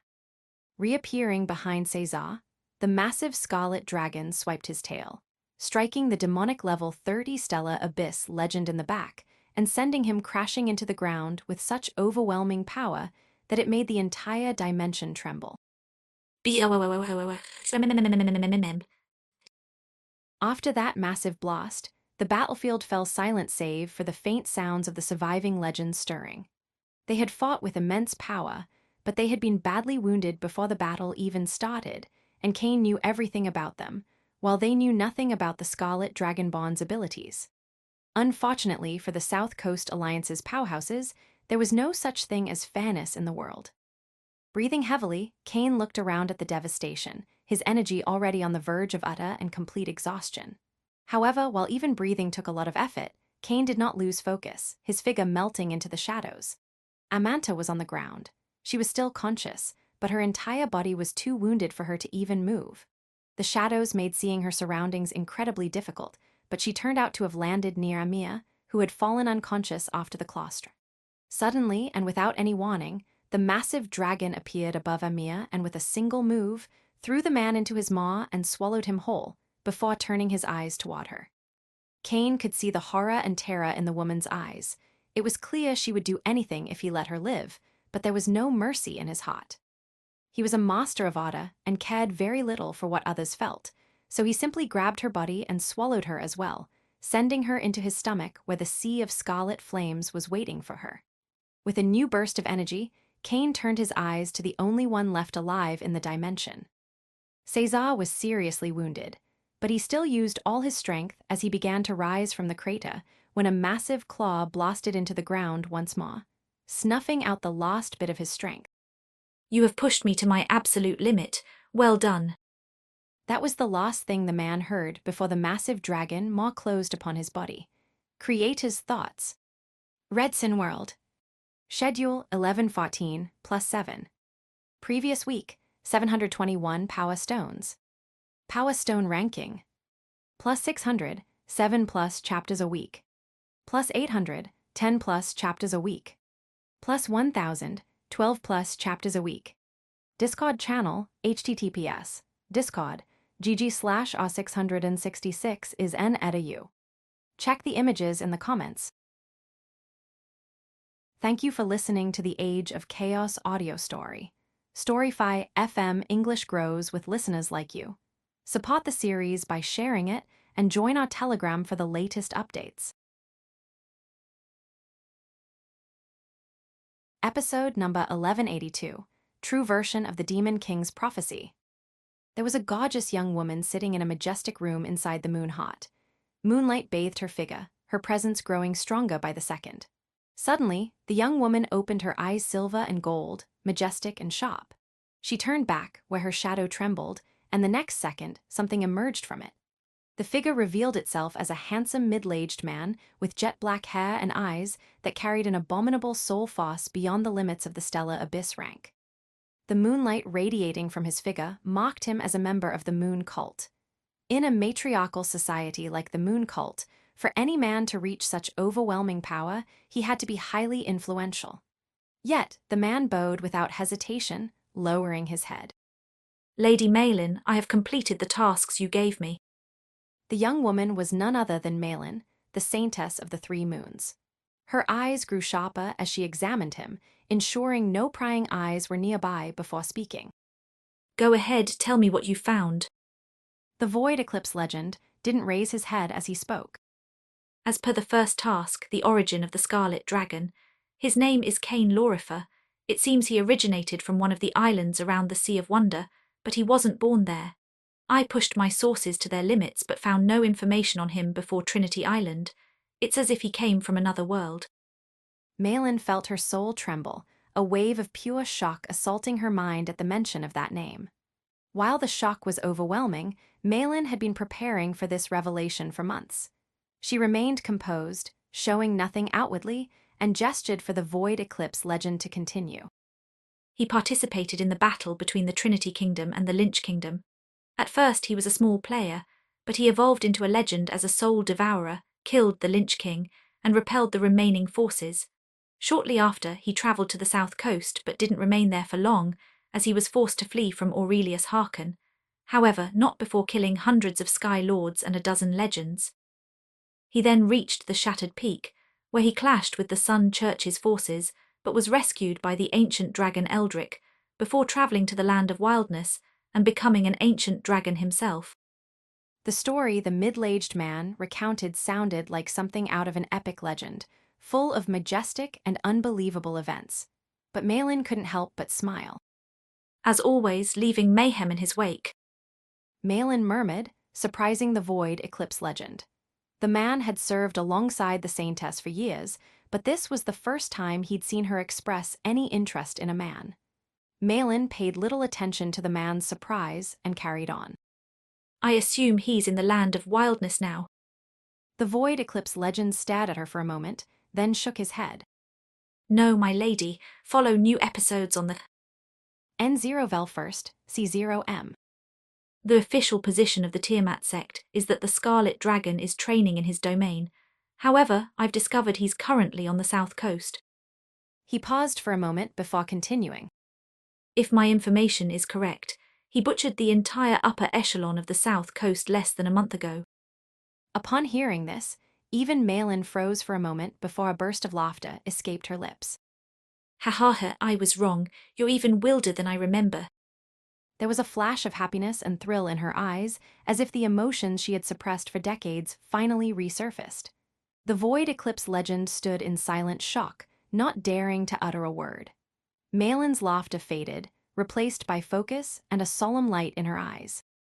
What about the second task? The Void Eclipse legend's expression grew serious. While the first task required contacting many people and was bothersome, it was relatively easy. The second mission, however, was far more dangerous. I managed to uncover the true version of the Demon King's prophecy, my lady. Malin's gaze sharpened as she remembered the prophecy that Lady Illum had shared with the upper echelon of the Tiamat sect and the Sun Church to convince them to join the assault on the Demon King's castle. The prophecy stated, "As they enter the domain of the King of Darkness, the Child of the Sun will open his eyes, the dragon from a distant land will soar to the sky, and the Daughter of the Moon will smile." Its essence was that if the Moon Cult, Sun Church, and Tiamat sect entered the Demon King's castle, they would all benefit greatly. But Malin had always sensed something was off about it. Go on. Malin said in a deep voice. The middle-aged man took a deep breath and continued. As they enter the domain of the King of Darkness, the Child of the Sun will close his eyes, the dragon from a distant land will fall to the ground, and the Daughter of the Moon will weep. Malin's eyes widened in shock. The prophecy regarding the Demon King's castle was not one of treasure and fortune, but of tragedy, death, and desolation. What shocked her most were the identities of the people it referred to. While she cared little about the Child of the Sun, the part about the dragon from a distant land could only refer to Cain. She couldn't help but remember a scene, a vision of herself lying on the ground as life faded from her body, Cain crying as he held her in her final moments. Are things going to repeat themselves? As that thought crossed Malin's mind, coldness, killing intent, and determination filled her eyes. Her voice was chilling as she asked, Why is Lady Alum doing this? Despite all her efforts to understand, Malin could not fathom why Lady Alum, the leader of the Moon Cult and one of the peak life forms of the Helix continent, would follow such a path. The Void Eclipse legend's face turned solemn as he shook his head. I cannot say for certain, my lady. However, I did learn that there is a second part to the prophecy one that only Lady Alum perceived. Malin's eyes widened again, her expression grave. She knew the answers she sought lay within this second part of the prophecy. Do nothing more from now on. I will handle this. Malin nodded. The Void Eclipse legend nodded to Malin before melting into the shadows, vanishing from the room and leaving the young woman alone. Creator's thoughts. Redson World. Schedule 1214 plus 7. Previous week, 721 Power Stones. Power Stone ranking. Plus 600, 7 plus chapters a week. Plus 800, 10 plus chapters a week. Plus 1000, 12 plus chapters a week. Discord channel, https, Discord, gg/r666 is n-edu. Check the images in the comments. Thank you for listening to the Age of Chaos audio story. Storyfy FM English grows with listeners like you. Support the series by sharing it and join our Telegram for the latest updates. Episode number 1183, Helios' True Nature. There was a zone in the Helix continent where the sunlight was so potent that it scorched the earth, leaving waves of fire in all directions, known as the Blazing Wastes. Despite the horrible living conditions, there were trillions of humans inhabiting it, and they had no problem with the scorching heat since all those who lived there had sworn faith to the Sun Lord, allowing the searing sunlight to nurture their bodies instead of burning them to ashes. In this domain's core was a massive church built of metal and gems that could draw the desire of even Void Eclipse legends. But the most shocking part was that the entire structure was seemingly encapsulated in a massive dome of golden fire, making it seem as if the church was inside a sun. At the heart of this majestic church, there was a pool filled with white liquid fire. These were not simply flames, they carried the essence of the oniric truths mastered by the Sun Lord. It was by far the most important treasure of the entire church, as it was the place where all angels would perform their evolution to the next tier, exchanging a piece of their spirit for the soul of the Sun Lord. Usually, this place was restricted, and not even archangels could enter it except when guiding the evolution of another member. Yet, right now, 7 of them were inside the dimension. Each of these men carried a soul force capable of casting darkness over hundreds of thousands or even millions of kilometers of the sky, yet none of them dared to rise from their kneeling position. All 7 archangels were currently bowing to the man inside the pool, not daring to raise their heads without permission. One would think that the person capable of making the leaders of the Sun Church bow would be a monstrous figure, someone at the absolute peak of the Void Eclipse rank, or maybe even higher. But the one they were kneeling to was a level 25 Darkseid legend. The man had an exceptionally handsome face, his white hair flowing elegantly in the pool of fire. He was none other than Helios, the genius of the Sun Church who came out of nowhere and defeated Eldrick without summoning the power of oniric truths. The white fire flowed through the man's body as he trained with it, something that should have been impossible, as that liquid flame should only respond to the Sun Lords. Yet it happened. Finally, the man opened his eyes, a white glow coursing through his fiery golden gaze as he focused on the archangels. Immediately, all the archangels trembled under his stare, their expressions similar to those of timorous children before their father, terrified by the prospect of disappointing him and the consequences. The only one who managed to keep a semblance of composure was a man with short dark hair and golden eyes, the silhouette of 6 massive golden wings forming behind his back. Helios focused on the man before speaking in an annoyed tone. Michael, what is so important for you to bother with my training? The archangel raised his head, but did not dare to stand up. gazing at Helios with utter devotion and respect as he spoke in a solemn voice. My lord, I must inform you that the South Coast Alliance has been neutralized. Helios's eyes grew sharp for a moment before indicating for the man to carry on. Michael did not wait and began to give details. The South Coast Alliance reported problems around 2 months ago when several of their legends went missing and requested our aid. We analyzed the situation, and since there were no suspects or evidence of deaths, we felt there was no need to send our men there. However, they were supposed to have a meeting around a month ago. Still, without any warning, the castle in which the meeting happened and everybody inside vanished, the area destroyed by lightning and flames. Helios's sharp gaze deepened as he heard that. The South Coast Alliance might be insignificant in the grand scheme of things, but they were still one of his pieces on the chessboard that was the Helix continent, and their disappearance carried complications. Did one of the immortal dragons from the Tiamat sect manage to make his way into the South Coast? Immediately, the first suspects in the massacre were the Void Eclipse powerhouses of the Tiamat sect. Only those powerful dragons should have the power and motivation to destroy the South Coast, but Michael immediately shook his head. Follow new episodes on the N0 Vel first, C0M. No, my lord. It was impossible for someone with the radiation and soul force of a Void Eclipse powerhouse to have crossed the hell-gaping belt without us noticing it. Michael made a small pause at this point, a complicated expression appearing on his face as he continued. We did some investigating and believe that the most likely responsible was Abaddon, the Scarlet Dragon of Gluttony. Helios's eyes narrowed as he heard those words, not because they meant something to him, but because he had to search his mind to remember who they were talking about. In a second, the figure of a young scarlet dragon that mastered fire and lightning appeared in his mind. Are you telling me that the level 23 Dark Seed legend, whose Tiamat dragon path had barely reached the ancient dragon rank, took care of all the higher echelon of the South Coast? Michael's frown deepened as he sighed. I understand that it might sound strange, but it is the truth, my lord. All evidence points to him being responsible. Helios's eyes narrowed, and an intriguing light crossed them when another of the archangels spoke. My lord, we should eliminate that person. There was a truce between us and the Tiamat sect, and he broke it by attacking our allies. Every breath he takes is an affront to your name. Go ahead, kill him. The archangel who had spoken was not other than Lloyd, the archangel who had guided the forces of the Sun Church to the Moon cult. His voice, which had carried righteous fury just a second ago, froze when he heard Helios's indifferent response. He was at a loss for words for a moment before showing an embarrassed expression and speaking.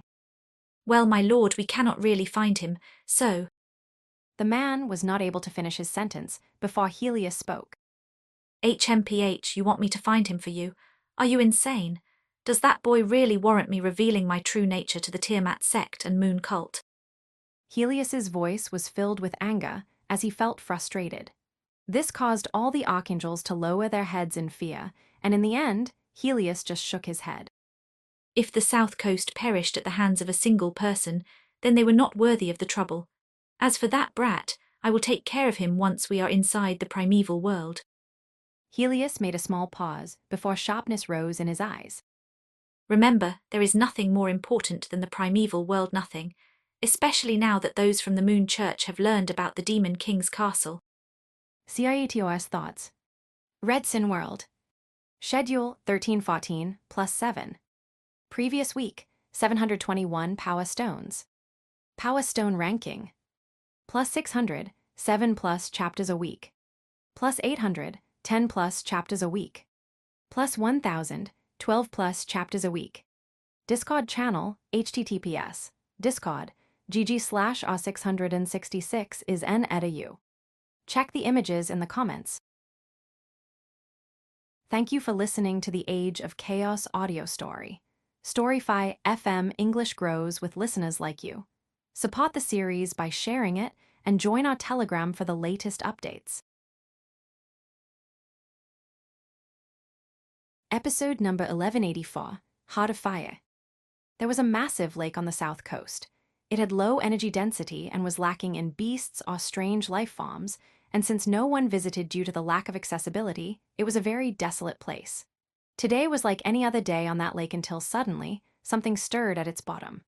Darkness enveloped the depths, not just because light couldn't reach them, but because something else was lurking beneath. Without warning, a massive burst of energy erupted from the depths. A blast of lightning and fire emerged from the seafloor, so intense it made the entire body of water boil. But that was only the beginning. Massive waves of shadows began to move at the bottom of the lake, revealing a colossal, 38,000-meter-tall scarlet dragon. The giant dragon unleashed a deafening roar as he stretched its body, causing the fire and lightning coursing through him to explode into the sky in the form of a majestic pillar. A few seconds later, the massive dragon rose above the waters, his immense power flooding the entire region in an instant. Kane's eyes were sharp as he scanned the surroundings. Upon sensing no one nearby, he relaxed. Only after ensuring his safety did he inspect his body and soul, a complicated smile appearing on his face as he realized how much of the damage from his previous battle still remained unhealed. But those thoughts quickly faded as Kane noticed something else. He had grown another 4,000 meters. This growth reflected the massive improvement his Tiamat Dragon Path had gained from devouring Caesar and the other top-tier powerhouses of the South Coast Alliance. Excitement welled up in Kane's heart as he focused on the black hole within him, where 7 new spheres now resided. Though he had killed all 10 stellar abyss legends inside the glass dome, he hadn't been able to consume Aurelius, Roman, or the Poison Master, meaning he hadn't gained their legendary innate abilities. The fight with the top-tier powerhouses of the South Coast had left Kane severely wounded, with some of their attacks reaching his vital organs, making them difficult to heal. Worse still, he had pushed the oniric truths of gluttony and oniric truth of Rothfar beyond his limits, overloading his soul. After the battle, Kane's mind started slipping into a coma. Anticipating this, he had flown to the desolate lake and hidden at the bottom, covering himself in shadows to absorb the Earth's energy while healing. Luckily, everything turned out well, and no one disturbed him during his recovery. Now fully restored, he could finally sift through the memories of the stellar abyss legends he had devoured and see what he had gained. It took Kane some time to process hundreds of thousands of years of memories from the 7 stellar abyss legends, but when he finished, a broad smile appeared on his face. 2 of those abilities were perfectly suited for his battle style. They were the abilities of Robert, the Lightning Knight, and Amanta, the Fire Spellcaster. The names of their abilities were Lightning Soul and Fire Heart, respectively. Lightning Soul boosted the power of Kane's lightning by 25%, while Fire Heart had developed a third heart for him, one filled with scarlet fire. This new heart had adapted to Kane's unique constitution and bloodline, granting him an additional energy pool and exponentially increasing his endurance. Ha, great. Kane laughed. He had consumed dozens of legends over the past 6 months, but apart from Ophian's glass dome, none of their innate abilities had been particularly useful. But now, in what might have been his final battle on the South Coast, he had obtained 2 abilities that perfectly synced with his battle style. The other 5 innate abilities were powerful, especially Caesar's, which allowed for a transformation into a demonic entity with formidable defenses. Follow new episodes on the N0 Vel first, C0M. However, it didn't enhance Kane's dragon form. Instead, it morphed him into something else entirely, which wouldn't be beneficial. Without hesitation, Kane activated the power of Scarlet Reaper, consuming the 5 remaining legendary innate abilities. The golden energy of origin he obtained was then directed entirely into Fire Heart. The massive sphere inside Kane's black hole, containing the legendary innate ability, grew larger and larger until it trembled and morphed into an ethereal flaming heart. As the transformation was completed, Kane's physical body experienced the change immediately. His new Fire Heart glowed beside his original heart and the abyssal core, bursting with power. Strange runes appeared on it, and the amount of scarlet flames it could hold increased exponentially. It took several minutes, leaving Kane drained, but a massive smile spread across his face when it was over. His total reserve of scarlet fire had grown by nearly 50%. That scarlet fire was the physical manifestation of Scarlet Reaper. It could be used in fire spells through soul combustion or for healing, making the increase in his fire reserve an immense boost to his battle power. With his conditions stabilized and his newfound abilities secured, Cain turned his attention to the world around him. His mind focused on the eye of gluttony as he harmonized with the mock of Abaddon. Zero, how are you? Cain called out. In less than 2 seconds, Cain heard the voice of Zero, leader of the Commerce Association, echo inside his mind. My lord, I've been trying to contact you. Is everything all right? The slight urgency and dread in the old man's voice caused Cain to frown. Has something happened? Did a Legends of the South Coast discover your involvement? Cain and Zero's plan had been executed with utmost secrecy. None of the attendees at the meeting had survived, so the old man's involvement should still be hidden. No, my lord. The Legends of the South Coast Alliance are far too busy trying to seize power and steal the wealth of those who died. They haven't had time to search for the culprits. As far as the South Coast Alliance is concerned, I perished alongside the rest. CIETOS thoughts. Red Sin World. Schedule 1414 plus 7. Previous week, 721 Power Stones. Power Stone ranking. Plus 600, 7 plus chapters a week. Plus 800, 10 plus chapters a week. Plus 1000, 12 plus chapters a week. Discord channel, https, discord, gg/r666 is n-edu. Check the images in the comments. Thank you for listening to the Age of Chaos audio story. Storyfy FM English grows with listeners like you. Support the series by sharing it and join our Telegram for the latest updates. Episode number 1185, Heir of the Abyssal Heritage. I will keep control of the Commerce Association using my proxies as always. I put everything in motion before the ambush, so there is absolutely no problem on that front. Zero said with confidence. But then he paused, and what came next was a solemn voice that seemed to carry a heavy burden. Actually, my concern is related to the Mark of Abaddon. Lately, an overwhelming feeling of hunger has been assaulting me, growing stronger every day. No matter how much I eat or the type of treasures I consume, it doesn't diminish. I was actually wondering if you have triggered this power, or if you have any idea what it was.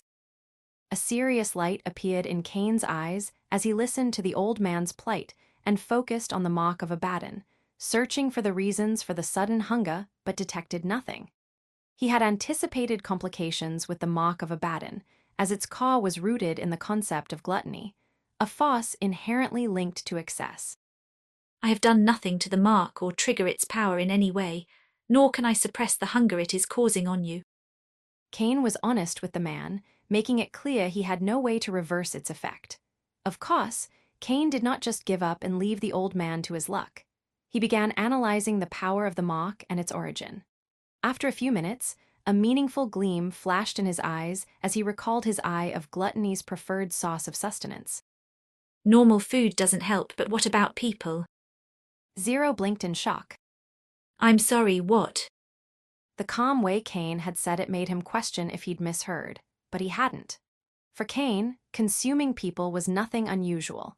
Even before fully becoming a dragon, he'd been devouring others, and it was no different in the ether, where he had consumed the life and soul of hundreds of millions. My eye of gluttony works better on people, so maybe the Mark of Abaddon being similar would also prefer them, and that could satiate your hunger. You could also try with other life forms capable of forming black holes. For Cain, consuming other people was no different than eating animals, but he was an anomaly. To normal individuals, consuming other beings, especially humanoids of their own race, was a grave taboo. Silence hung in the air before Zero finally spoke. My lord, I don't know if I can walk that path. Cain smiled slightly, recognizing the man's reservations, ones he himself had faced long ago.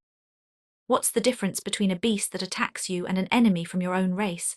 I understand that you might find it strange at first or have some ethical problem.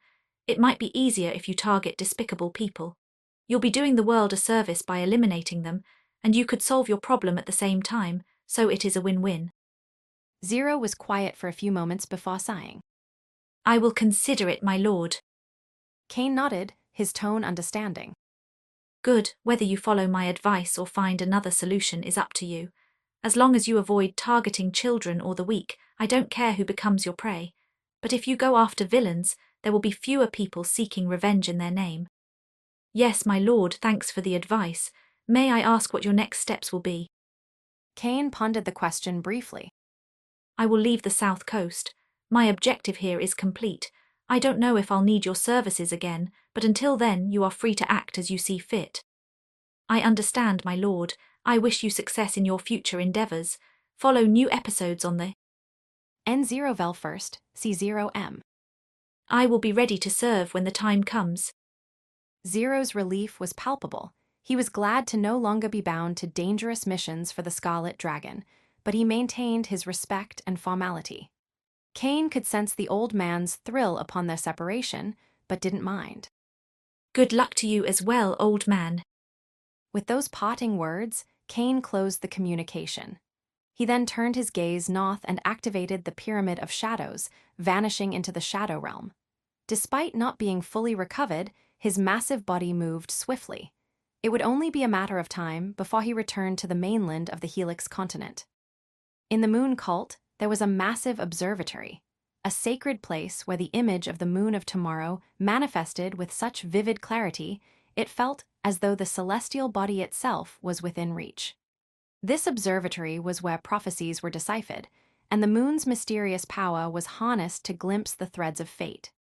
At the center of this grand space, sitting by a fountain that perfectly reflected the moon of tomorrow, was Lady Illum, the leader of the Moon Cult, and the woman whose power was said to rival that of the immortal dragon Bahamut and the Archangel Michael. She sat in deep meditation, her expression solemn as the soft glow of the moon bathed her in light. Her long hair flowed like liquid starlight, and her eyes remained closed as she communed with the moon's mystical energies. The air was thick with stillness, tension hanging in the silence. Lady Illum's breathing was steady, but something stirred within the celestial energy surrounding her. In an instant, the moonlight pulsed, and a distant whisper echoed in her mind. A small smile tugged at her lips as the words began to take shape with growing clarity. When death falls upon the chosen from another world, the heir of the abyssal heritage will rise, and the Helix continent will be covered in darkness as he swallows the sun. Lady Illum softly repeated the prophetic words, her voice carrying their immense weight through the silent observatory. The room itself seemed to resonate with the significance of the prophecy, as if the very walls understood the magnitude of the fate it foretold. End of Book 12, A Tale of Dragons and Lauds. Creator's Thoughts. Redsin World. Schedule 1514 plus 7. Previous week, 721 Power Stones. Power Stone ranking. Plus 600, 7 plus chapters a week. Plus 800, 10 plus chapters a week. Plus 1000, 12 plus chapters a week. Discord channel, https, Discord, gg/r666 is n-edu. Check the images in the comments. Thank you for listening to the Age of Chaos audio story. Storyfy FM English grows with listeners like you. Support the series by sharing it and join our Telegram for the latest updates. Episode number 1186, Back to the Sect. Book 13, The Heir of the Abyss. The sky of the Land of Wildness was filled with all sorts of life forms, but because each pack had its own territory, it was mostly peaceful, creating a beautiful vista. Suddenly, the sky trembled, and the next moment, a massive scarlet dragon emerged from a portal that seemed to lead into a dimension full of shadows. His presence flooded the surroundings, causing all the beasts in the vicinity to flee. Even those powerful enough to face Stella Abyss legends raced away, terrified by the dragon's aura. Cain couldn't help but smile as he observed the reaction of the beasts to his presence. Less than 2 years ago, when he first appeared in the Land of Wildness, he had only been able to fly without worrying about the beasts because Eldrick had accompanied him. Now he needed no one. His aura alone was enough to repel the creatures of this land. Of course, Cain didn't lose himself in a sense of power. Although he had grown stronger, he was still far from the peak of the Helix continent. A single void eclipse powerhouse would be enough to force him into retreat. Without wasting any more time, Cain continued flying, his lightning-charged wings beating with immense power as he ventured deeper into the Land of Wildness. Due to his speed and a path free of obstacles, it didn't take long for him to spot the massive body of the starbound sovereign Draconis. As Cain approached the colossal corpse of the ancient dragon, many pairs of eyes from other dragons turned toward him, surprise and awe clear in their gazes as they noted the significant increase in the scarlet dragon's size. When Cain participated in the moon cult's gathering, he was only 30,000 meters tall. Now, he was just a couple thousand meters shy of reaching 40,000 meters, a clear sign that he was approaching the middle stages of the ancient Rankin achievement that would normally take decades, even for the most talented dragons. Cain, you've come back.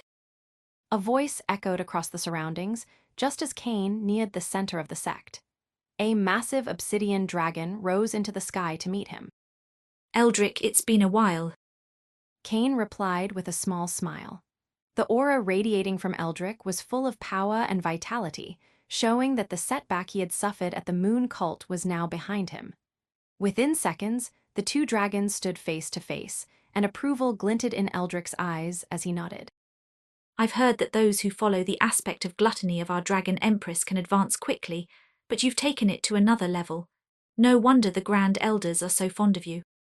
Eldrick's expression grew more serious as he leaned closer to Cain and spoke in a lower tone. By the way, the Sun Church has been looking for you. It seems to be related to the South Coast. Cain was slightly surprised by this, having made sure to cover his tracks. But after a moment, he shrugged. In a world like the Crimson World, there were countless powers, some with access to divination, so it made sense they could figure things out. Still, he didn't care. Even if there was undeniable evidence of his involvement, he had the Grand Elder's authorization, and neither the Sun Church nor the Moon Cult could do anything about it. Thanks for the information. Just as Cain thanked Eldrick, a voice emerged from inside the main castle of the sect. Elder Cain, you are summoned. The voice belonged to none other than Grand Elder Cryos.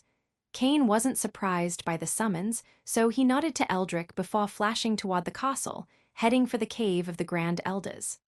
After less than a minute of waiting, Grand Elder Cryos' voice echoed again, this time only for him. Come. Cain entered the cave and was immediately greeted by Grand Elder Cryos and the other 4 Grand Elders. I humbly greet the Grand Elders. Cain said, bowing before the leaders of the Tiamat sect. Follow new episodes on the N0 Vel first, C0M. Grand Elder Cryos nodded, motioning for Cain to rise. His voice was solemn as he spoke. How did your mission on the South Coast go? The Tiamat sect had already heard of the chaos on the South Coast, but they were puzzled. It seemed as if the entire upper echelon of the Alliance had vanished. While Cain was talented, he was still a young, ancient dragon and had only spent a little over 6 months on the South Coast, a short amount of time for such a monumental task. I eliminated the entire upper echelon of the South Coast, including Cesar Azul. Some Dark Seed legends remain, but they hold little power or influence. Cain didn't mince words, immediately declaring his actions before waving his hand to reveal dozens of space rings. Although the spiritual marks of the original owners had been erased, the Grand Elder's powerful souls could still perceive the remnants. The rings clearly belonged to Stellar Abyss legends and Peak Dark Seed legends, confirming Cain's success in wiping out the South Coast Alliance. Ha, excellent, truly excellent. Grand Elder Cryos couldn't contain his laughter, his voice booming across the cavern. The other Grand Elders smiled widely, clearly pleased with Cain's accomplishments. Cain remained composed, his expression steady as he awaited further instructions. Grand Elder Cryos' laughter subsided, his eyes gleaming with satisfaction. You have surpassed our expectations, Cain. Not only did you eliminate a potential threat, but you executed the mission with exceptional skill and strategy, accomplishing this without leaving any concrete evidence and in a mind-blowingly short amount of time. Cain performed another respectful bow to the Grand Elder, acknowledging the compliment. The South Coast Alliance had formidable warriors, but none posed a threat I couldn't handle. Pausing briefly, Cain added, However, it's possible the Sun Church has noticed my actions and is searching for me. Grand Elder Cryos nodded. We anticipated as much. The Sun Church and Moon Cult have eyes everywhere, but you need not worry. If any of their void eclipse powerhouses make a move, we will be there to support you. CIETOS thoughts. Red Sin World. Schedule 1614 plus 7. Previous week, 721 Power Stones. Power Stone ranking. Plus 600, 7 plus chapters a week. Plus 800, 10 plus chapters a week. Plus 1000, 12 plus chapters a week. Discord channel, https, discord, gg/r666 is n edu. Check the images in the comments. Thank you for listening to the Age of Chaos audio story. Storyfy FM English grows with listeners like you. Support the series by sharing it and join our Telegram for the latest updates. Episode number 1187, Hibernation I. Cain smiled as he saw the Grand Elders' unity, each standing firmly behind him. He had adopted the power of Oda as his cause during his journey across the Crimson World, seeking clarity of mind and the coldness necessary to do what needed to be done in order to rise in power. However, that didn't mean he was ungrateful for the support or that he wouldn't repay all he had received. It only meant that it was harder for people to reach him emotionally. Yet the Tiamat sect achieved that connection by being upfront and keeping their word at every turn. Do you have new plans? Grand Elder Cryos asked, curiosity clear in his voice as he addressed Cain. The other Grand Elders watched Cain with anticipation, knowing that wherever he went, chaos and change seemed to follow. Who knew, perhaps the Scarlet Dragon would now have plans to meddle with the Sun Church. Unfortunately for the Grand Elders expecting a dramatic response, Cain's next move had nothing to do with fighting or scheming. I will enter hibernation until the primeval world opens. Surprise flickered across the faces of the Grand Elders, but after a few moments, they nodded in approval. What Cain referred to as hibernation was an ability of dragons. Their bodies and souls would experience accelerated growth by entering a deep slumber. Still, this state could only be reached after a dragon had pushed their power to the limit for a prolonged period and amassed significant energy reserves. Cain had fulfilled those conditions completely.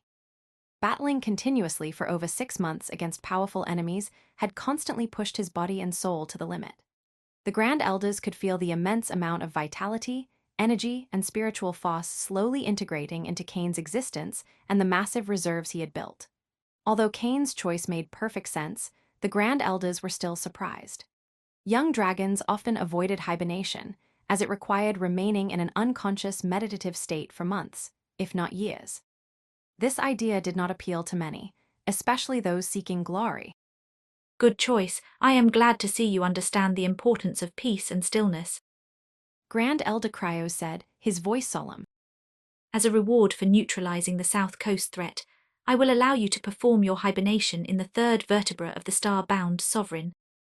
A murmur of surprise rippled through the other Grand Elders, complicated expressions crossing their faces before they nodded in agreement with Cryos' decision. Cain's smile widened upon hearing those words.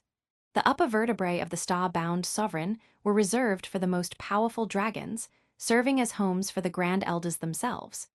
Being granted access to one of these sacred places carried immense benefits, especially if he would enter secluded cultivation. I thank the Grand Elders for their grace. Cain said, bowing slightly in respect. If there's nothing else to discuss, I'll guide the boy to his new residence. Grand Elder Cryos said. When none of the other elders voiced any objections, he nodded and gestured for Cain to follow him. It didn't take long for Cryos and Cain to leave the castle and make their way into the spine of the star-bound Sovereign. As they ascended, Cain's smile grew, and he felt the density of energy and spiritual force in the surroundings increase. The further they went, the more breathtaking it became. When they reached the top 10 vertebrae, Cain's eyes narrowed as he sensed a strange power permeating the air. He couldn't fully perceive it yet. His soul force was still too weak to understand its depth, but he knew this power was none other than the Oniric Truths.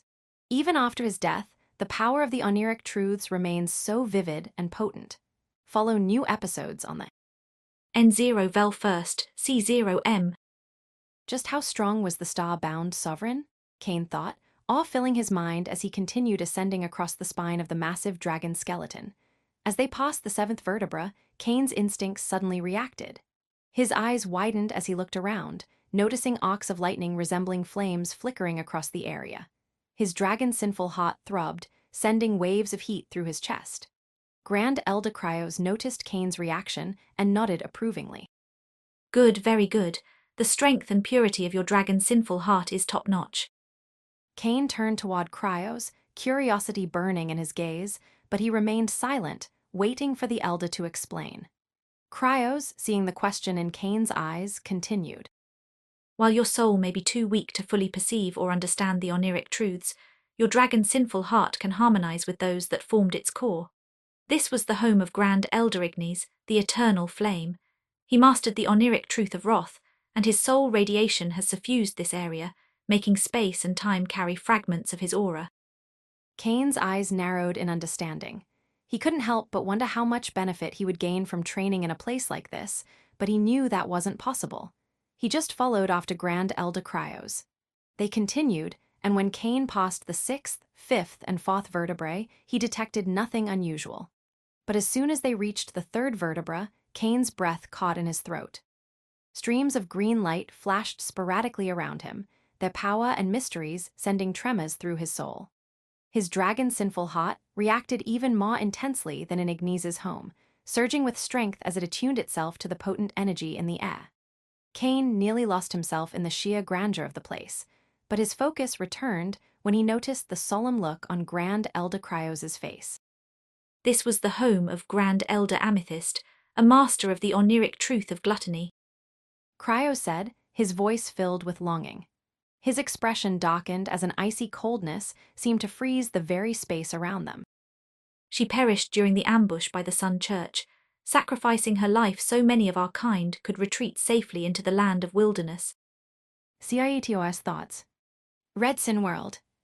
Schedule 1714 plus 7. Previous week, 721 Power Stones. Power Stone Ranking. Plus 600, 7 plus chapters a week. Plus 800, 10 plus chapters a week.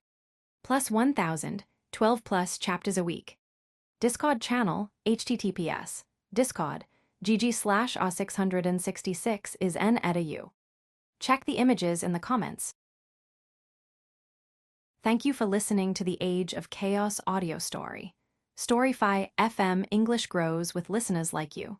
Support the series by sharing it and join our Telegram for the latest updates. Episode number 1188, Hibernation II. Kane remained silent, adopting a solemn expression. The connection between Cryos and the fallen Grand Elder was clear, and he knew better than to interrupt the Elder's moment of reflection. After a few seconds, Grand Elder Cryos' eyes regained focus as he turned toward Kane. You are free to train here, but be careful. This place carries the weight of a great soul and should be honored as such. I will make sure to show the proper respect. Kane replied immediately, his voice filled with sincerity. Cryos gave a small smile before nodding. After one last glance at the place, the Grand Elder turned and flew away, leaving Kane alone in the sacred vertebra. Kane looked around, allowing himself a few moments to gaze at the grandeur of the place. The power and energy that flooded the area were unlike anything he had seen before. Just breathing rejuvenated his vitality and soul. After a few minutes, Kane found a place to rest, adopting a comfortable position before closing his eyes as he entered hibernation. To the outside world, it seemed as though his body had shut down, revealing no sign of energy radiation or soul force. However, the truth was far from that. Within his body, a maelstrom of energy churned, digesting the experiences of his previous battles while drawing upon the vast reserves of spiritual power around him. But that wasn't all. Kane's dragon's sinful heart continued to throb, each beat harmonizing more deeply with the flickers of green light carrying the essence of the oniric truth of gluttony. The scarlet dragon's mastery of the truth rose instinctively, an understanding beyond words forming in his mind and soul.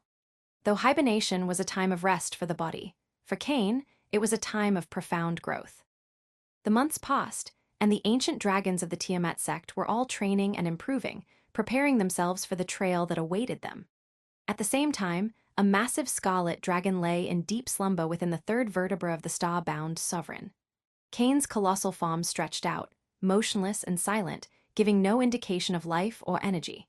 The sheer magnitude of his body, now grown to a staggering 45,000 meters, was enough to dwarf mountains. Yet despite his size, he exuded no aura, no energy pulse, not even the faintest ripple of vitality. It was as if the dragon had become one with the surrounding bones of the ancient star-bound sovereign, submerged in a sea of tranquility. Majestic fosses swirled around him. Streams of scarlet flames and flashes of lightning flickered in and out of existence, gradually weaving into Cain's body and soul. The residual energy of the oniric truths that saturated the vertebra continuously poured into him, nourishing his spirit and enhancing his power. Every breath he took, though imperceptible, drew in the essence of the oniric truth of gluttony, feeding his insatiable hunger. The ancient dragon lay in perfect harmony with the space, absorbing the surrounding fosses without disturbing the sacred chamber's stillness. Everything remained peaceful until suddenly, a voice echoed inside Cain's mind. It is time. The words reverberated through his consciousness, pulling him out of his deep slumber. Follow new episodes on the N0 Vel first, C0M. Cain's eyes snapped open, glowing with a fiery intensity, and in an instant, the peaceful silence shattered. A tremendous burst of power erupted from his body, filling the space with overwhelming pressure. His previously still form now radiated an unstoppable force that could obliterate mountain ranges. Lightning and scarlet flames surged through his massive figure with monstrous might, the energy coursing in tandem with the boundless soul force emanating from the black hole within his car. The dragon's roar echoed through the vast spine of the star-bound sovereign. The deafening sound reverberated through the ancient skeleton, sending shockwaves through the space. The sheer force of his aura was monumental. Cain's body, which had been dormant for 2 years, was now fully reawakened, releasing a surge of energy that expanded in all directions.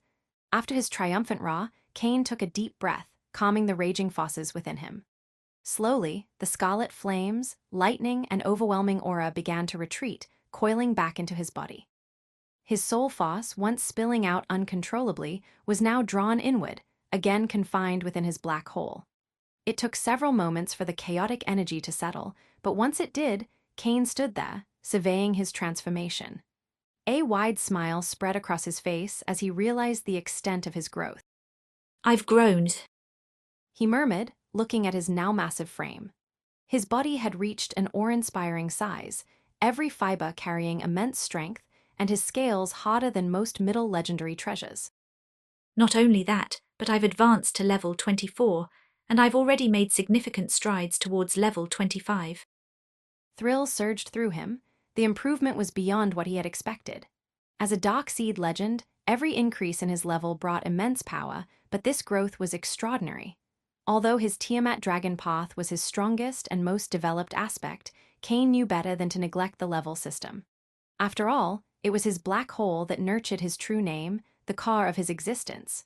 To let that stagnate would cripple his future potential. Cain paused to reflect on the voice that had awakened him. It belonged to none other than Grand Elder Cryos. His eyes glinted with a solemn light as he extended his soul force, sensing the time that had passed. 2 years. A flash of surprise crossed his face. He had intended to hibernate until the opening of the primeval world, expecting it to be a few months, a year at most. It seems the opening of the primeval world has been delayed, Cain thought, his brow furrowing. The primeval world was a force unto itself, and no one on the Helix continent could interfere with its cycles. The delay likely indicated something significant happening within it, something beyond the control of the sect, cult, or church. Creator's thoughts. Redsin World. Schedule 1814 +7. Previous week, 721 Power Stones. Power Stone ranking. +600, 7+ chapters a week. +800, 10+ chapters a week. +1000, 12+ chapters a week. Discord channel, https, Discord, gg/r666 is n-edu. Check the images in the comments. Thank you for listening to the Age of Chaos audio story. Storyfy FM English grows with listeners like you. Support the series by sharing it and join our Telegram for the latest updates. Episode number 1189, To the Primeval World I. Cain didn't dwell on those thoughts for long. Whatever happened, it's beyond my control. In any case, this power I've gained will be of great help. He let out a deep breath, reflecting on the wonders of his hibernation. The energy here never stopped nurturing my existence, even for a second. His eyes shone with a meaningful light as he focused on his dragon's sinful heart, allowing it to harmonize with the oniric truth of gluttony. It took several minutes, but a flash of enlightenment soon crossed his mind. Cain's understanding of the devouring power of the oniric truth of gluttony had grown clearer. His control over its devouring nature was now stronger and purer, and he had even gained a deeper insight into its corrupting side. Interesting, very interesting. Cain muttered, his eyes glowing with meaning. His newfound knowledge of how to manipulate and dominate the power of the oniric truth of gluttony had deepened. Still, to truly master it, he would need extensive experience and training. That would require time he didn't have right now. Not daring to delay further, Cain's colossal wings spread wide, and with a powerful beat, he took off into the sky, leaving the spine of the star-bound sovereign behind. It didn't take long for the scarlet dragon to saw through the 11th vertebra and emerge into the skies above the Tiamat Sek's main castle. 29 massive ancient dragons were waiting there in the air, all of them exuding powerful auras that sent ripples through the sky. Cain's eyes narrowed as he observed them, immediately understanding that these were the ones who would march alongside him into the primeval world. As soon as Cain appeared, every eye turned toward him. Awe and wonder reflected in the gazes of many of the ancient dragons. Though Cain had only recently joined the Tiamat sect, he had already become the subject of many stories, especially after rumors spread of his involvement in the South Coast massacre. Everyone knew that the young scarlet dragon had disappeared after his journey from the Moon Cult, only for tales of mass destruction in the South Coast Alliance to emerge shortly after that. Though no one spoke openly about it after all, there was technically a truce between the Tiamat sect and the Sun Church, which should have extended to the South Coast. Cain paid little attention to their gazes. Calmly, he flew to the side of Eldrick and nodded in greeting. It has been a while. The obsidian dragon gave a small smile and nodded. It indeed has. You've missed quite a few things. I hope you can get me up to speed. Many things could have happened in 2 years, and Cain needed to know, especially since it could influence the primeval world. Of course, what are friends for? Luckily for Cain, Eldrick immediately nodded and began recounting the events that had taken place, including the discussions between the upper echelons of the Tiamat sect, Moon Cult, and Sun Church regarding the truce during the assault on the Demon King's castle.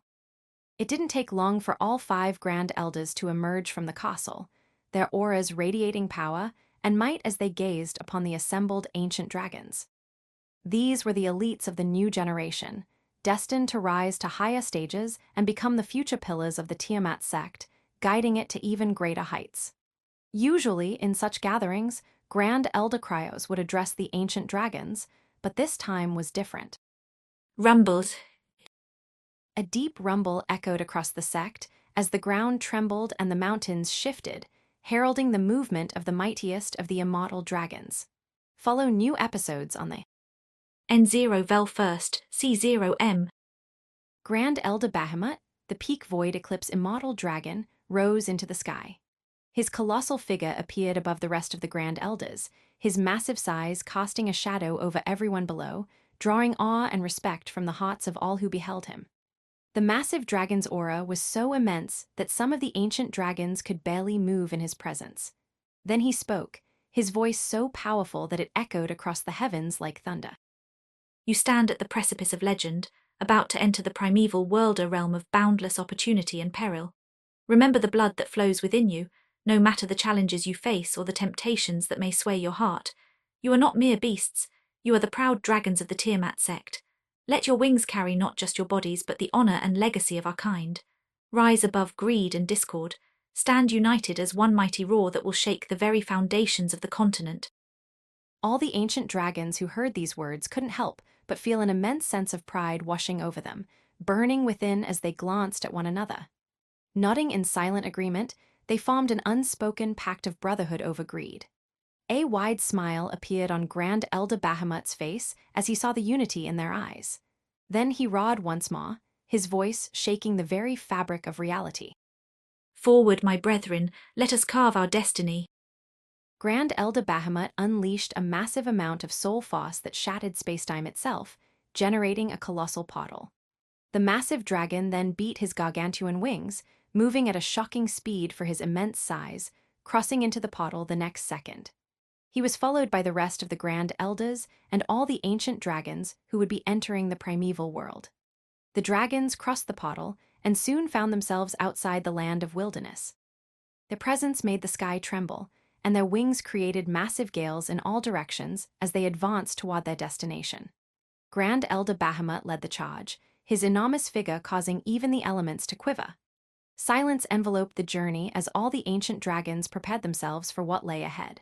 The primeval world was vast, even larger than the Helix continent, filled with dangers so great that even those at the Void Eclipse rank could not guarantee their survival. Creator's thoughts. Redsin World.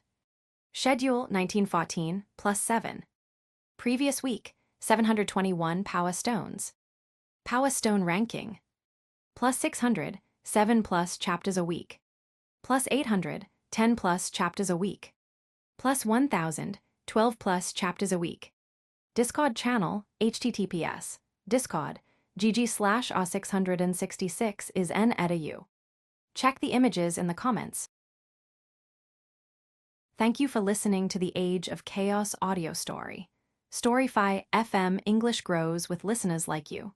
Support the series by sharing it and join our Telegram for the latest updates.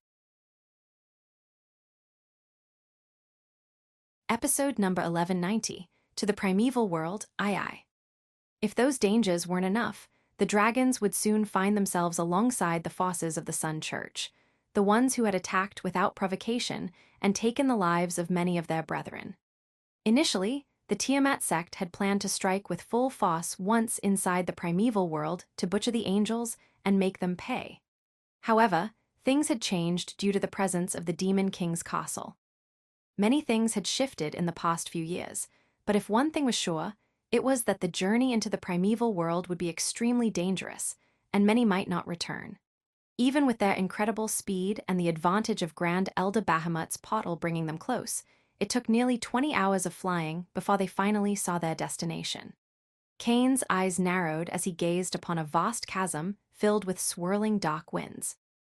Massive bursts of soul force erupted from within, some so powerful they seemed capable of sundering the minds of weaker legends. He saw a terrifying gateway where darkness reigned supreme, and pure terror and destruction awaited within.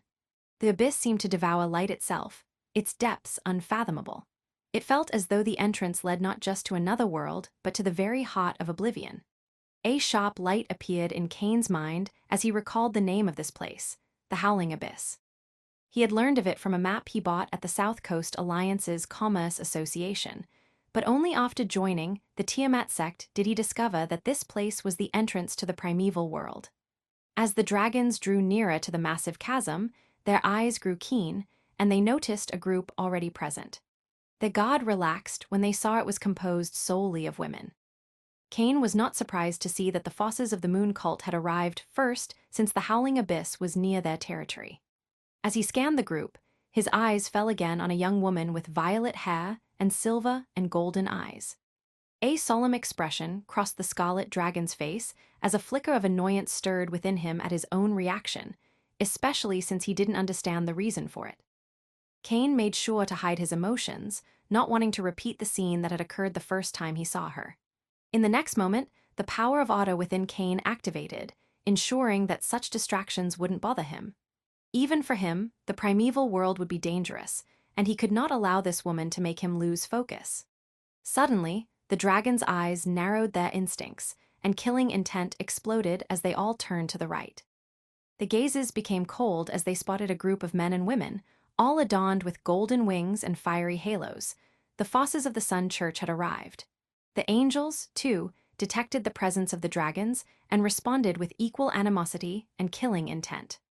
Grand Elder Bahamut paused his flight, his gaze focusing on the black-haired archangel leading the Sun Church group. His eyes subtly shifted to the five-winged angels accompanying him. He wasn't alone. Grand Elder Cryos and the rest of the immortal dragons also focused on the group. The leader of the Tiamat sect knew that if they could eliminate these five-winged angels now, their chances of winning a total war between the two forces would skyrocket. The same thought crossed Archangel Michael's mind, his gaze quietly assessing the ancient dragons. He was extremely powerful and fast, and if left unchecked, he could kill half of the ancient dragons in less than half a minute, crippling the future of the Tiamat sect.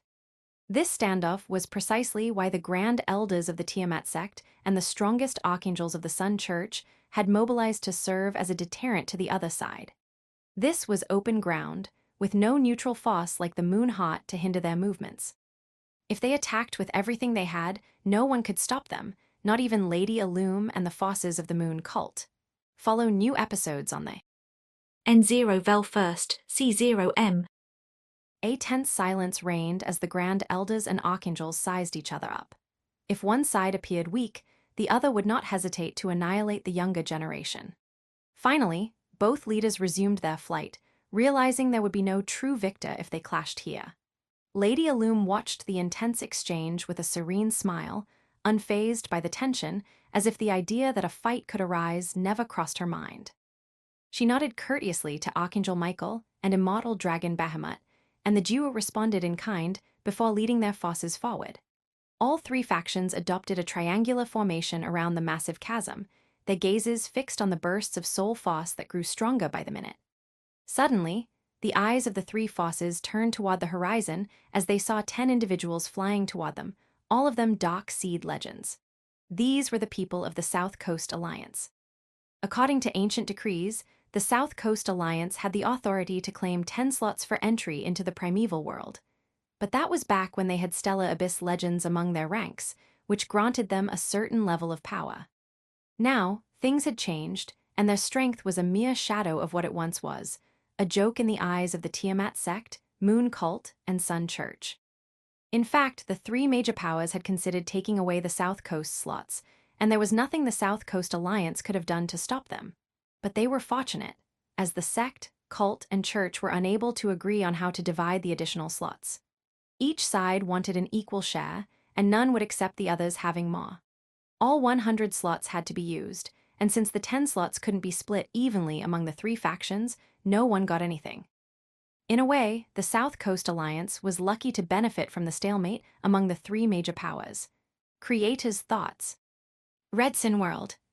Schedule 2014 +7. Previous week, 721 Power Stones. Power Stone ranking. +600, 7+ chapters a week. +800, 10+ chapters a week. +1000, 12+ chapters a week. Discord channel, https, Discord, gg/r666 is n@u. Check the images in the comments. Thank you for listening to the Age of Chaos audio story. Storyfy FM English grows with listeners like you. Support the series by sharing it and join our Telegram for the latest updates. Episode number 1191, Into the Primeval World. Being under the gaze of so many powerhouses made the Dark Seed legends from the South Coast tremble, but their greed was strong enough to propel them forward until they reached a position near the forces of the Sun Church. The angels did not push them away, but showed little concern for them either. While there had been a truce a few months ago, that was when the South Coast Alliance had something to offer. Now, they were considered useless. Cain watched the newcomers with disdain. He knew the South Coast Alliance had been crippled due to his actions. Their presence here was a testament to their desperation, ambition, and foolishness, since Dark Seed legends were simply too weak to enter the primeval world. But he didn't care about them and instead focused on the chasm. As the final moments ticked away, the atmosphere grew increasingly charged. The howling abyss began to pulse with a foreboding rhythm, and the dark winds swirled more violently. Time was drawing near. Grand Elder Bahamut's voice echoed telepathically to all the dragons. "Prepare yourselves. The gateway will open any moment now. Stay vigilant and remember our purpose." Cain took a deep breath, steadying himself. His gaze briefly drifted to the violet-haired woman among the Moon Cult, then to the stern faces of the angels, particularly Helios, before finally settling on the figures of the South Coast Alliance. Silence reigned as all the fosses waited for the howling abyss to reach its peak, the bursts of Sol Foss rising higher and higher. Finally, it happened.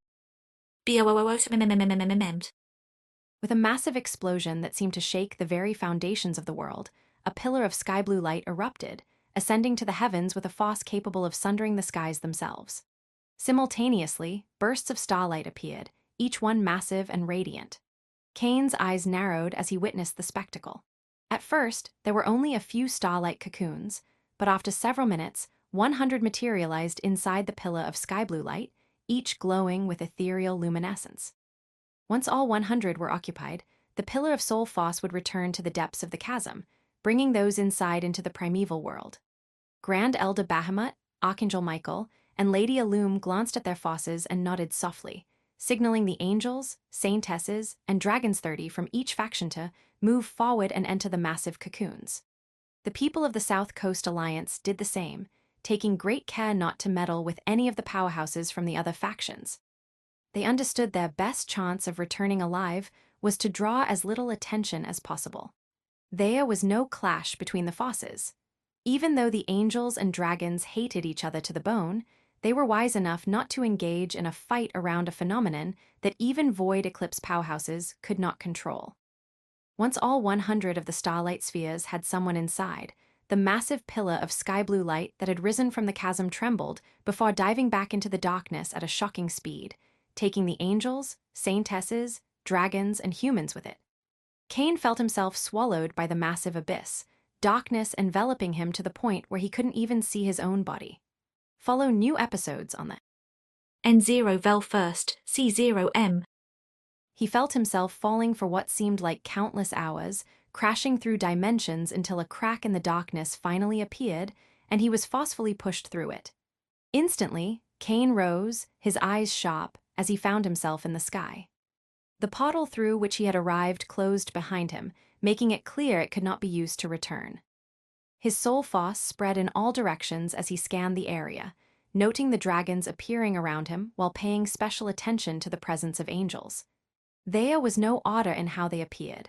At times, dragons and angels materialized extremely close to one another. But battles did not erupt. The fosses of the Tiamat sect and the Sun Church had the same plan, avoiding each other and regrouping before making any moves. It didn't take long before the dragons, angels, and saintesses had formed their group, all in formation with their energy ready to explode as they gazed at the other fosses.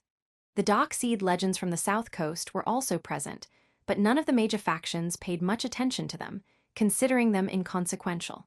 If a battle were to begin, their only option would be to hide. Silence hung in the air until a young man from the Sun Church fosses stepped forward. Leading the angels was none other than Helios, his gaze landing on the fosses of the Moon Cult. I believe it's time for the Moon Cult to provide us with more details about the Demon King's castle, Helios declared, his voice echoing with authority. Shortly after, Eldric, the massive obsidian dragon, moved forward, his gaze sharp as he stared at the saintesses. It's time to discuss the finer details of our voyage, He rumbled. The incursion into the Demon King's castle and the truce surrounding it had already been discussed by the upper echelons of the three fosses. Still, the Moon Cult had refused to reveal any specific information regarding the castle, especially its location, stating that it would only be disclosed by the saintesses once they were all inside the primeval world. Malin, despite her youth, stepped forward to lead the saintesses. Although she was not the strongest in cultivation, it was clear her status within the Moon Cult was unrivaled. Her eyes were sharp as she gazed at the obsidian dragon and the young man with fiery golden eyes, showing no fear as she regarded them as equals. But just as she was about to speak, her eyes widened, and a flash of dread crossed her face as she looked down. The moment the angels and dragons saw the fear in the woman's eyes, they all looked downward. But all they saw was a massive gray wasteland, nothing out of the ordinary. Yet everything changed in the next second. Creator's thoughts.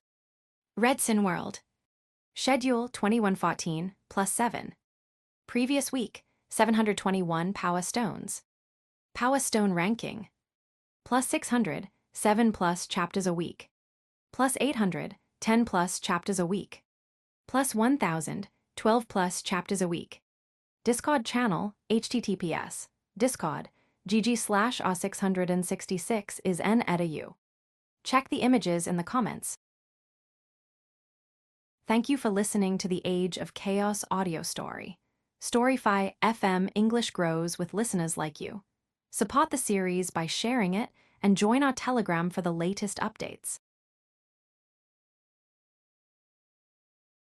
Episode number 1192, Covering the Earth Beneath and the Sky Above. The Earth trembled violently, fissures spiderwebbing across its surface as it began to crack open. A twisting miasma of dark energy emerged from these gaping wounds, somber and malevolent.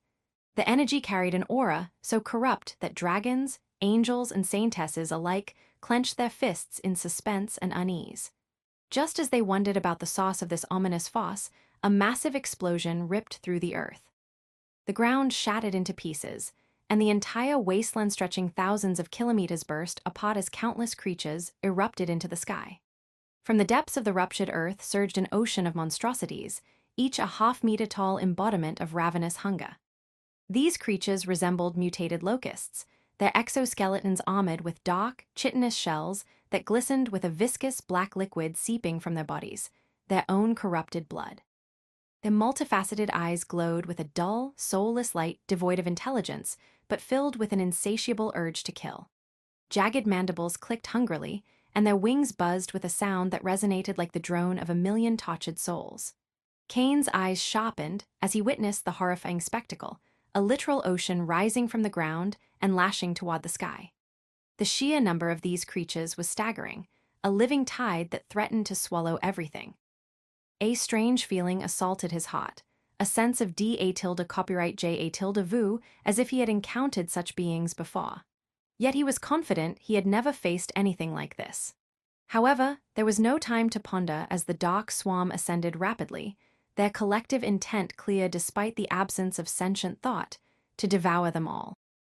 Everyone, unleash your dragon breath with me. Eldrick shouted, his voice cutting through the cacophony and drawing the focus of all the dragons as they began to charge their energy. Now. Upon his command, all 30 dragons opened their mighty jaws, releasing torrents of elemental fury. Streams of searing flames intertwined with icy blasts, bolts of lightning, surges of earth, and shadows converged into a devastating onslaught. The combined elemental attack surged forward like a cataclysmic tidal wave, incinerating the front lines of the monstrous horde. The heat was so intense that the very air shimmered, and the ground below scorched black. Not to be outdone, the saintesses acted in unison. Channeling their moon energy, they unleashed a celestial tempesta sea of hundreds of thousands of arcs of sod light, each a crescent of pure lunar power slicing through the monster with surgical precision. The sky was alight with silver luminescence, each arc leaving trails of sparkling stardust in its wake. The angels also made their energy explode, their golden wings beating as they ascended higher. Together, they summoned waves of radiant heat and beams of scorching solar light. Columns of sunlight pierced through the darkness, each beam as bright and fierce as a newborn star. Their attacks converged upon the rising ocean of creatures, bathing the wasteland in a blinding glow. Even the South Coast Alliance members mustered their courage, unleashing their own attacks. Though their might paled compared to the other forces, they wisely remained close, hoping to benefit from the protective perimeter established by the dragons, angels, and saintesses. The combined assault was a sight to behold. Waves of dragon fire roared like infernos unleashed from the deepest cause of volcanoes, engulfing countless insects in flames so hot they turned to ash instantaneously.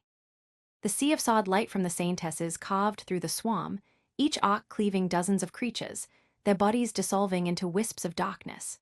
The angels' solar beams lanced through the masses, exploding the insects in bursts of black ichor that rained down like grim confetti. Thousands upon thousands of the monstrous insects were obliterated every second their bodies burned, shattered, and scorched beyond recognition.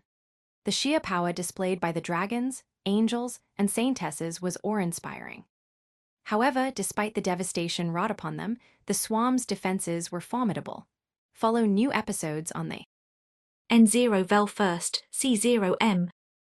The initial barrage had only decimated the first layer of the horde. More creatures surged upward from beneath the obliterated ranks, undeterred and seemingly endless. The ocean of monstrosities continued to rise toward them, an unrelenting tide of darkness. Cain was truly shocked. Even when not enhanced by his oniric truth, his yin-yang dragon breath could level everything beneath him. Yet these creatures managed to endure. They were so fast that, in mere moments, they were already upon them. Remain in formation. Adopt your dragonborn forms. Attack. Eldrick commanded, his voice unwavering despite the urgency of the situation. Understanding the need for agility against such overwhelming numbers, all the dragons roared as they transformed.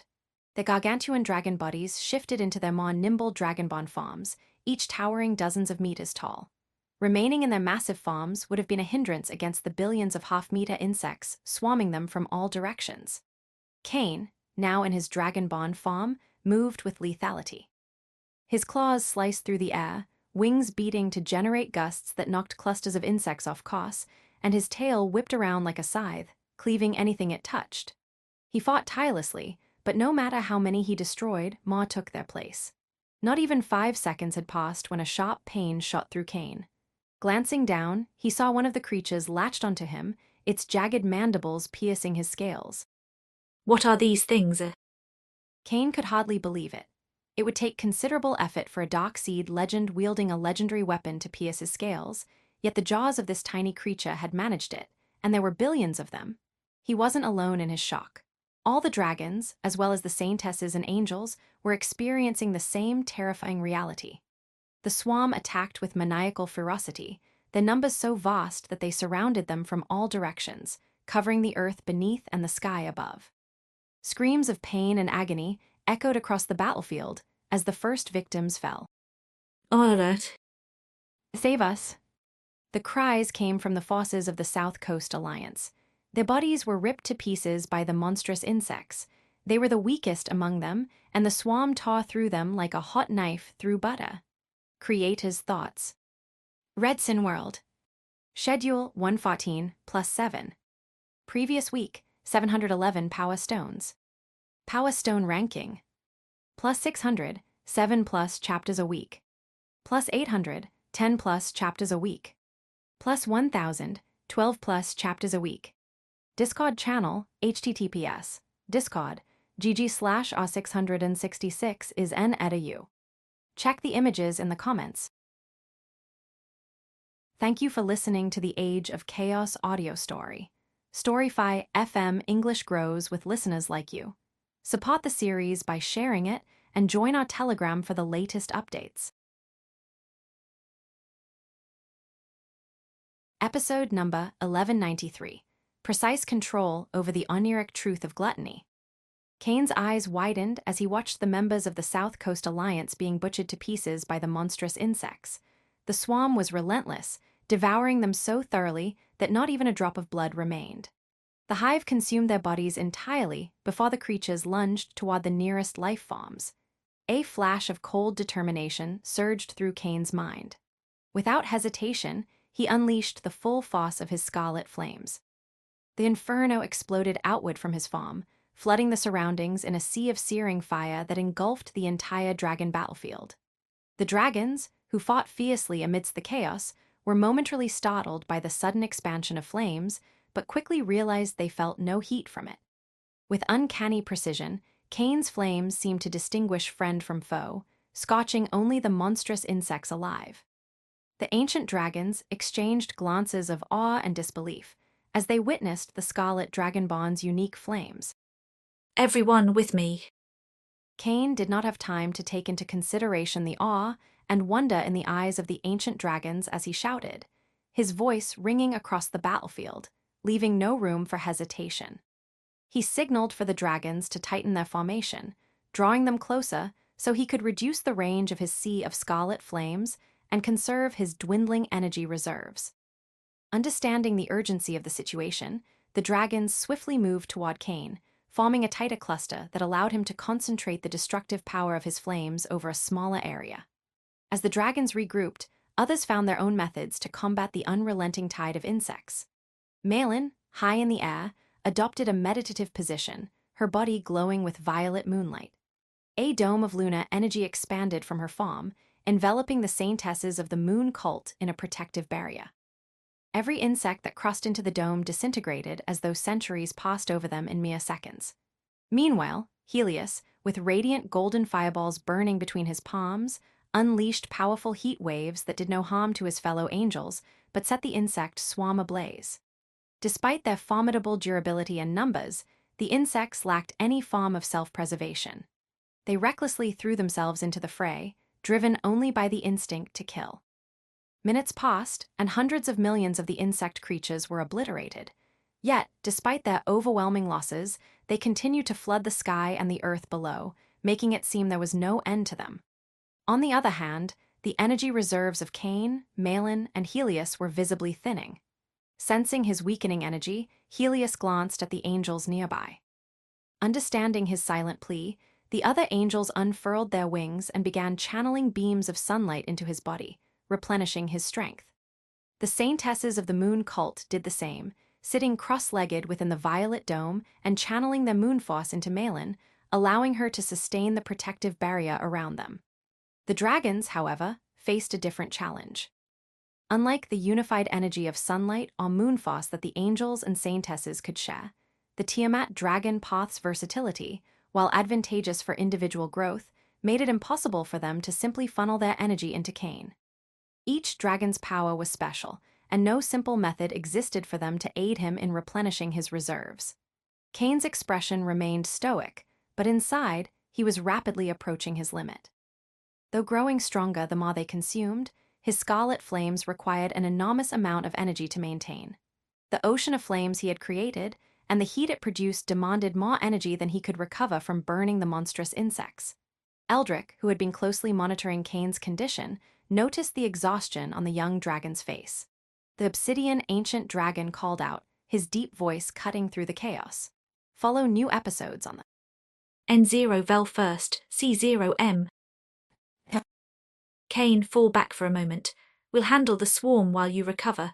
Once you're ready, you can unleash the flames again. His words echoed across the battlefield, and the dragons of the Tiamat sect nodded in agreement.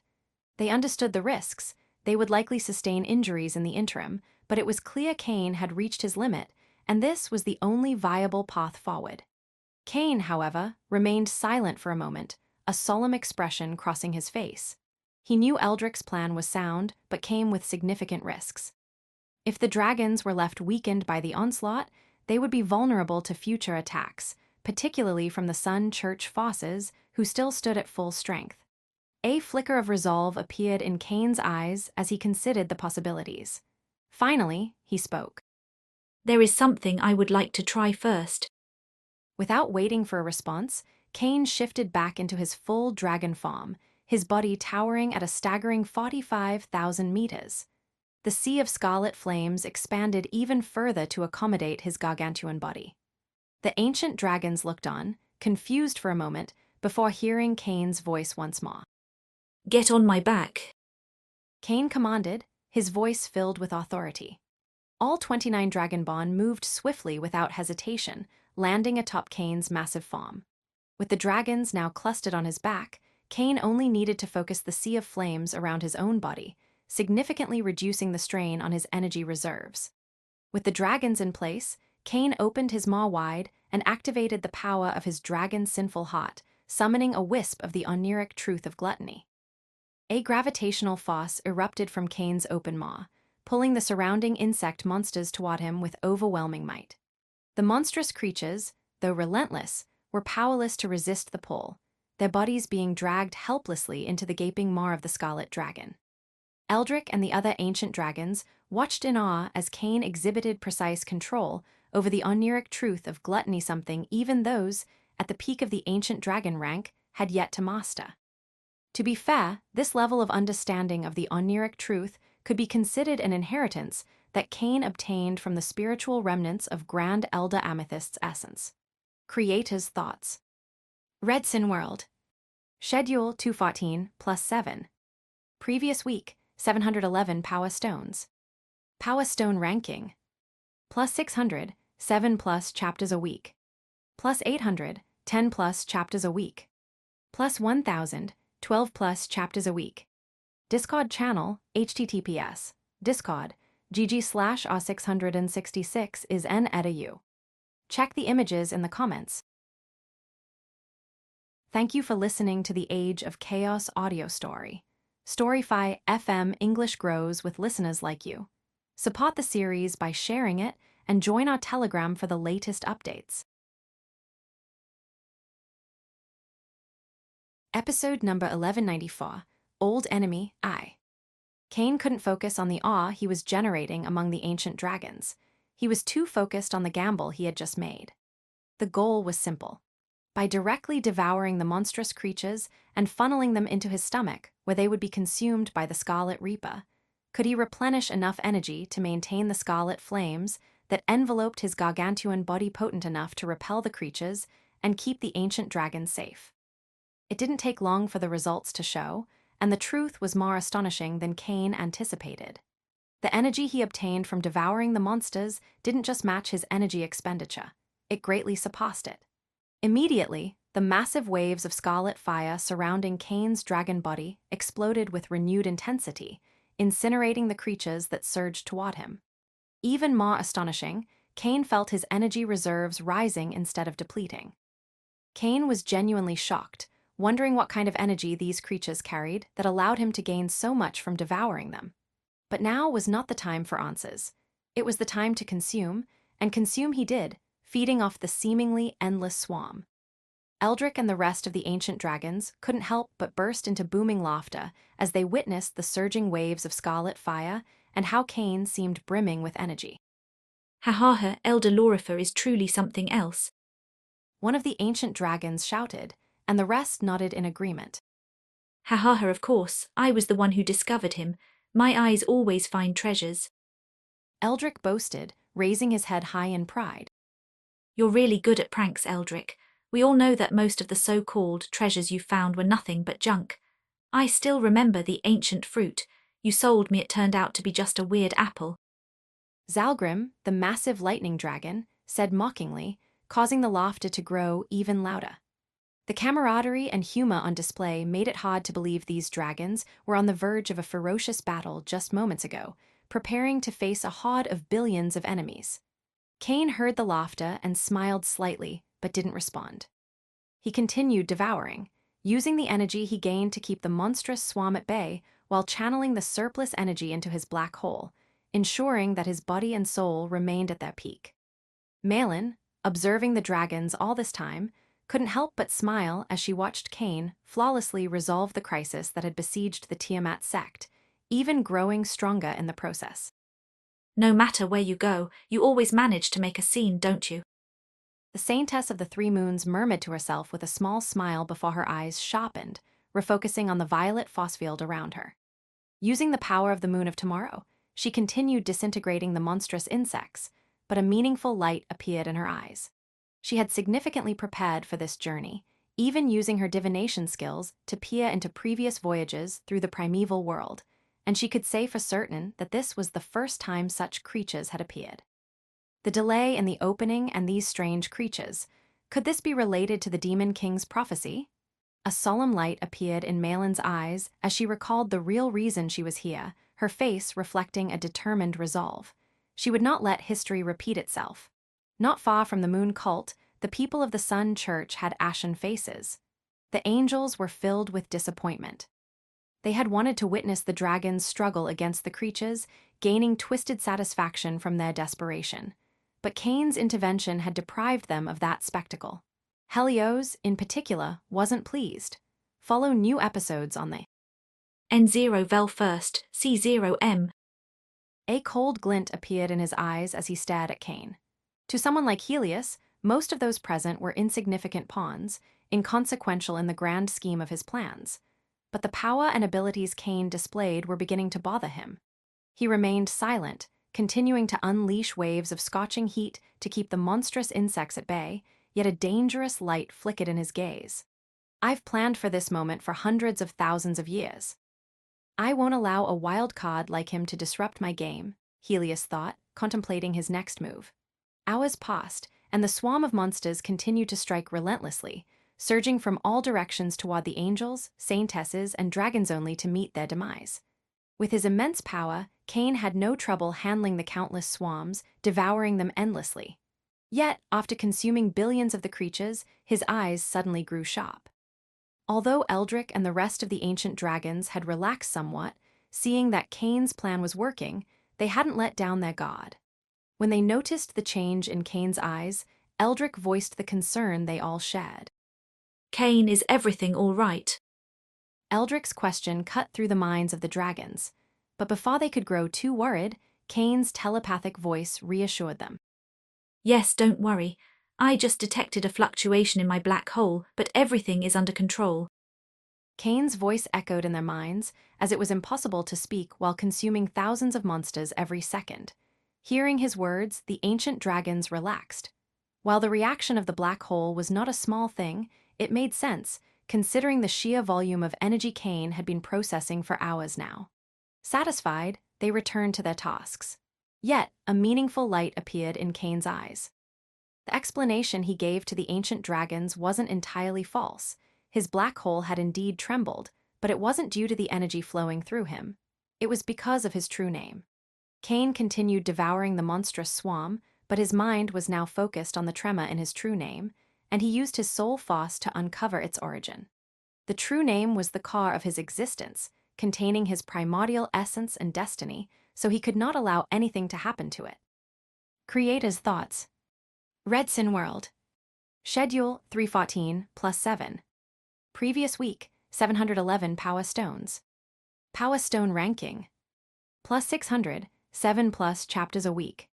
Plus 800, 10 plus chapters a week. Plus 1000, 12 plus chapters a week. Discord channel, https, Discord, gg/r666 is n@u. Check the images in the comments. Thank you for listening to the Age of Chaos audio story. Storyfy FM English grows with listeners like you. Support the series by sharing it and join our Telegram for the latest updates.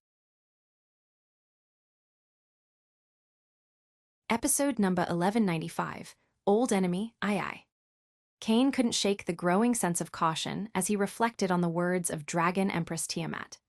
As a dreamwalker at the legendary level, even if his physical body or black hole were destroyed, he could survive by sending his true name back to Ether, where he could reawaken. But the implications were clear. If something went wrong with his true name, the consequences would follow him wherever he went. A disturbance in his true name could trap him in the Crimson World, forever severing his connection to Ether. He needed to tread carefully. Fortunately for Cain, his enhanced mastery of the oniric truth of gluttony had given him a deeper perception of the energies he consumed. As he focused intently on the essence flowing from the monstrous creatures, a sharp realization struck him. As expected, the reaction in my true name is due to the energies I'm absorbing from devouring these monstrosities, Cain thought, a sharp light flashing in his eyes as he continued drawing the creatures into his maw using the power of the oniric truth of gluttony. The creatures contained a myriad of energies.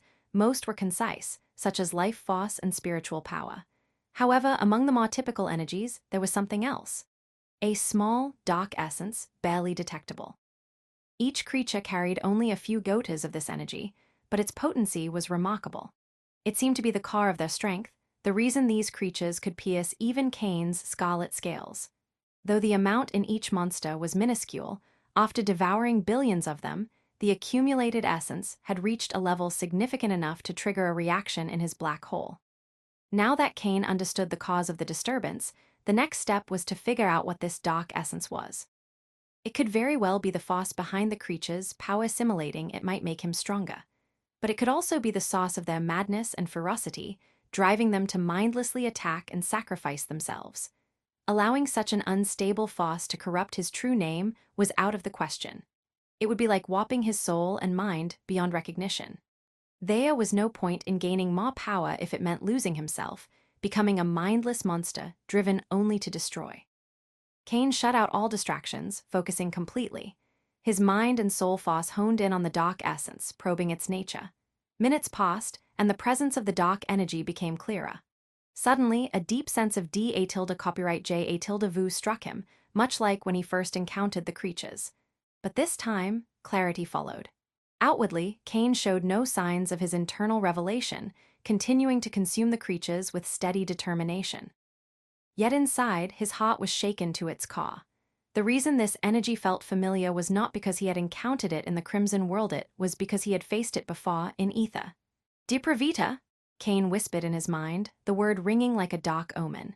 He had identified the dark essence coursing through the monstrous creatures. It was the Depravita essence, the core energy of the Depravita race. Impossible. Follow new episodes on the N0 Vel first, C0M. How can it be here? Cain pushed the power of Otter to its limits, calming his racing mind as he tried to comprehend what was happening. The Depravita race were his sworn enemies, the ones who had nearly destroyed Ether in their quest for domination. They had killed billions, spreading their strongholds like a plague across the land. It had taken a massive war spanning several years and the full might of Ether rallying behind Cain to finally achieve victory. Though he had erased every trace of the Depravitas from Ether, he knew the race was still an incredible threat. The forces he had defeated were merely an incursion fraction of the race's true power. The full might of the Depravita remained in a place beyond his reach, in a dimension he hadn't yet found. The question of their origin had long troubled Cain. He had never believed they were a natural part of the 9 Empyrean universe, especially given how the laws of ether reacted to them. It was as if the very fabric of reality rejected their existence. Could they have originated from the Crimson World? Cain wondered, but there was too little information to confirm such a theory. He had combed through countless historical and geographical records of the Helix continent and found no mention of the Depravita. Still, the Crimson World held far more mysteries than he had explored. Entire realms and dimensions were beyond his current knowledge. The possibility that the Depravita had some connection to this world couldn't be dismissed. All sorts of theories and questions flooded his mind, his thoughts racing as he tried to gather what knowledge he had to make sense of this revelation. Yet after a few moments, Cain could only silently sigh there simply wasn't enough information. The answer to why Depravita essence was in the primeval world and why it infused these creatures wasn't something Cain expected to uncover soon. But one thing was certain: he could handle the dark essence. Cain had already dealt with Depravita essence before in ether. Though dangerous, it was not beyond his ability to control. He had even used the bodies of the Depravita of wrath and the Depravita of gluttony to nourish his willpower and evolve his alter ego to the 4th realm. The part of myself that reached the Crimson World was my willpower, which had already thoroughly mixed with the energy and essence of the Depravita race. Cain reasoned. There should be no danger in integrating the dark force. Confident in his assessment and without hesitation, Cain continued devouring the creatures, now paying close attention to the stream of Depravita essence flowing through them. He made a conscious effort to guide the dark energy toward his true name, allowing it to integrate, but under the iron grip of his will, and in case of any problem, he would sever the flow. Creator's thoughts. Redsin World. Schedule 414 plus 7. Previous week, 711 Power Stones. Power Stone ranking. Plus 600, 7 plus chapters a week. Plus 800, 10 plus chapters a week. Plus 1000, 12 plus chapters a week. Discord channel, https, discord, gg/r666 is n@u. Check the images in the comments. Thank you for listening to the Age of Chaos audio story. Storyfy FM English grows with listeners like you. Support the series by sharing it and join our Telegram for the latest updates. Episode number 1196, Improvement of the True Name. Cain continued devouring the monstrous creatures relentlessly, sending them into his stomach, where his scarlet flames assimilated them. His focus was locked onto the iotas of Depravita essence he obtained from each monstrosity, channeling it into his true name with precision. As the days passed, a sharp glint appeared in the scarlet dragon's eyes, accompanied by a thrill that surged through him. He realized his true name was growing stronger. In the Crimson World, the true name was the cornerstone of nearly every cultivation path, influencing talent and potential.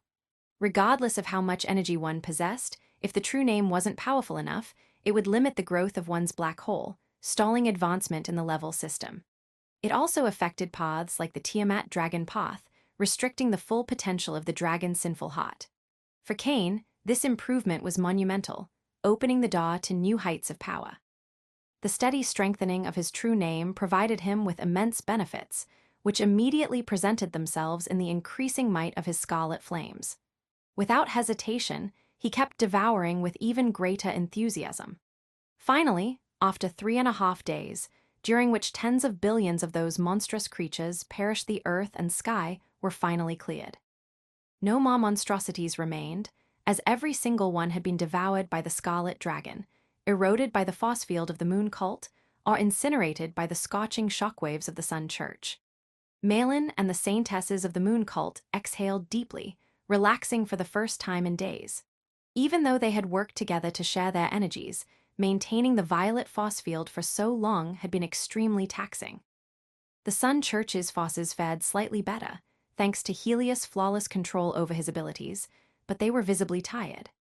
Ironically, the dragons of the Tiamat sect, who had faced the greatest crisis at the beginning and ended up relying on a single individual, were the ones who came out of the battle in the best condition.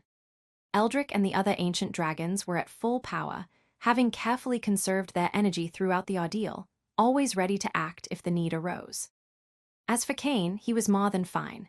His scarlet flames had grown incredibly powerful, and his body and soul brimmed with energy. A smile formed on Cain's face as he felt the upgrade in his true name. Though there was no change in the words that composed it, he could feel the intense power and might behind each element of Reaper Vorax Imperator. Those words' aura of domination, consumption, and destruction had grown purer and more potent. Part of Cain almost lamented that no more of the monstrous creatures were left to consume, but he didn't dwell on the thought for long. His gaze turned cold and predatory as it shifted toward the sun church forces. Eldrick and the other ancient dragons noticed Cain's gaze, and a similar coldness spread across their expressions. Rising from Cain's back, they adopted their full dragon forms, their energy flaring, making it clear they were ready for battle. The sudden surge of hostility took the angels of the sun church aback. Under normal circumstances, they wouldn't have feared the dragons, but they were exhausted after the energy-draining battle with the monstrous creatures. Many glanced toward the moon cult, hoping for intervention since it was their role to enforce the truce. My lady, shouldn't we act? One of the saintesses asked Malin in a low voice. Follow new episodes on the N0 Vel first, C0M. Even though they had no love for the Sun Church, Lady Illum had established a truce, and they could not disobey her. Malin felt the weight of her followers' expectations and the tension in the air, knowing she could not simply refuse Lady Illum's orders. After a brief pause, she spoke coldly, her voice echoing across the sky. Our pact refers to the exploration of the Demon King's castle. Until we reach that place, we are not bound by any obligation. Her words left no room for interpretation. She would not lift a finger to help the angels. Hearing this, Eldrick and the other ancient dragons' killing intent intensified. The gazes shifted toward Cain, waiting for his signal to strike. Although he was young, the Scarlet Dragon had shown potential, power, and a cold mind in the face of crisis that had earned the awe and respect of all. Unknowingly, they had come to see him as their leader, and they were ready to attack with all their strength if he gave the word. Cain's eyes remained cold as he assessed the angels. His eye of gluttony scanned their energy reserves, and he could see how drained they were. Yet, as his focus settled on Helios, a sharp light appeared in his gaze. Like the others, Helios seemed exhausted, but there was something more. There was a strange force within him that Cain's eye of gluttony couldn't fully discern. For several moments, Cain remained silent, contemplating the situation. Then, with a quiet sigh, he raised a claw, signaling the others to stop. His voice echoed in their minds, calm but resolute. It's not the time. While we could kill many angels, we would also sustain injuries. Until we discover the true dangers lurking in the shadows, we must not allow any weakness. His words carried weight, and the dragons immediately backed down, their killing intent dissipating as they deferred to Cain's judgment. Eldrick and the other ancient dragons respected Cain's wisdom, recognizing the logic behind his decision. They couldn't be sure what other unknown dangers were lurking in the primeval world, especially after seeing how things had changed, so they needed to be cautious. The Sun Church Fosses, sensing the danger had passed for now, didn't press the matter. They knew they had narrowly avoided a devastating clash but remained alert. Helios glanced at Cain, his eyes sharp and carrying a solemn light.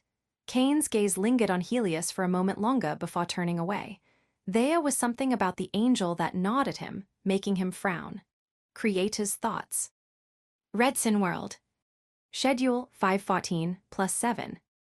Previous week, 711 Power Stones.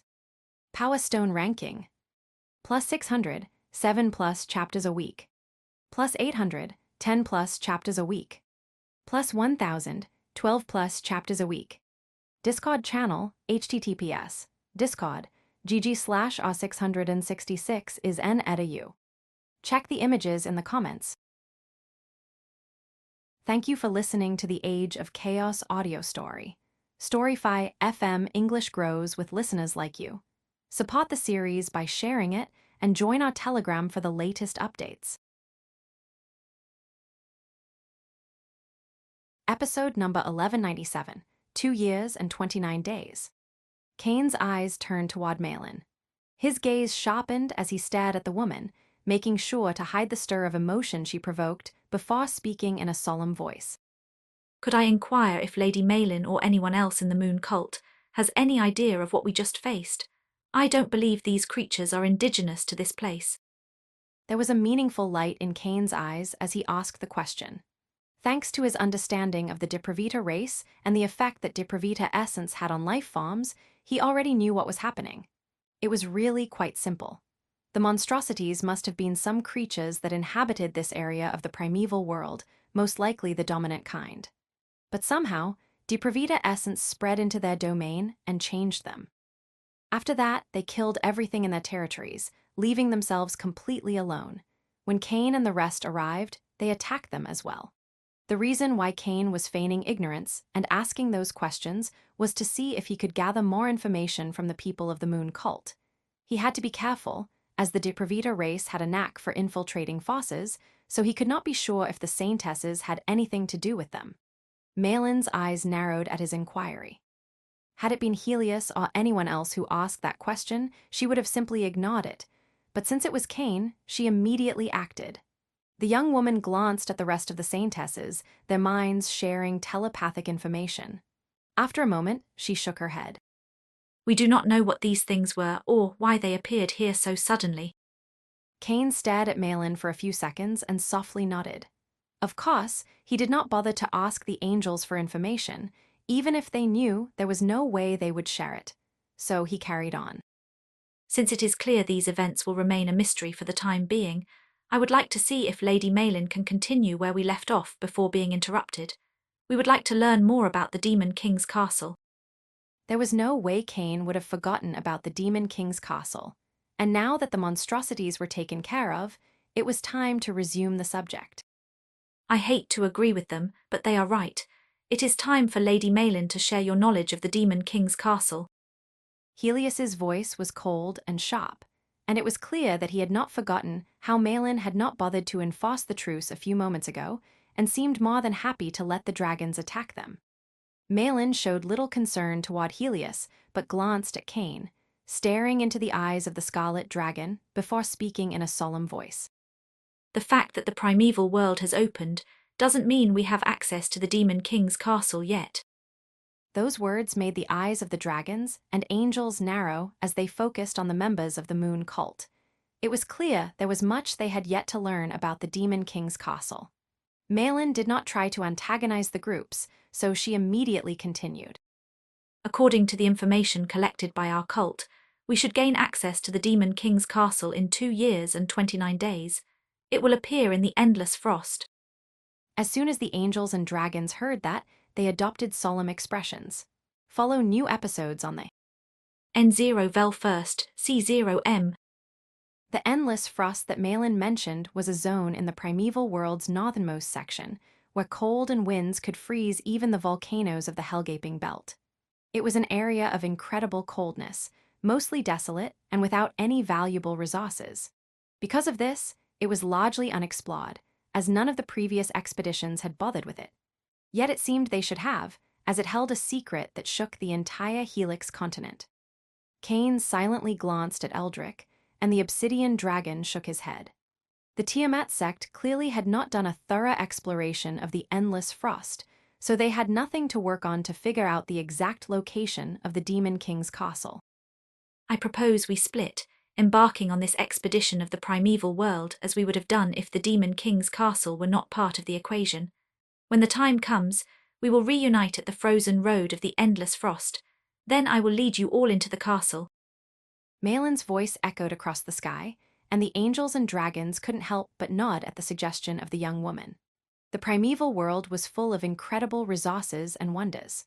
While the secrets and treasures of the Demon King's castle were undoubtedly the main source of their desires, that didn't mean there weren't other things that drew their attention. Cain glanced at Eldrick and the rest of the ancient dragons, and upon seeing all of them nod, he gave Malin an answer. The members of the Tiamat sect agree with your suggestion, sacred saintess of the three moons. The Sun Church also agrees, Helios declared without looking at the rest of the angels, making it seem as if he didn't care what they had to say. There was a sharp contrast between the leadership styles of Cain and Helios. Since that is settled, I will see you all in 2 years and 29 days. Malin spoke to the angels and dragons before leading the saintesses of the moon cult away. It did not take long for them to vanish from sight. Tension immediately arose as the saintesses left the area, leaving the angels and dragons alone. Helios simply gazed at Cain and the ancient dragons before turning around and departing with the rest of the Sun Church. Cain couldn't help but watch Helios's back, feeling a part of him urging him to take down the man, but another part knew that he would not be able to achieve it, not with his current strength. Let's go. Cain's eyes grew sharp as he uttered those words, and he left the desolate wasteland behind with the dragons. Creator's thoughts. Redsin World. Schedule 614 plus 7. Previous week, 711 Power Stones. Power Stone ranking. Plus 600, 7 plus chapters a week. Plus 800, 10 plus chapters a week. Plus 1000, 12 plus chapters a week. Discord channel, https. Discord, gg/r666 is n edu. Check the images in the comments. Thank you for listening to the Age of Chaos audio story. Storyfy FM English grows with listeners like you. Support the series by sharing it and join our Telegram for the latest updates. Episode number 1198, Devil's Hand. Cain and the ancient dragons flew for around half an hour before they finally recognized their location. Their eyes widened upon realizing that the wasteland they had just left behind was once known as the Great Garden, a place brimming with life and massive trees that stretched toward the heavens. The transformation was shocking. The rich, verdant landscape had turned barren, clearly ravaged by the monstrous creatures they had just faced. However, not everything was bad news. We're close to the Devil's Hand. Eldrick's eyes glowed with excitement as he spoke. Immediately, all the dragons grew eager. The Devil's Hand was a gargantuan mountain range northwest of the Great Garden, known for its vast network of interconnected caves brimming with elemental gems. Elemental forces were a crucial aspect of the Tiamat Dragon Path. The gems within the Devil's Hand held immense value as they could help them improve that side of their battle power. Cain was also drawn to the idea of harvesting the elemental minerals, and he nodded in agreement with Eldrick. Let's head to the Devil's Hand. The 30 ancient dragons soared across the sky, their immense figures creating massive gusts that swept the earth below. As they flew, their eyes remained sharp and vigilant. Though the monstrous creatures they had faced were gone, the dragons were cautious, unsure of what other enemies could emerge. Luckily, they encountered no resistance during their half-day flight and finally reached their destination. The Devil's Hand lived up to its name. The mountain range resembled an enormous demonic hand, with jagged peaks rising like clawed fingers toward the sky. The cliffs were sheer and treacherous, and the caves scattered across the range resembled gaping mouths inviting yet dangerous. Each claw of the mountainous hand was millions of meters tall, casting long shadows over the land. The ancient dragons were eager, anticipation thick in the air as they prepared to dive into the caves and harvest the precious minerals within. But before they could make a move, Cain raised his claw and glanced at Eldrick. According to my knowledge of the primeval world, the Devil's Hands caverns are inhabited by stone golems. Cain said, his voice carrying a note of caution. Eldrick shook his head with a confident smile. The stone golems are indeed powerful, but they're peaceful creatures. As long as we don't meddle with them, they won't attack us. We can take the gems without conflict. The rest of the ancient dragons nodded, their confidence unwavering. The Devil's Hand was known to offer great rewards with minimal risk. However, Cain did not share their calm demeanor. His eyes sharpened, and he spoke in a solemn tone. Wait here, I'll return shortly. Without further explanation, Cain's entire body was enveloped in shadows, and he dashed into one of the caves like a streak of darkness. Follow new episodes on the N0 Vel first, C0M. His mastery over shadow techniques impressed even those dragons who had awakened their dragon-sinful heart using the powers of the Nightveil head. They watched in amazement as Cain disappeared into the cave's depths. Despite their awe, the ancient dragons were puzzled by Cain's actions. It wasn't long, however, before they understood his caution. Boodurim. A thunderous explosion echoed through the mountains as part of one of the cliffs shattered, sending debris flying.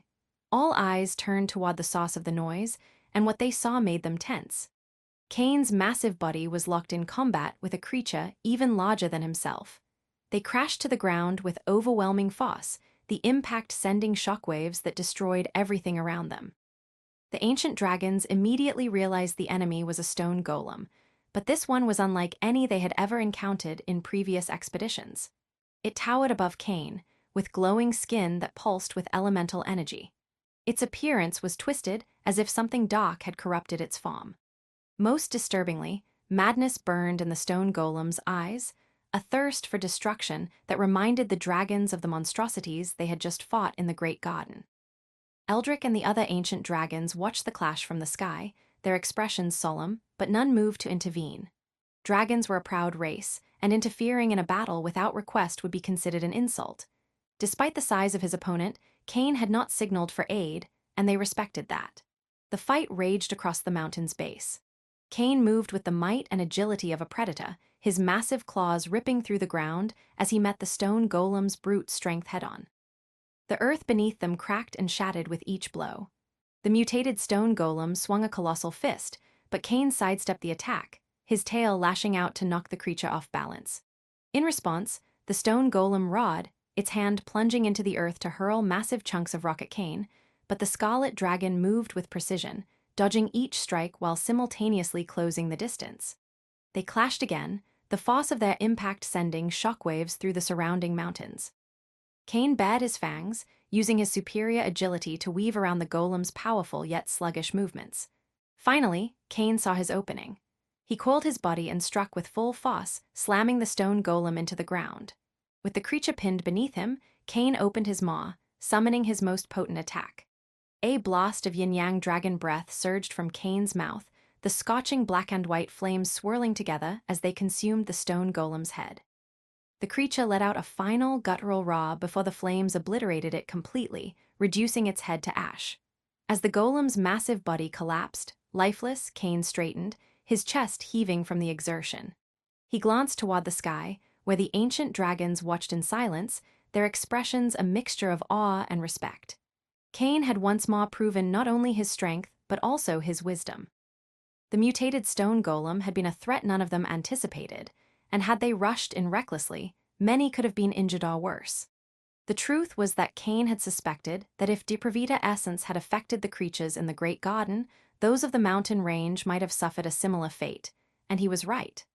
Now that the battle was over, the ancient dragons calmly flew toward Cain, their eyes sharp as they gazed at the mutated stone golem.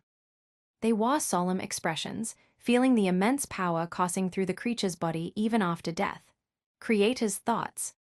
Redsin World. Schedule 714 plus 7.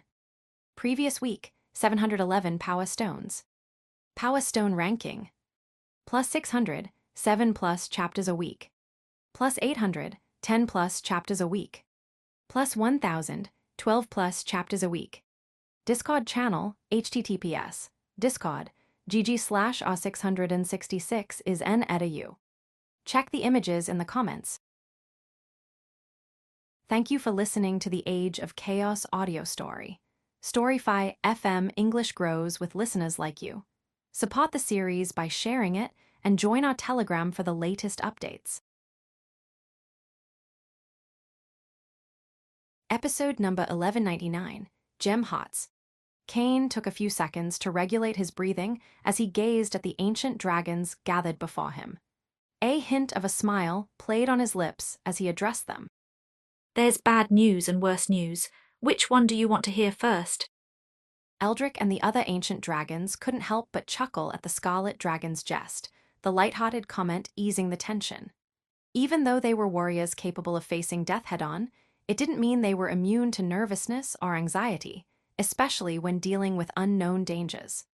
Once they had regained their focus and calm, Cain's smile faded, and he continued in a more serious tone. The same force that affected the monsters in the Great Garden has also made its way to the Devil Hand. It has mutated the stone golems.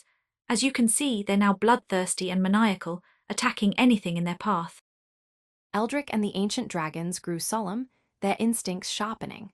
The primeval world was already an extremely dangerous place, filled with all sorts of creatures and perilous phenomena, but now there was a new power at play, one that was twisting the very life forms within it. This threat added an unexpected layer of danger to their already treacherous expedition. Cain gave them a moment to digest the information before delivering the next piece of information. And the worst news, there are no elemental gems inside the mountain range. It seems the stone golems have consumed them. Immediately, frustration and anger flickered across the faces of the ancient dragons. The elemental gems were invaluable cultivation treasures for members of the Tiamat sect, and hearing they had been devoured was a significant loss. Don't be disheartened just yet. Cain quickly added, I believe I've discovered something in the creatures. He extended his claw, which turned dark as the power of Reaper Touch enveloped it. The eerie lethality of the dark energy made the ancient dragons step back instinctively, a ripple of unease passing through them. Eldrick and the others wondered how Cain had awakened so many formidable abilities. Still, those thoughts were set aside as they watched him carefully open the chest of the fallen stone golem. Inside, nestled within the rubble of stone, was a massive gem the size of a dragon's fist, pulsating with intense energy. Immediately, all the ancient dragons focused on the gem, their soul forces extending toward it to examine its nature. Awe appeared on their faces as they realized its energy signature resembled that of elemental gems, but it was far more potent and powerful. Their enhanced energy wave could mean they were potentially even more helpful for cultivation than the original elemental gems. If my hypothesis is correct, Cain continued, the stone golems consumed the elemental gems and generated these organs. These gem hearts could be far more valuable, but to obtain them we'll have to fight.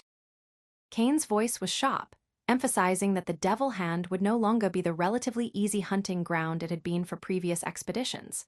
Yet the ancient dragons showed no hesitation. Killing intent and determination gleamed in their eyes. They had faced countless life-and-death battles to reach this place, and if the stone golems stood in their way, they would destroy them all. Seeing the resolve in their eyes, Cain nodded and analyzed their strengths with his eye of gluttony before continuing. The strength of these mutated stone golems is no joke. Those of you with battle power at the peak of the Stellar Abyss legendary rank can handle them on your own. Follow new episodes on the N0vel first, C0M. The rest of you will need to form teams of at least 3. We cannot afford casualties or serious injuries so early in the expedition. The ancient dragons nodded in agreement.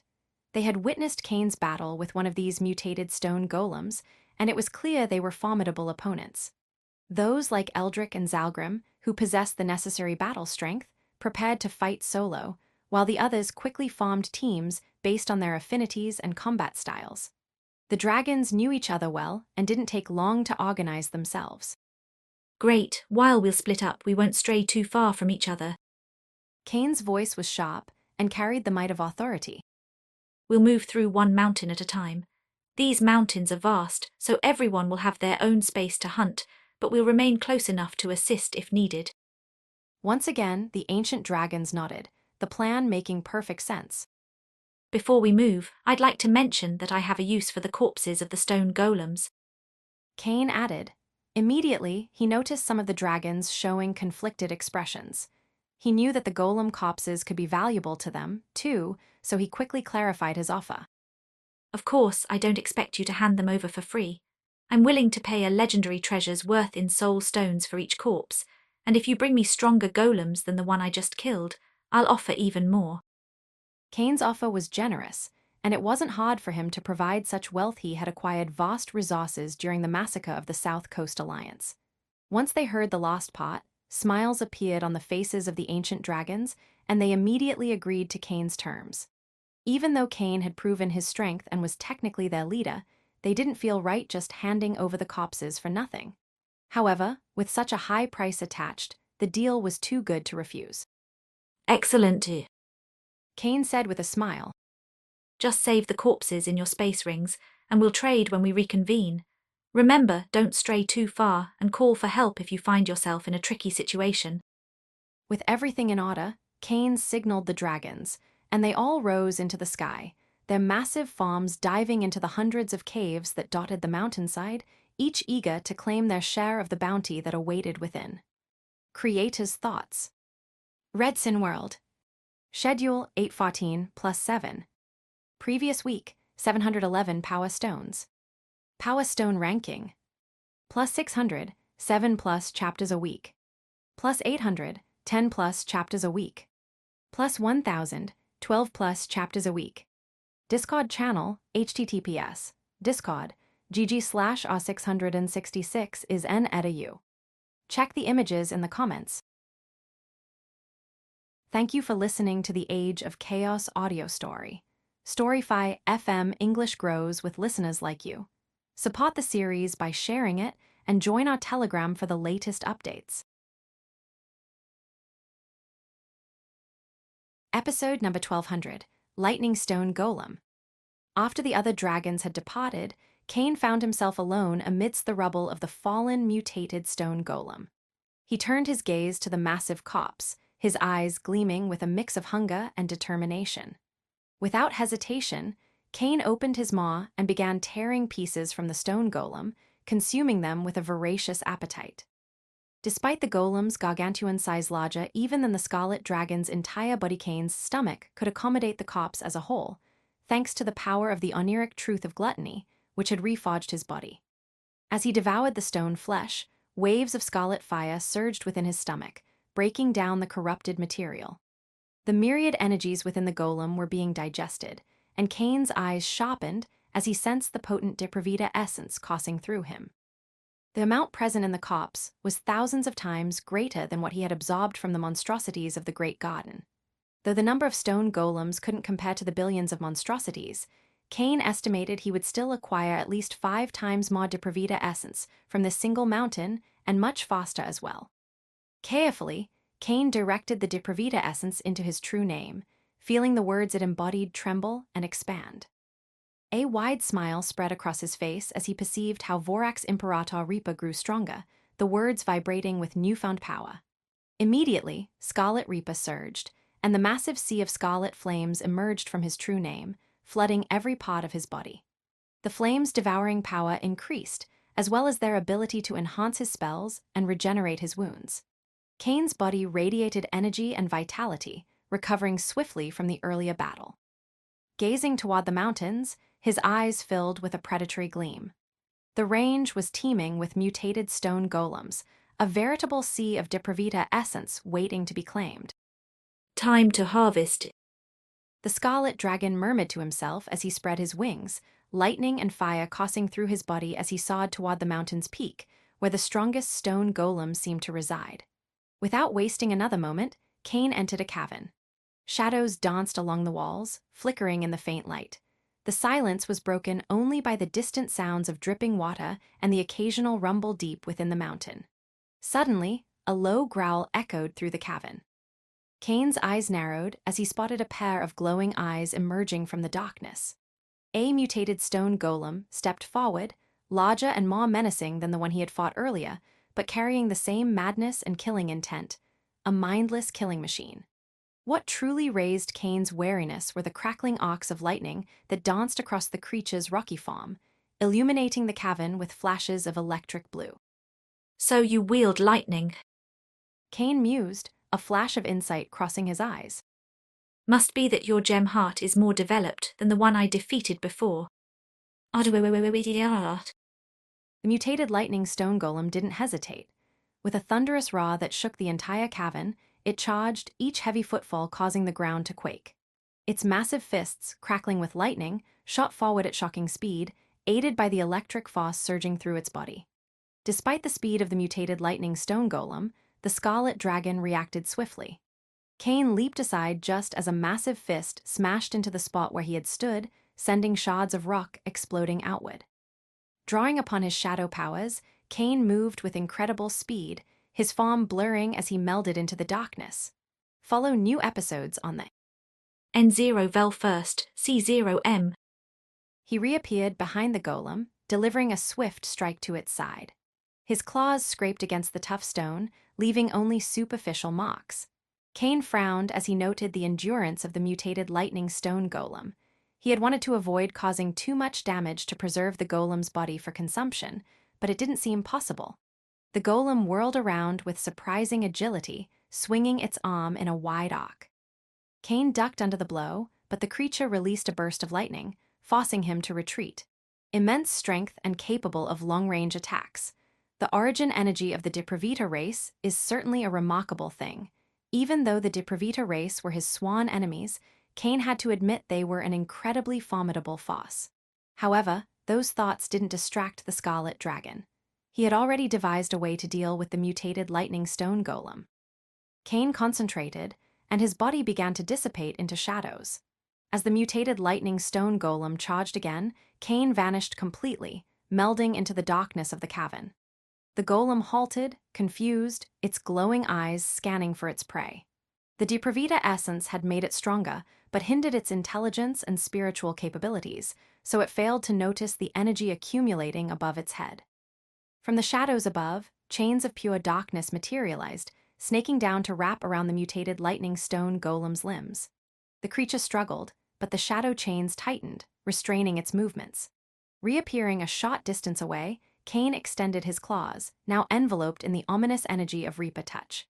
His idea of limiting damage to the golem's body was no longer feasible, so Kane fully unleashed his destructive abilities, causing the air around his claws to tremble. With a swift motion, he dashed forward, slashing at the golem's arm. This time, his claws penetrated the stone, leaving deep scars that sizzled and cracked as the dark energy ate away at the material.